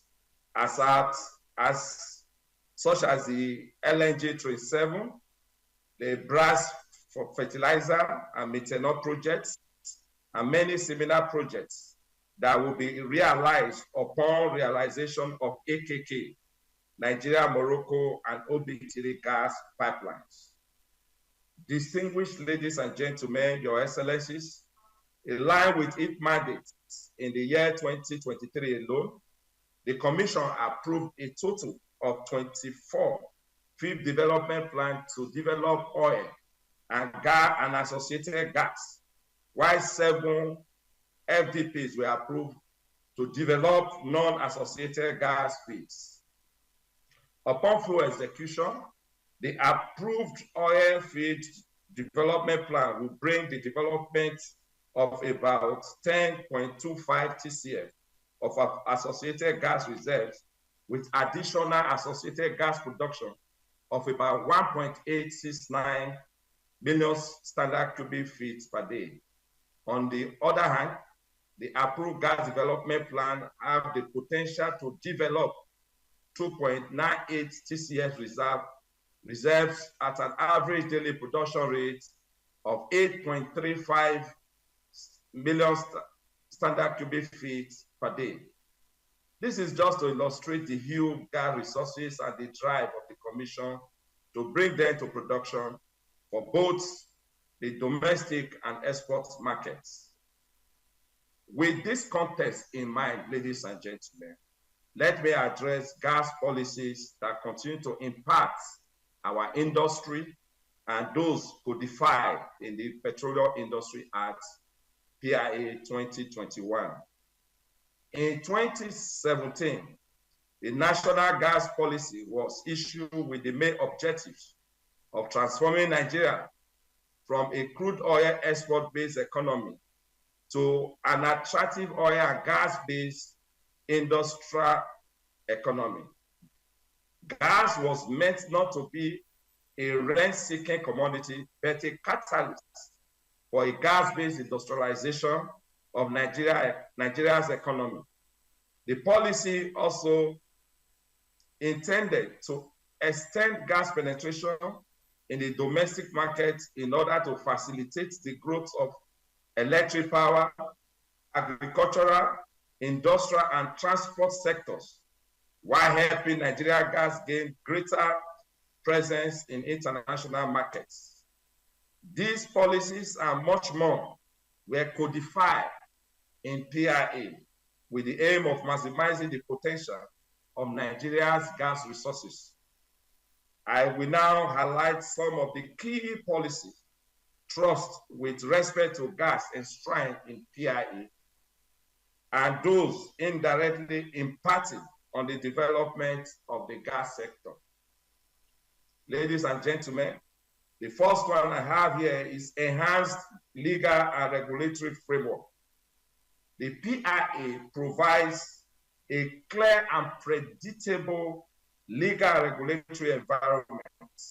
It established the Nigeria Upstream Petroleum Regulatory Commission and the Nigeria Midstream and Downstream Petroleum Regulatory Authority to oversee and regulate different segments of the industry with a focus on promoting sustainable practices and investments in the value chain.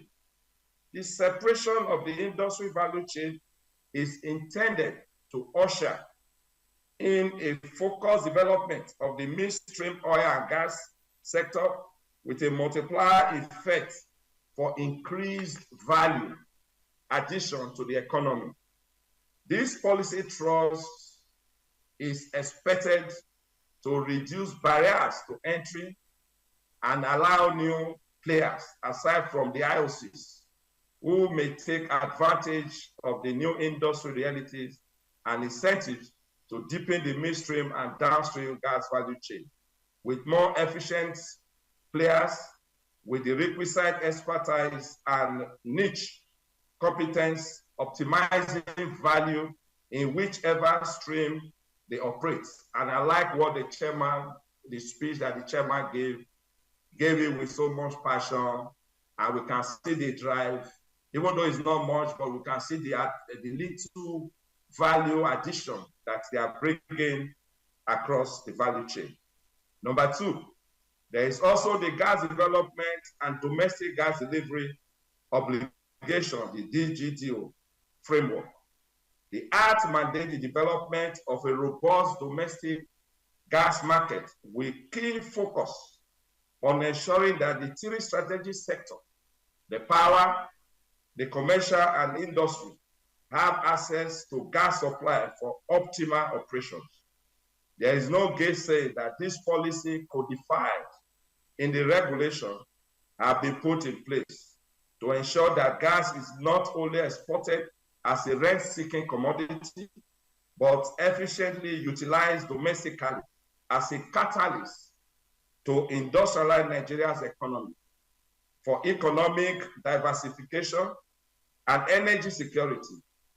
In 2023, a total of 3.245 BCF per day was allocated to the producer using the DGDO algorithm. The average annual performance of actual delivery against the allocated obligation stood at 58.2%. So there still need to put up policy in place, put up regulation in place to further deepen the domestic utilization of our gas. Through consistent data collection, analysis, and engagement, coupled with other compliance strategies, the Commission is driving improved performance in DGDO framework, in line with the relevant section of the PIA, particularly section 110, subsection 14 and 15. The Commission ensures that any new gas development project targeting the export markets must first be subjected to DGDO compliance tests before any approval is issued. Number 3, physical incentives and investment climate. In the presentation done by my colleague, he also highlighted some of others. To attract investment, the PIA offer physical incentives such as reduced royalty for gas production, or like oil with hydrocarbon and price-based taxes. Gas development and production are exempted from these taxes, while even offer additional tax holiday incentives for pipelines and domestic gas infrastructure, among other physical benefits. I see one of the experts in the hall, Dr. Tim Okon. I'm sure he's going to be speaking further on this. These incentives are designed to make the gas sector more competitive and appealing for both local and international investors. Infrastructural developments. The Act emphasizes the need for substantial investment in infrastructure to channel stranded natural gas resources from operators to the domestic markets, including pipelines, processing plants, and storage facilities. There is no need for you to have gas being produced in Port Harcourt. You take it all the way to Lagos, get the Lagos, transport it back to Port Harcourt. I think this is something that every one of us need to do. I'm sure every players, they know this and they are working on this. And the Commission is also strategically collaborating with all stakeholders to ensure that this is overcome. It encourages public-private partnership to bridge infrastructure gaps and ensure efficient distribution and utilization of gas.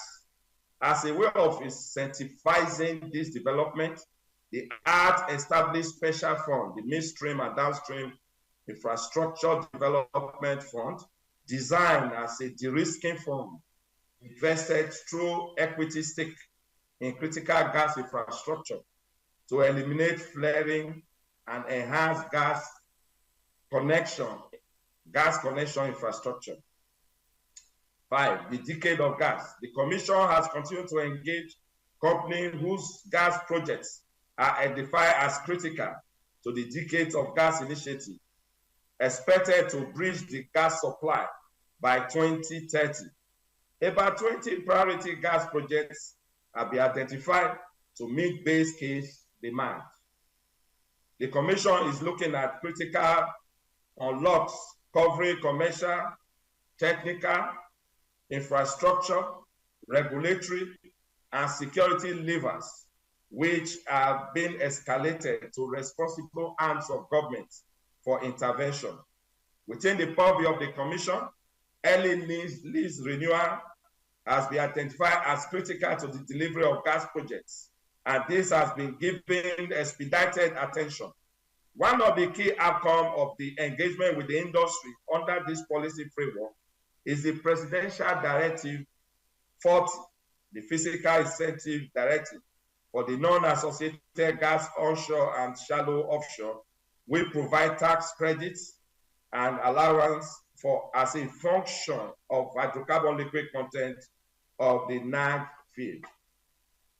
6, drill and drop principles and the uncommitted gas reserves monetization policy. Consistent with our mandate, the Commission is working to reduce barriers to entry in the upstream petroleum sector and stimulating accelerated development in line with the drill or drop principles and business enablement philosophy enshrined in the PIA.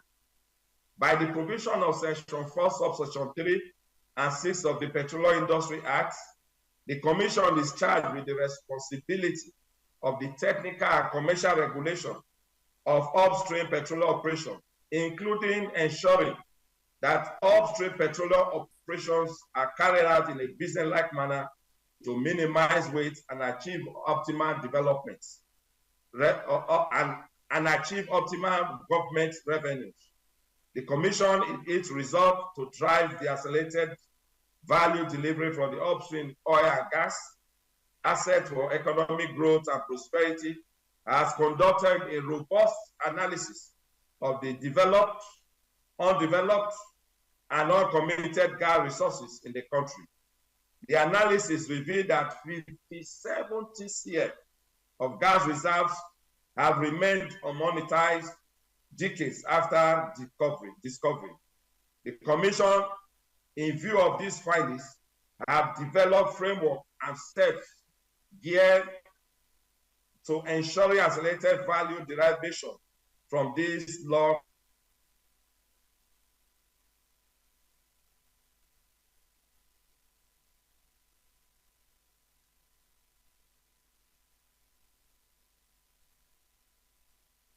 spoke extensively of this, which is a critical program to vacate the barrier for entry and flare elimination, in line with our commitment of climate change to reduce carbon footprint from the industry operation, improve the environmental credential of oil and gas, and prevent the waste of valuable resource.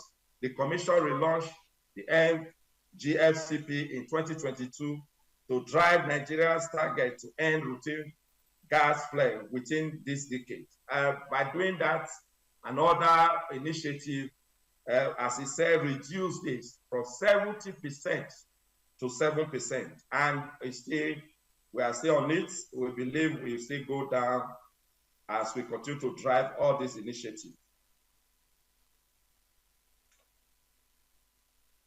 The third-party-based flare monetization initiative has led to the award of flare sites to technical, competent, and financial viable investors through a transparent and competitive bidding process.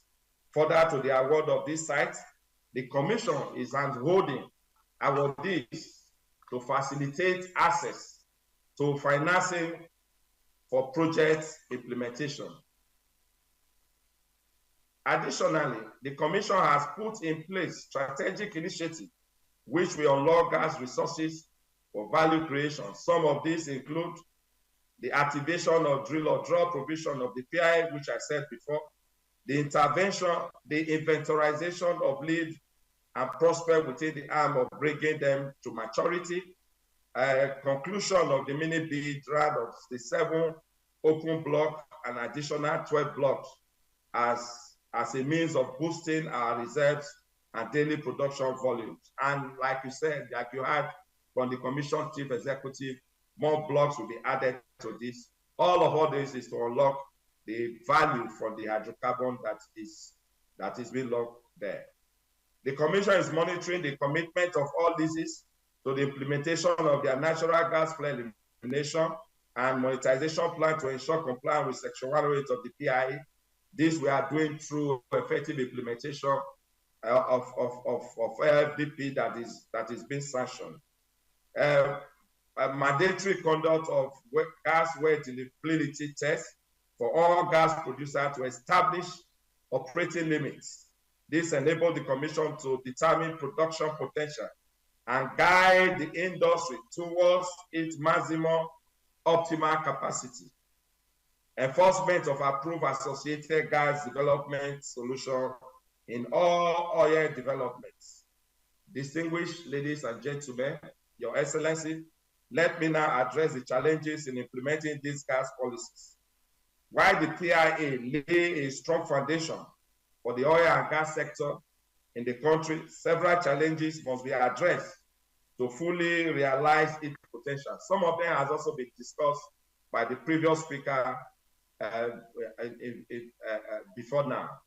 One is the infrastructural deficits that I highlighted before. The second one is funding and investment constraint in the face of global transition. The third one is complete extinguishment of the legacy debt. As you know, Mr. President, with a compelling justification for the debt repayment, has made significant stride in reducing debt. Security concern, ensuring the security of gas infrastructure is critical. Vandalism, theft, and other security issues pose significant risk to gas operation and investments. Collaborative efforts with security agency and all key stakeholders, especially the host communities, are necessary to safeguard these assets. Market dynamics and pricing, establishing a transparent and market-driven price mechanism for gas is crucial. Balancing affordability for domestic consumer and competitiveness for producer is a delicate task that requires careful policy calibration. This is to say that in as much as gas producer might determine pricing based on production costs, market demand, and competitive factors, guidelines, or cap on gas policies to protect consumer and ensure affordability are set, while also encouraging investment in infrastructure to reduce costs and improve supply efficiency. Ultimately, the goal should be to transit to a free market regime of willing buyer and willing seller, where a cost-reflective mechanism is a norm rather than the exception. The power sector challenge. As a sector consuming about 60% of all domestic gas delivery, the sector plays a significant role. However, it's still begrudged by many constraints ranging from lack of liquidity, payment securitization, and misalignments, and so forth. Resolving the power sector challenges is critical to transitioning to a gas-powered economy. Absent of fully implemented network code for optimal utilization of infrastructure. Ladies and gentlemen, distinguished industry colleagues, despite these challenges, the future remains very, very bright and prosper, both huge and promising for the gas sector. We are beginning to see that as we make all our efforts to penetrate the domestic market. Let me consider a few key prospects. One is economic diversification and industrialization. The development of the natural gas will play quite a vital role in Nigeria's economic diversification. Gas, which is the energy fuel of choice for national economic growth, can serve as a catalyst for industrialization, creating jobs and boosting other sectors such as manufacturing, agriculture, and power generation. A full gas power industrial economy can be achieved with full implementation of the policy issued by the government. Energy transition and sustainability.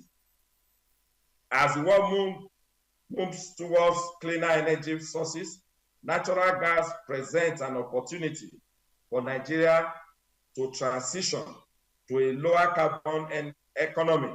Leveraging gas for power generation and other applications can significantly reduce greenhouse gas emissions and contribute to a global climate goal. Regional and global market opportunities. Nigeria's strategic location and vast gas reserve position is a key player in regional and global gas market. By optimizing the Nigeria LNG operations, and other export-oriented projects, Nigeria can enhance its role in global energy supply chain, technology innovation, which is also part of the theme for this conference. Embracing technological advancement in gas exploration, production, and utilization will enhance efficiency and sustainability. Investing in research and development will yield innovative solutions tailored to Nigeria's unique challenges and opportunities. In conclusion, ladies and gentlemen, the PIA has set the stage for a transformative era in Nigeria's sector. While challenges persist, the opportunities for growth, sustainability, and economic development are immense. It is our collective responsibility to harness these opportunities through collaborative efforts, innovative solutions, and unwavering commitments to the principles enshrined in the PIA. And the Commission is putting all it can to drive this effort. Ladies and gentlemen, I want to thank you once again for the opportunity to deliver this paper. I wish you all the best. Thank you so much, everyone. Thank you very much. Thank you for the very intelligent presentation. Of course, we're listening to Engineer Ahmadu, who is Executive Commissioner Development and Production of the NUPRC. Once again, please can you give him another round of applause, please? Are you tired? Okay, we just have a panel session and it's going to last for only 45 minutes. Can you give me 45 minutes? 45 minutes only, and we are wrapping. Would you give me 45 minutes? Let me say, you say I. If you give me 45 minutes, okay, 40 minutes only. Let me say I. The ayes have it. Ladies and gentlemen, I'm going to call the panelists for the next session. Of course, Chijoke Mama is online. He's heard that you want just 40 minutes for the next session. Okay, as I call the panelists, I kindly appeal that we give them an applause as they take their seat. The very first on this discussion would be the Group CEO of Tenor Energy Resources. Please help me welcome Dr. Timothy Okon as he joins us on the seats. Please celebrate him, the first panel discussant for the Policy Forum. Please celebrate him as he goes to his seat. Thank you, sir. The third seat, sir. Yeah, thank you. Of course, joining him would be the partner AO2 Law, Oyeyemi Oke. Please celebrate him as he comes. He's just going to sit down by Dr. Okon, just by his right. Thank you and welcome. We also have a good number of virtual participants who will do justice to this policy forum. Please help me celebrate, and I'd like to hear his voice.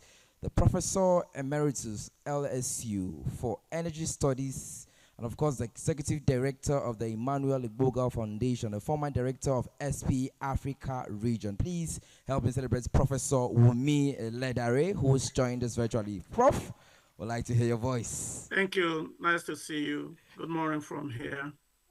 Good evening from Nigeria, and we hear you well, Prof. Of course, still joining virtually, we have the ILF Consulting Engineers, Engineer Abuja Oshodi. Would like to confirm you can hear us, Engineer Oshodi? Yeah, I can hear you loud and clear. And good afternoon to everyone there in Abuja. Good afternoon. Very good afternoon to you. Ladies and gentlemen, to take charge of this policy forum, we'll have the moderator, who is the Managing Director of Miracop Nigeria Limited, Dr. Chijoke Mama. Dr. Chijoke, can you hear me? We want to hear your voice, sir. Yes, I can hear you. Okay, so sir, for the next 40 minutes, please take charge of the policy forum. Thank you. Thank you very much for now. Good afternoon, everyone. Am I very audible within the hall, please? Can you confirm. We hear you, sir. Ofalama, can you hear me? We hear you loud and clear. Okay. Once again, let me stand on existing protocol. It's my honor. Okay. It's my honor to moderate this session this afternoon. I understand it's the very last one, and apparently all participants are already tired.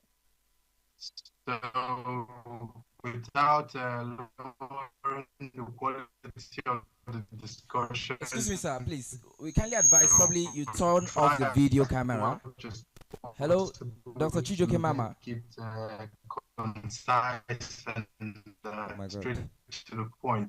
Dr. Chijoke, please. So, given that you've already invited all our panelists this afternoon, I would like to start by giving background to the discussion and then give the opportunity to the panelists to introduce themselves. Okay. Dr. Chijoke, okay, your internet connection is a little bit rough. We kindly advise probably you turn off your video so that we just listen to your voice. I've turned it off. Can you hear me? Okay, we hear you better.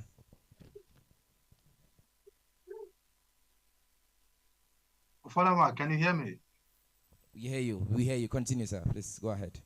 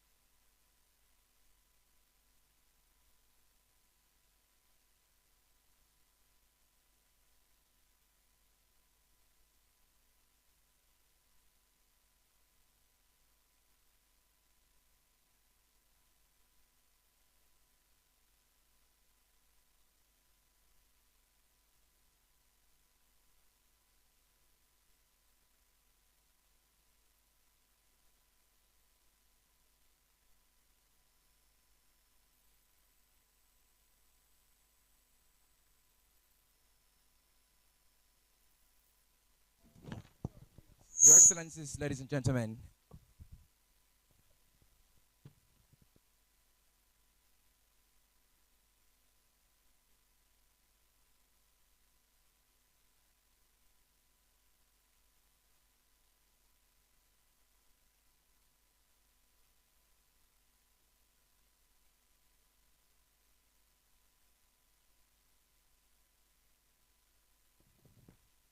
Your Excellencies, distinguished guests, ladies and gentlemen, we kindly thank you for your patience. To take over the moderating role is no other person than our council chairman of the SP Nigeria Council, Engineer Salahuddin Tahi, who just took over this role impromptu. Please, can you celebrate him? And thank you so much for stepping in at a very short notice. Thank you, Council Chair. Hello, Oponama, can you hear me? We can hear you, sir, but we have somebody that is going to take over the moderating in person because of network, sir. Okay, that's fine. Go ahead then.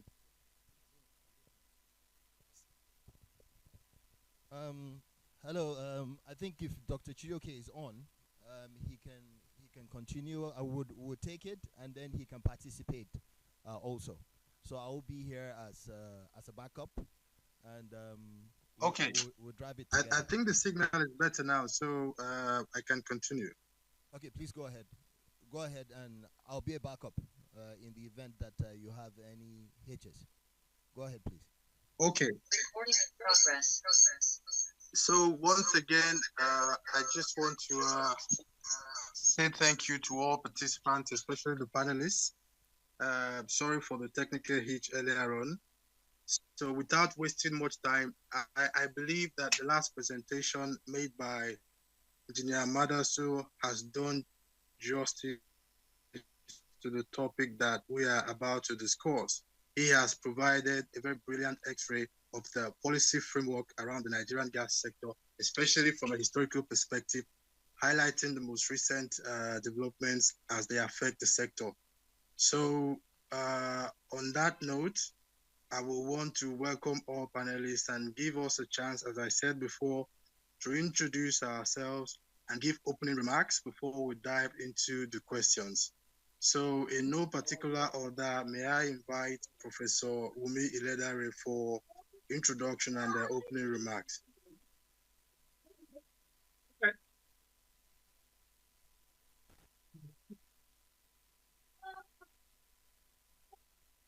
Thank you very much. Apologize. I want to thank the organizer of this event and for inviting me. My name is Wumi Ledari. I'm a professor emeritus in petroleum economics, and I thank you. I want to thank the presentation thus far. Let me congratulate the representative of the commissioner, the chief commissioner, for elaborating quite eloquently where we need to go. I particularly appreciate his comment on the PIA.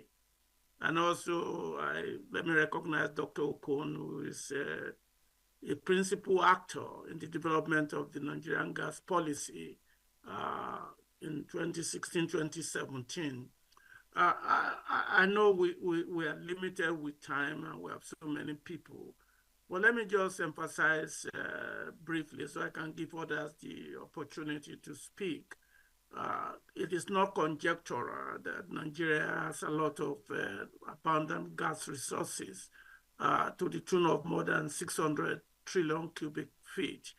And then it's also not debatable that we have proved reserve to the tune of 210 or 209 trillion cubic feet. So that we are delimited in using our gas resources can be attributed to three important legs. One is technology, and I've had a lot of conversation about that. Two is economics. Investors are interested in adding value to their investment. And three is governance, which is public policy. If there's anything I can contribute with respect to going to get to the next level, this is where PIA implementation becomes so important. And it cannot be based on political expediency. Listen, let me give a phrase so that I can understand where I'm coming from. I'd rather be saved by criticism than be ruined by praise. I think there's so much self-adulation for every little thing that people do, especially people in government. And quite often they are not bring up to accountability. It is better to be ruined by criticism, by praise. It is better for you to be criticized so that you can attain better fit. I can identify with Professor Zwegbo's passion with respect to where we find ourselves. I listened to him saying that he spent Naira on the street in 1980 in London. I spent it in Amsterdam in the 80s, spent it in Paris and even New York. So let us understand when we make some of suggestions that is for betterment. So where we need to pay emphasis if we want gas to add value in Nigeria is to move away from political expediency in our policy making and policy implementation. And so three things are very important because I want others to talk. One is leadership. Leadership is key to being able to add value with natural gas. That means we must be transformational in our policy implementation. To me, there are inefficiency, ineffectiveness, inequity, and unethical behavior with respect to the implementation of PIA. And quickly, we must understand that we cannot develop gas for replacement of oil money. We must target gas for domestic expansion of our economy. And that's what PIA did. PIA created royalty relief to a large extent. PIA removed taxes from gas development.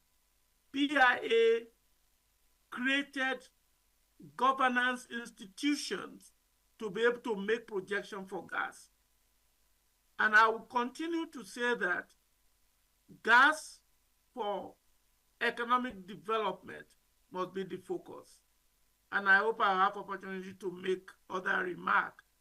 But for me, energy transition is a moving train. Natural gas is beyond being transition fuel for Africa. Natural gas is actually the future energy source for domestic development in Nigeria. And I'm so happy that we are now focusing on that. Let me give others the opportunity to make comments, but it's about technology, economics, and governance. And that governance must be led with transformational mindset, not transactional. What I see now is policy inconsistency, a deviation from the gas policy in 2017, which is about industrial development, gas to power, emphasizing export market without delimiting the growth of domestic market. So we must focus. Policy must be consistent. Policy must be for a purpose.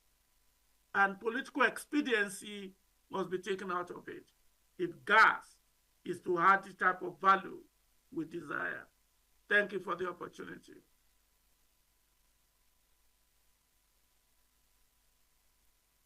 Thank you very much, Prof, for that insightful speech. May I please ask Dr. Timothy Okon to give his opening remarks?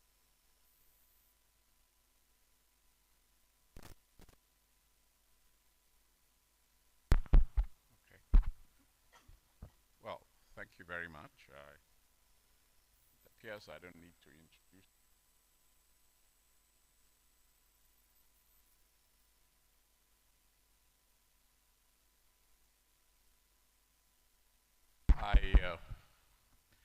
I like to say two things. When I saw I was invited to this, I went to look at the 2017 policy that my good friend, Professor Iledare, talked about. And I'm happy to say that consistent with that policy framework, the PIA covered every bit of what that policy framework talked about. It talked about what the chief executive of the commission also.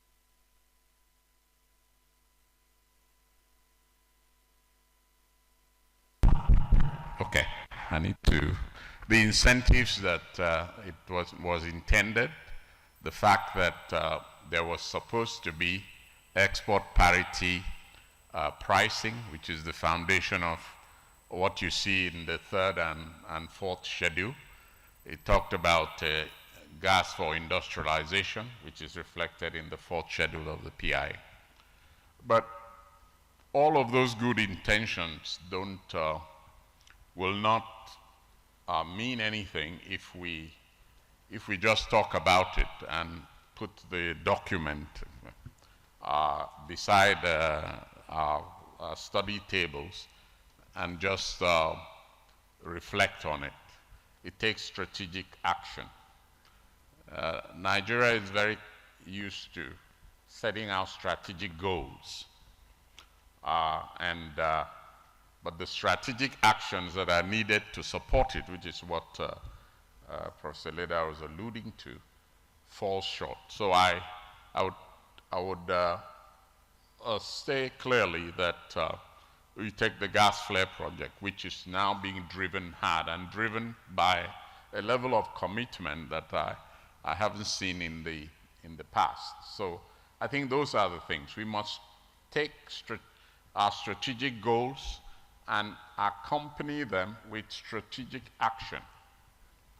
So my second point today will be that I decided to take a look at the relationship. This is something I did years ago, relationship between energy and GDP. And thank God for the young people who invented Google. I Googled and I discovered there was an excellent article on 10 countries. And these 10 countries are all, quote and unquote, East Asia. So when you talk about economic development, you're talking about East Asia. What are you talking about? China, India, and many other countries in Asia. And of course, I lived in Indonesia and Singapore in the early and late 90s. So I could see the economic transformation that had taken place. And so my second comment here would be, yes, we have heard the slogan, gas is the future. And truly it is, because you can drive electricity, for example. And the article I was reading was the relationship between electricity consumption and GDP. It's all kinds of econometrics, so I'm not going to go there because it's late in the day and I'm not sure people will be interested in Granger tests and things like that, causality and so on. So we're not going to talk about that, but I want to assure you that if we are interested in that economic development, you have to link gas with electricity production, link gas with agriculture, link gas with different forms of manufacturing, and link gas with conversion of that gas to many different products. That is why we have the different strategic sectors in gas, etc. But they have to be accompanied by strategic actions, so strategic goals. And my final comment would simply be that you have heard about the $1 trillion economy. So here is a test, okay? Tell me what the building blocks of that $1 trillion economy will be. That is a strategic goal, and what will be the strategic actions that we need to take to arrive at a $1 trillion economy. And I ask this question because we once had needs, those programs that in 2020, and we were going to be the 20th largest economy and all that. Those things don't work if they remain a slogan. So if you want to be a 1 trillion, and I can give you some statistics if you talk to me after this, I don't want to bore people, but if you want to be a $1 trillion economy, what will gas give to you? What are the building blocks of that 1 trillion, and when will it happen? If we begin to look at things that way, then this enormous session, and I must congratulate the organizers for putting this up. This session will begin to mean something, that we are not coming to amuse ourselves and I had my name mentioned twice or something. This is not a cult of self-adulation will not get us there. What will get us there is strategic actions, the building blocks of which will now tomorrow yield the results ultimately that we are seeking. Thank you very much for giving me the platform. Thank you very much, Doctor. Just to confirm, I'm still audible within the hall. Oh, yes, you are. Hello? Yes, you are. Oh, Clearly. okay. Yeah. Okay, thank you very much. So I would like to invite, I would like to invite Engineer Abiodun Oshodi to give his opening remarks, please. Good afternoon once again, everyone, and my sincere appreciation to the Society of Petroleum Engineers for giving me this platform this evening.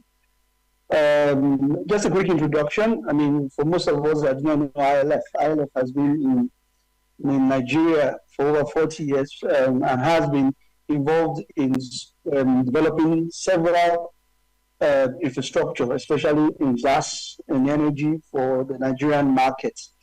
And I think the main topic of today is the policy forum around the current gas policy. And I believe that the defining ethos for the Nigerian gas policy is necessary, as it should ensure the much needed industrialization that we all seek for Nigeria.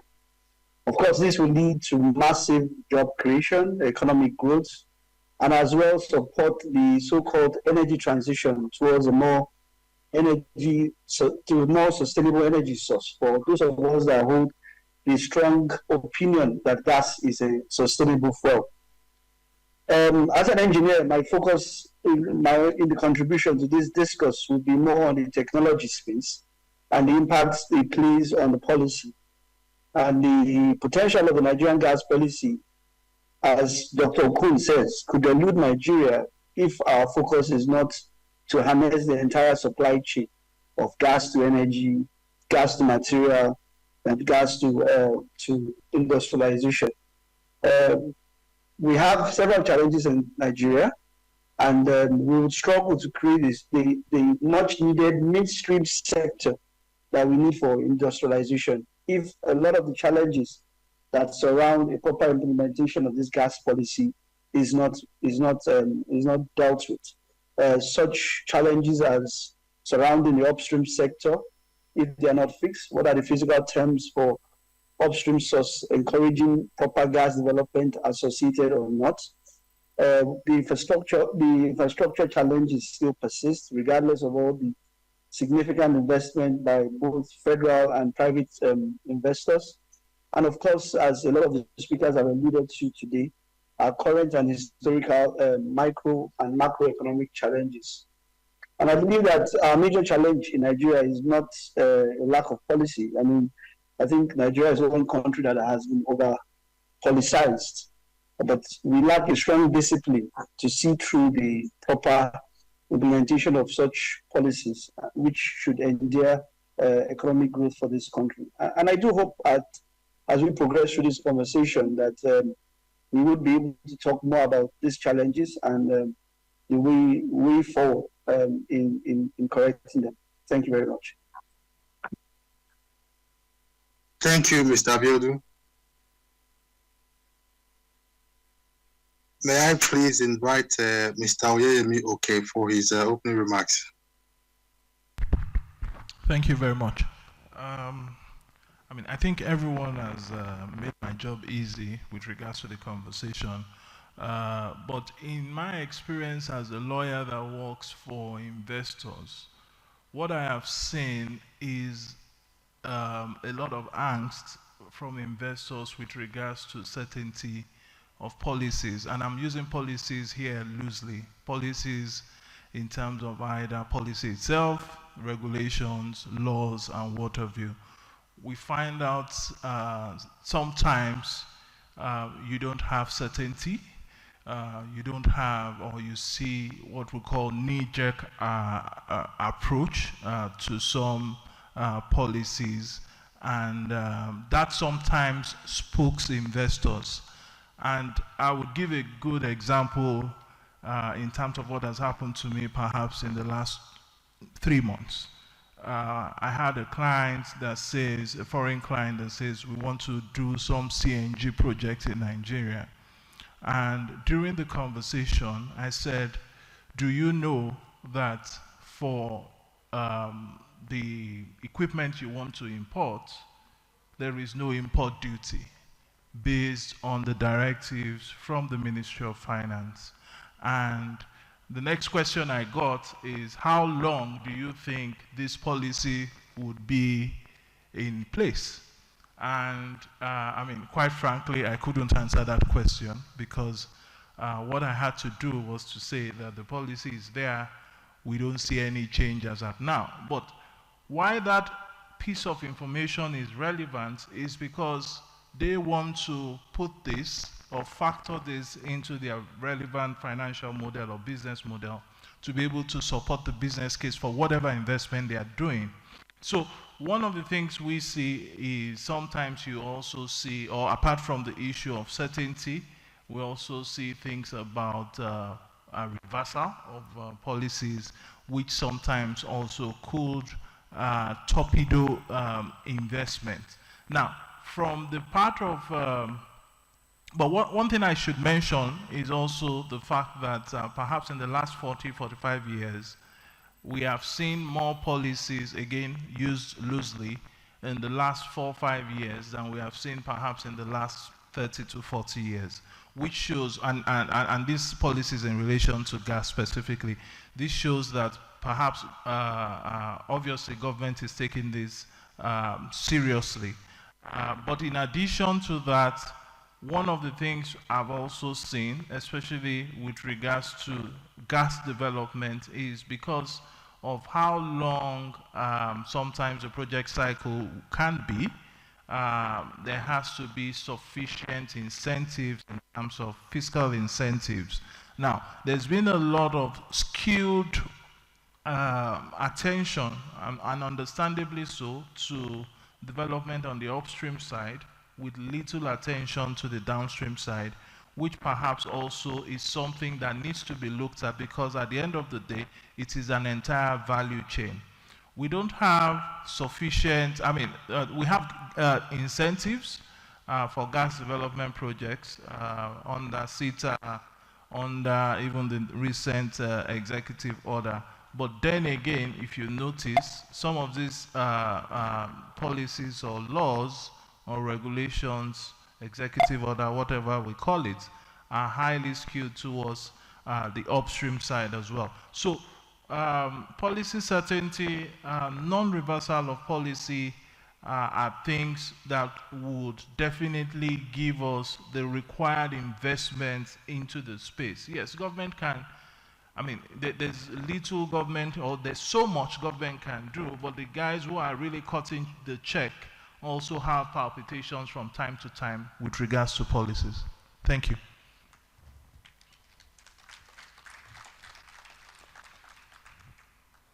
Thank you very much. My next question will go to Dr. Timothy Okon. During your opening remarks, you referenced your observation of the performance of other nations, who we might consider as peer countries.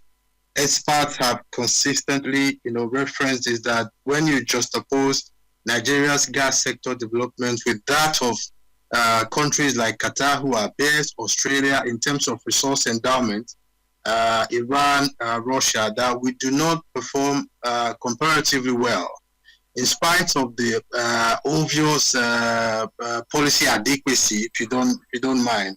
What do you think, might be an instrument for enhancing or improving our performance in that regard? Thank you very much. Yes, and I think that the PIA does recognize that. So if you go to the third schedule, it talked about pricing in the context of similar producers from major producing countries. I would say to you that there's a historical background, and yes, I've been involved in fiscal systems, and yes, petroleum economists myself. But if you look at the context with which pricing has always been, when the first initial 50 cents gas price were issued by the then Babangida administration, it was in the form of a letter, and that 50 cents was exactly the same price that Saudi Arabia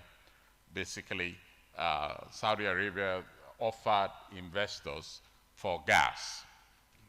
And of course, Saudi Arabia also had something in addition, which it is established a Saudi Basic Industries Corporation. One of the mistakes we did was that that focal point, and it's really a focal point that needs to be in the midstream, was lost on us. We did not focus on it. And I want to endorse the comments he's making about a skewed policy that recognizes mainly the upstream.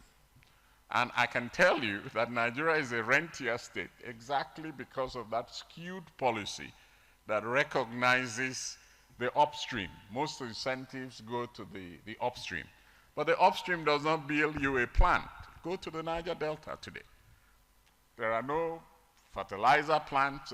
The efforts at building those industries were actually done by the government, not by private investors.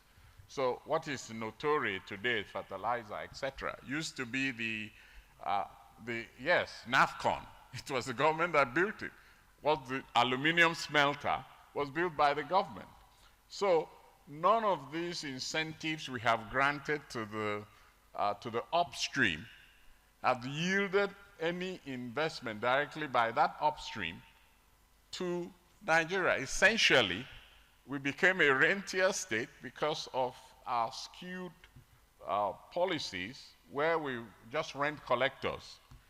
They pay the royalty and they pay tax, but the country was not industrialized. So the PIA offers that pathway, and if you go to section 302, that was in the presentation by the Commission Chief Executive, the pipelines, infrastructure, etc., the opportunity for consolidation, etc., that exists. It's really to reawaken what we had abandoned some 40, 50 years ago. We did not do much of that. And of course, you can see that the Saudi basic industries was taken over by Aramco for billions and billions of dollars. In other words, there is a theory in economic development. It's called the dependency theory. You become an exporter of raw materials and an importer of finished goods. That is what the Nigerian economy is. So when you hear of diversification, etc., that is why midstream was created in the PIA. So we are on the right track, but like I say, strategic goals, they've been set.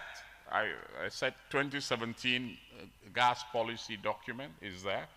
The PIA reflects much of what is in that document. So the strategic goals, all of those have been set. It is now the strategic action that needs to be taken. And those of you who are here, industrialists, budding industrialists, investors, the midstream space is now open and available, and I hope the focus is on that midstream. It must not be going back to having the upstream dominate, because they're just extractors. They're extractors of the resources. Then they go to their countries and build the refineries and do all kinds of things. But they are not present in the midstream space here in Nigeria. And that is what needs to happen, because that's what brings employment. That's what's going to bring capital-intensive extraction activities don't bring any significant employment. The basic industries, the industries like the methanol plants, the fertilizer plants, because they have a long value chain associated with them. Methanol is the foundation of the chemicals industry. Petrochemical plants, even the petrochemical plant you have in Port Harcourt was built by the state and then privatized. So what we need to encourage are midstream investors and downstream investors. They are the ones that will help build the new economy that gas is going to power. So those would be my comments. Thank you very much, Doctor. My next question will go to Professor Iledare. Prof, as you heard Dr. Okon say, we all know that the midstream aspect of the hydrocarbon value chain holds the greatest value creation potential when you compare it to upstream and downstream. Unfortunately, that's the aspect of our own industry that is limited significantly. So, in spite of that, we have seen some progress, baby steps, some investments, Notore, Indorama, NLNG, Dangote, and a couple of others who are pushing, applying resilience in spite of the challenges. Do we see, in your view, Prof, any lessons, for replicating the little progress so as to expand the midstream sector to the scale that we all desire as a nation? Again, thank you. And I think we are moving in the right direction. And I think my friend on the panel, the legal guy, forgive me if I didn't mention your name correctly, said it clearly. Consistency is the key. And that's what we call investors' perception index, whereby the investor is looking at the environment and seeing your tax structure, your policy structure, and making sure that it is consistent. And I think Professor from Francon also mentioned that you have to understand the importance of economics in whatever you do. No investor is investing for sustainable corporate social responsibility unless it is going to enhance their profitability. And if you look at the midstream, the economic value created is not as huge in the short run, but in the long run, it can add more value to the economy, far more than the upstream. We made that mistake with the liquid petroleum, and I'm hoping that we are not going to look at natural gas for money. And that's why the midstream and the downstream component is very important. And the national gas policy, honestly speaking, stated it categorically. They call it the win-win situation. And that's why I become a little bit uncomfortable when I see the inconsistency from one administration to the other. The national gas policy, even though it did not exclude auto gas and other peripheria that I'll call them, use of natural gas, the key focus was industrialization and gas to power. But immediately that administration left and a new minister came to power, it's as if all of those policies were abandoned. And now another administration comes in, and what you are hearing is compressed natural gas without infrastructure in place to make sure that that downstream is consistent. See, prosperity without posterity is inconsequential. And that's what we have seen in Nigeria with the oil money. Let me say, however, that this administration is doing their best to focus on gas development for sustainable development. However, they must not be unaware of the fact that the natural gas value chain is complex and fragile. So optimality must be across the board. And that's the problem you see with gas to power. When you are recouping sales with Naira, but of course the cost of developing the gas is in dollar, and then you have unstable foreign exchange market. So there must be consistency. And I don't want to be crucified, but I will still say it. There must always be a Jeremiah in the town. I will continue to plead with the president to begin to think. And I understand the discerning fear of having a full-time minister of petroleum so that the president can again know who to blame. Right now, you don't really have anybody driving the oil and gas sector per se, because everything has to go to the president or his surrogate. And all of these are important if we are going to integrate the gas value chain, consistency of policy, accountability of policy, transparency in enforcement, equitability to make sure there's fairness, the investors are rewarded, and the government itself is able to get something to develop the economy. And finally, all of these things that we are saying, there's something we are leaving out.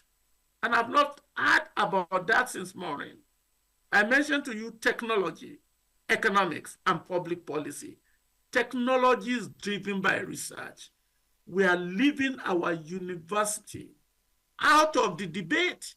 And yet, the sustainability of the gas policy, the profitability of investment is highly dependent on capacity. And all of this must be integrated. And that's why what we call the triple helix plus. You have the business who is driving the investment. You have government policy who is incentivizing investment. And you have the academia with the tool to be able to make sure there's coherency in whatever we do.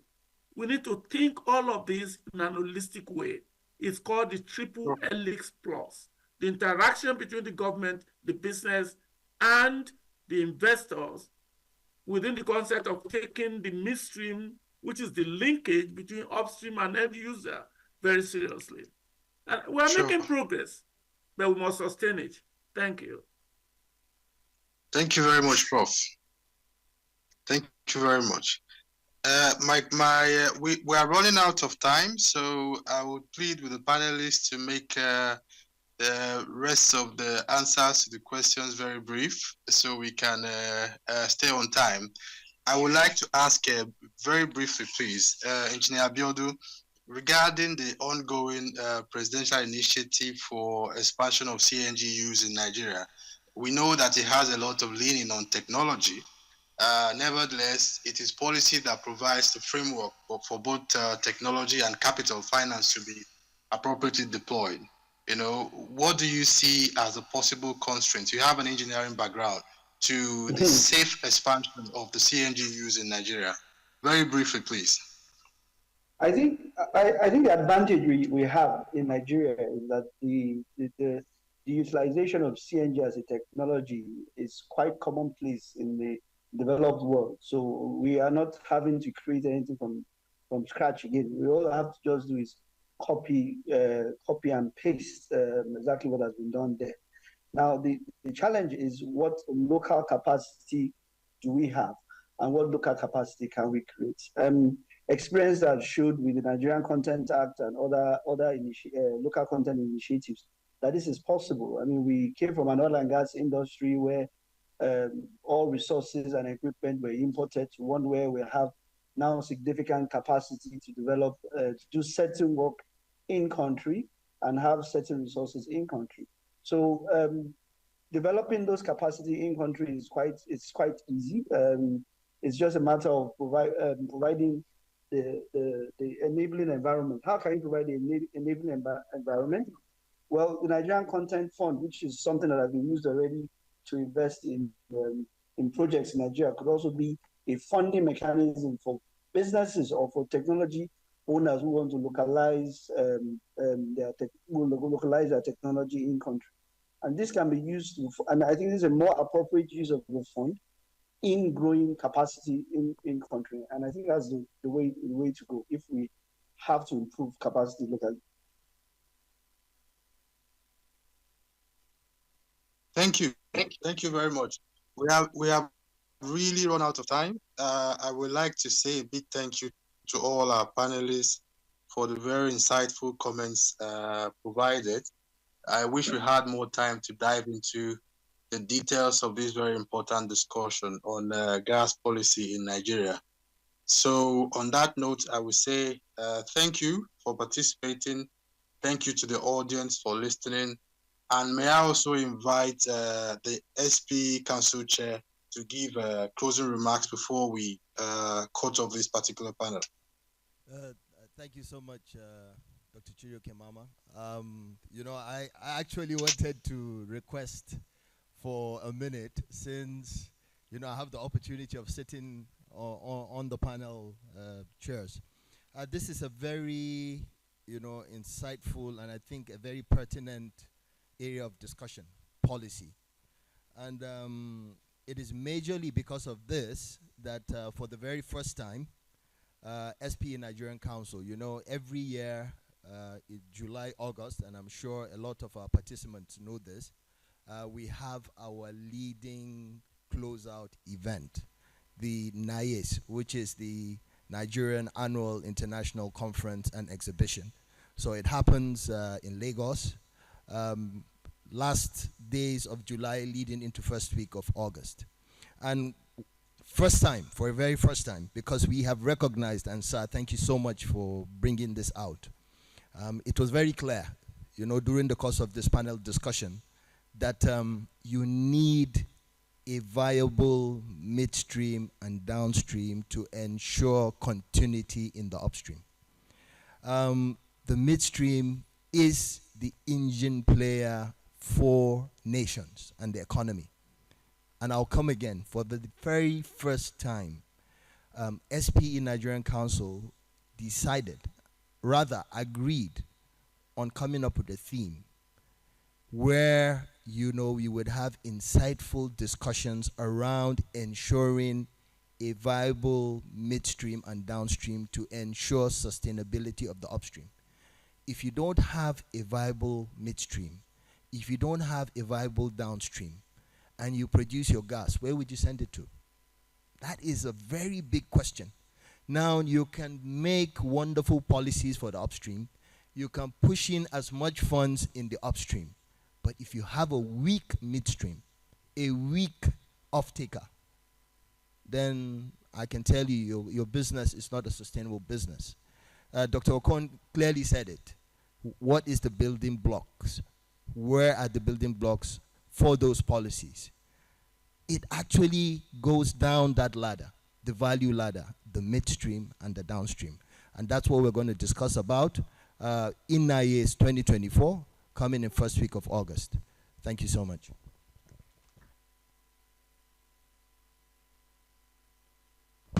Thank you very much. Thank you very much. With that, we'll come to the close of the session. May I hand over to Ofonama to continue, please? Thank you, Dr. Mama. Please, if you agree with me that moderator did an amazing job, even with the network challenges, please celebrate him. A round of applause for him, and thank you. And of course, to all of our amazing panelists, please give them a round of applause. So, Council Chair, sir, would like you to continue by giving them their plaques of appreciation. Of course, the very first to receive his plaque would be the rep of the Commission Chief Executive of the NUPRC. Would like to call Janice Anyanwu to come forward for the plaque for Engineer Gwenga Kumalafe, please. Celebrate him as he comes forward for his plaque. Thank you. And just after a new PRC gets the plaque, we'd like to invite for the plaque the Group CEO of Tenor Energy Resources, Dr. Timothy Okon. The next to get his plaque. Please celebrate Dr. Timothy as he moves forward for his plaque. We'd also like to invite the President, ALDG and Chairman, Falcon Cooperation Limited, Professor Joseph Ezibu, as he comes forward for his plaque. Thank you, Prof, for all you do. Up next will be the partner AO2 Law, the one and only Oyeyemi Oke, who will take his plaque after Prof.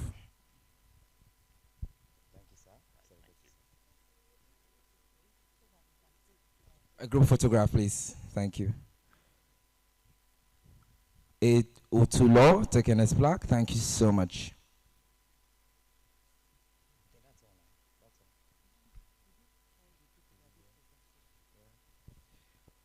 We also have a plaque for Mr. Wale Ogunshola. Please, we'd like to welcome him as he comes forward also for his plaque. We celebrate him as he comes forward for his plaque.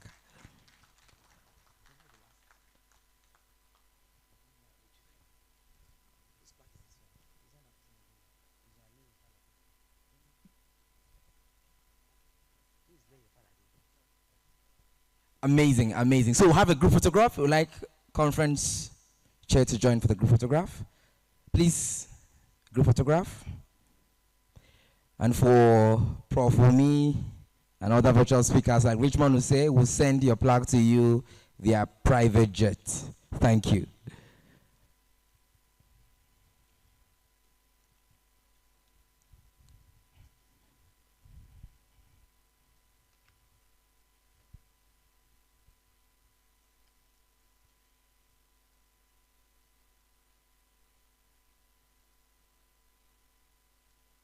Amazing. AGIS has been a success. Of course, this is due. Please celebrate all of our speakers, please. Celebrate them as they head over to their seats.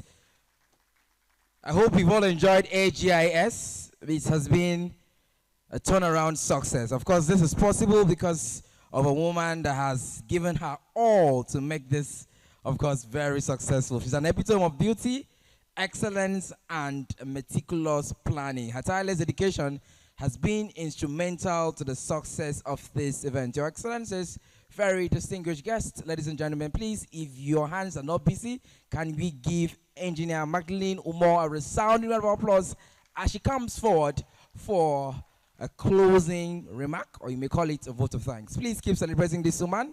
Beauty, excellence, amazing, always smiling, very hardworking. Thank you so much, ma'am. Thank you so much for no. That gave me a very warm feeling. Are we ready to ignite the future? Are we?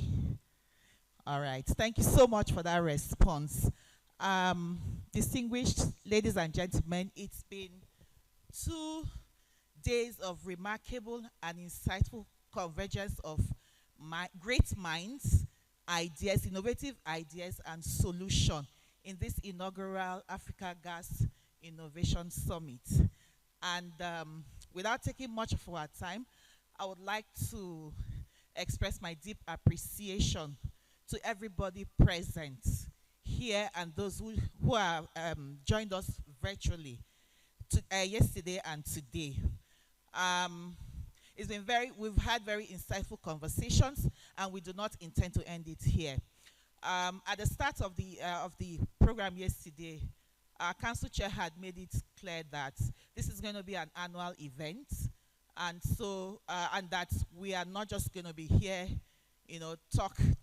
That is going to be we're going to be walking the talk as well. So beyond what has taken place today, we will do a compilation of all the ideas, innovations, the solutions that have been profiled, and then we will put together a communique which will be published, and we will follow through with this. So thank you so much to all our special guests, the speakers, the panelists, the moderators. You have, given us very enriching discussions and conversations and solutions and things for us to take back home and work on as strategic actions that have been mentioned today.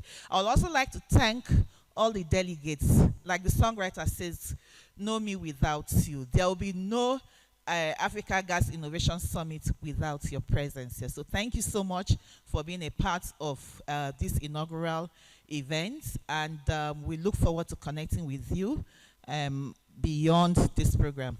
I'd also like to thank the collaborators. We had sent out letters to about 15 collaborators, and we had responses from 9 of them. So thank you so much for coming together to co-create this program with the Society of Petroleum Engineers Nigeria Council, and also delivering on this event.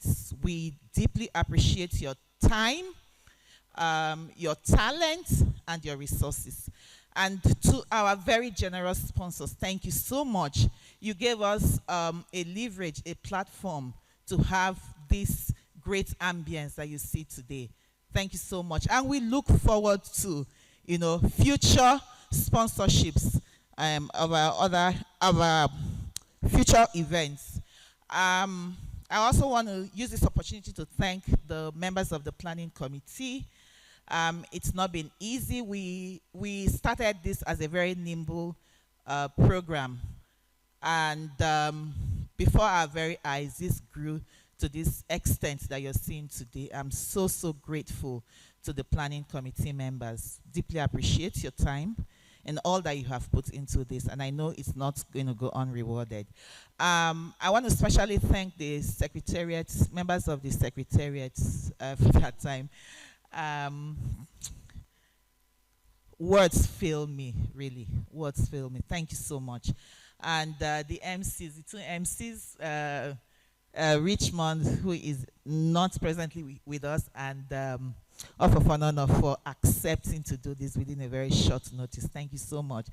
As we move forward, let us retain what we have done and put it into practice. What we have heard during these 2 days, and put it into practice. And we look forward to the results to be shared at the next gathering.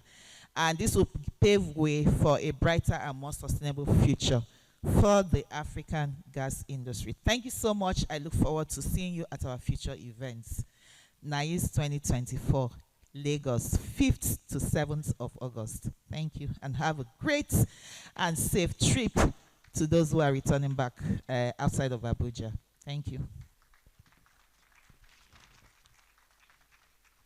Is that applause befitting of the Chairman Planning Committee? Please, I want us to please remain seated, because in SPE, after an event like this, you're part of history. We like everybody to join in a group photograph. So this is how it's going to be. We have everybody come out, and then we stand here, and then the photographers will have a photo. But before that, I would like everybody to please stand up. Let's recognize somebody that is very special. Let's all recognize someone that is very special, that has done and is the brain behind this event. Sir, Council Chairperson, we want you to sit down, sir. Ladies and gentlemen, this man has been able to bring different organizations to make, sir, please sit down, sir. Please have a seat, sir. To make this event a success, and this is history. I want all of us to give engineer Salahuddin Tahi a resounding round of applause. Just keep clapping hands for him, and may God bless him in Jesus' name. So can we all come out? Thank you so much, sir. We celebrate you. Please let's come out for a group photograph here. Okay, you stay like this, yeah? Okay, okay. So I want your thumbs up. When we say SPE, you say cleaner energy with your thumbs up. You're doing it, yeah? Okay. You want them to stand that way, or did you come out? Okay, please. Everybody, please mesh this way, please. Just, if you're on this row, please come this way, please. We'd like our leaders to be in the middle. I mean, our leaders in the middle. Yes, everybody match. Yeah. Please direct them, direct them. Okay, that backdrop, right? Okay, please, can we go to that backdrop, please? Please. Where? Okay, please, just do it here, do it here. Please do it here. Okay. Our leaders in front. When I say SPE, you say cleaner energy with your thumbs up. SPE. I'm not hearing you. You're not smiling. S, P, and E. Merge, merge, merge, merge, merge, merge. Let's make history. Let's make history. Ladies and gentlemen, SPE.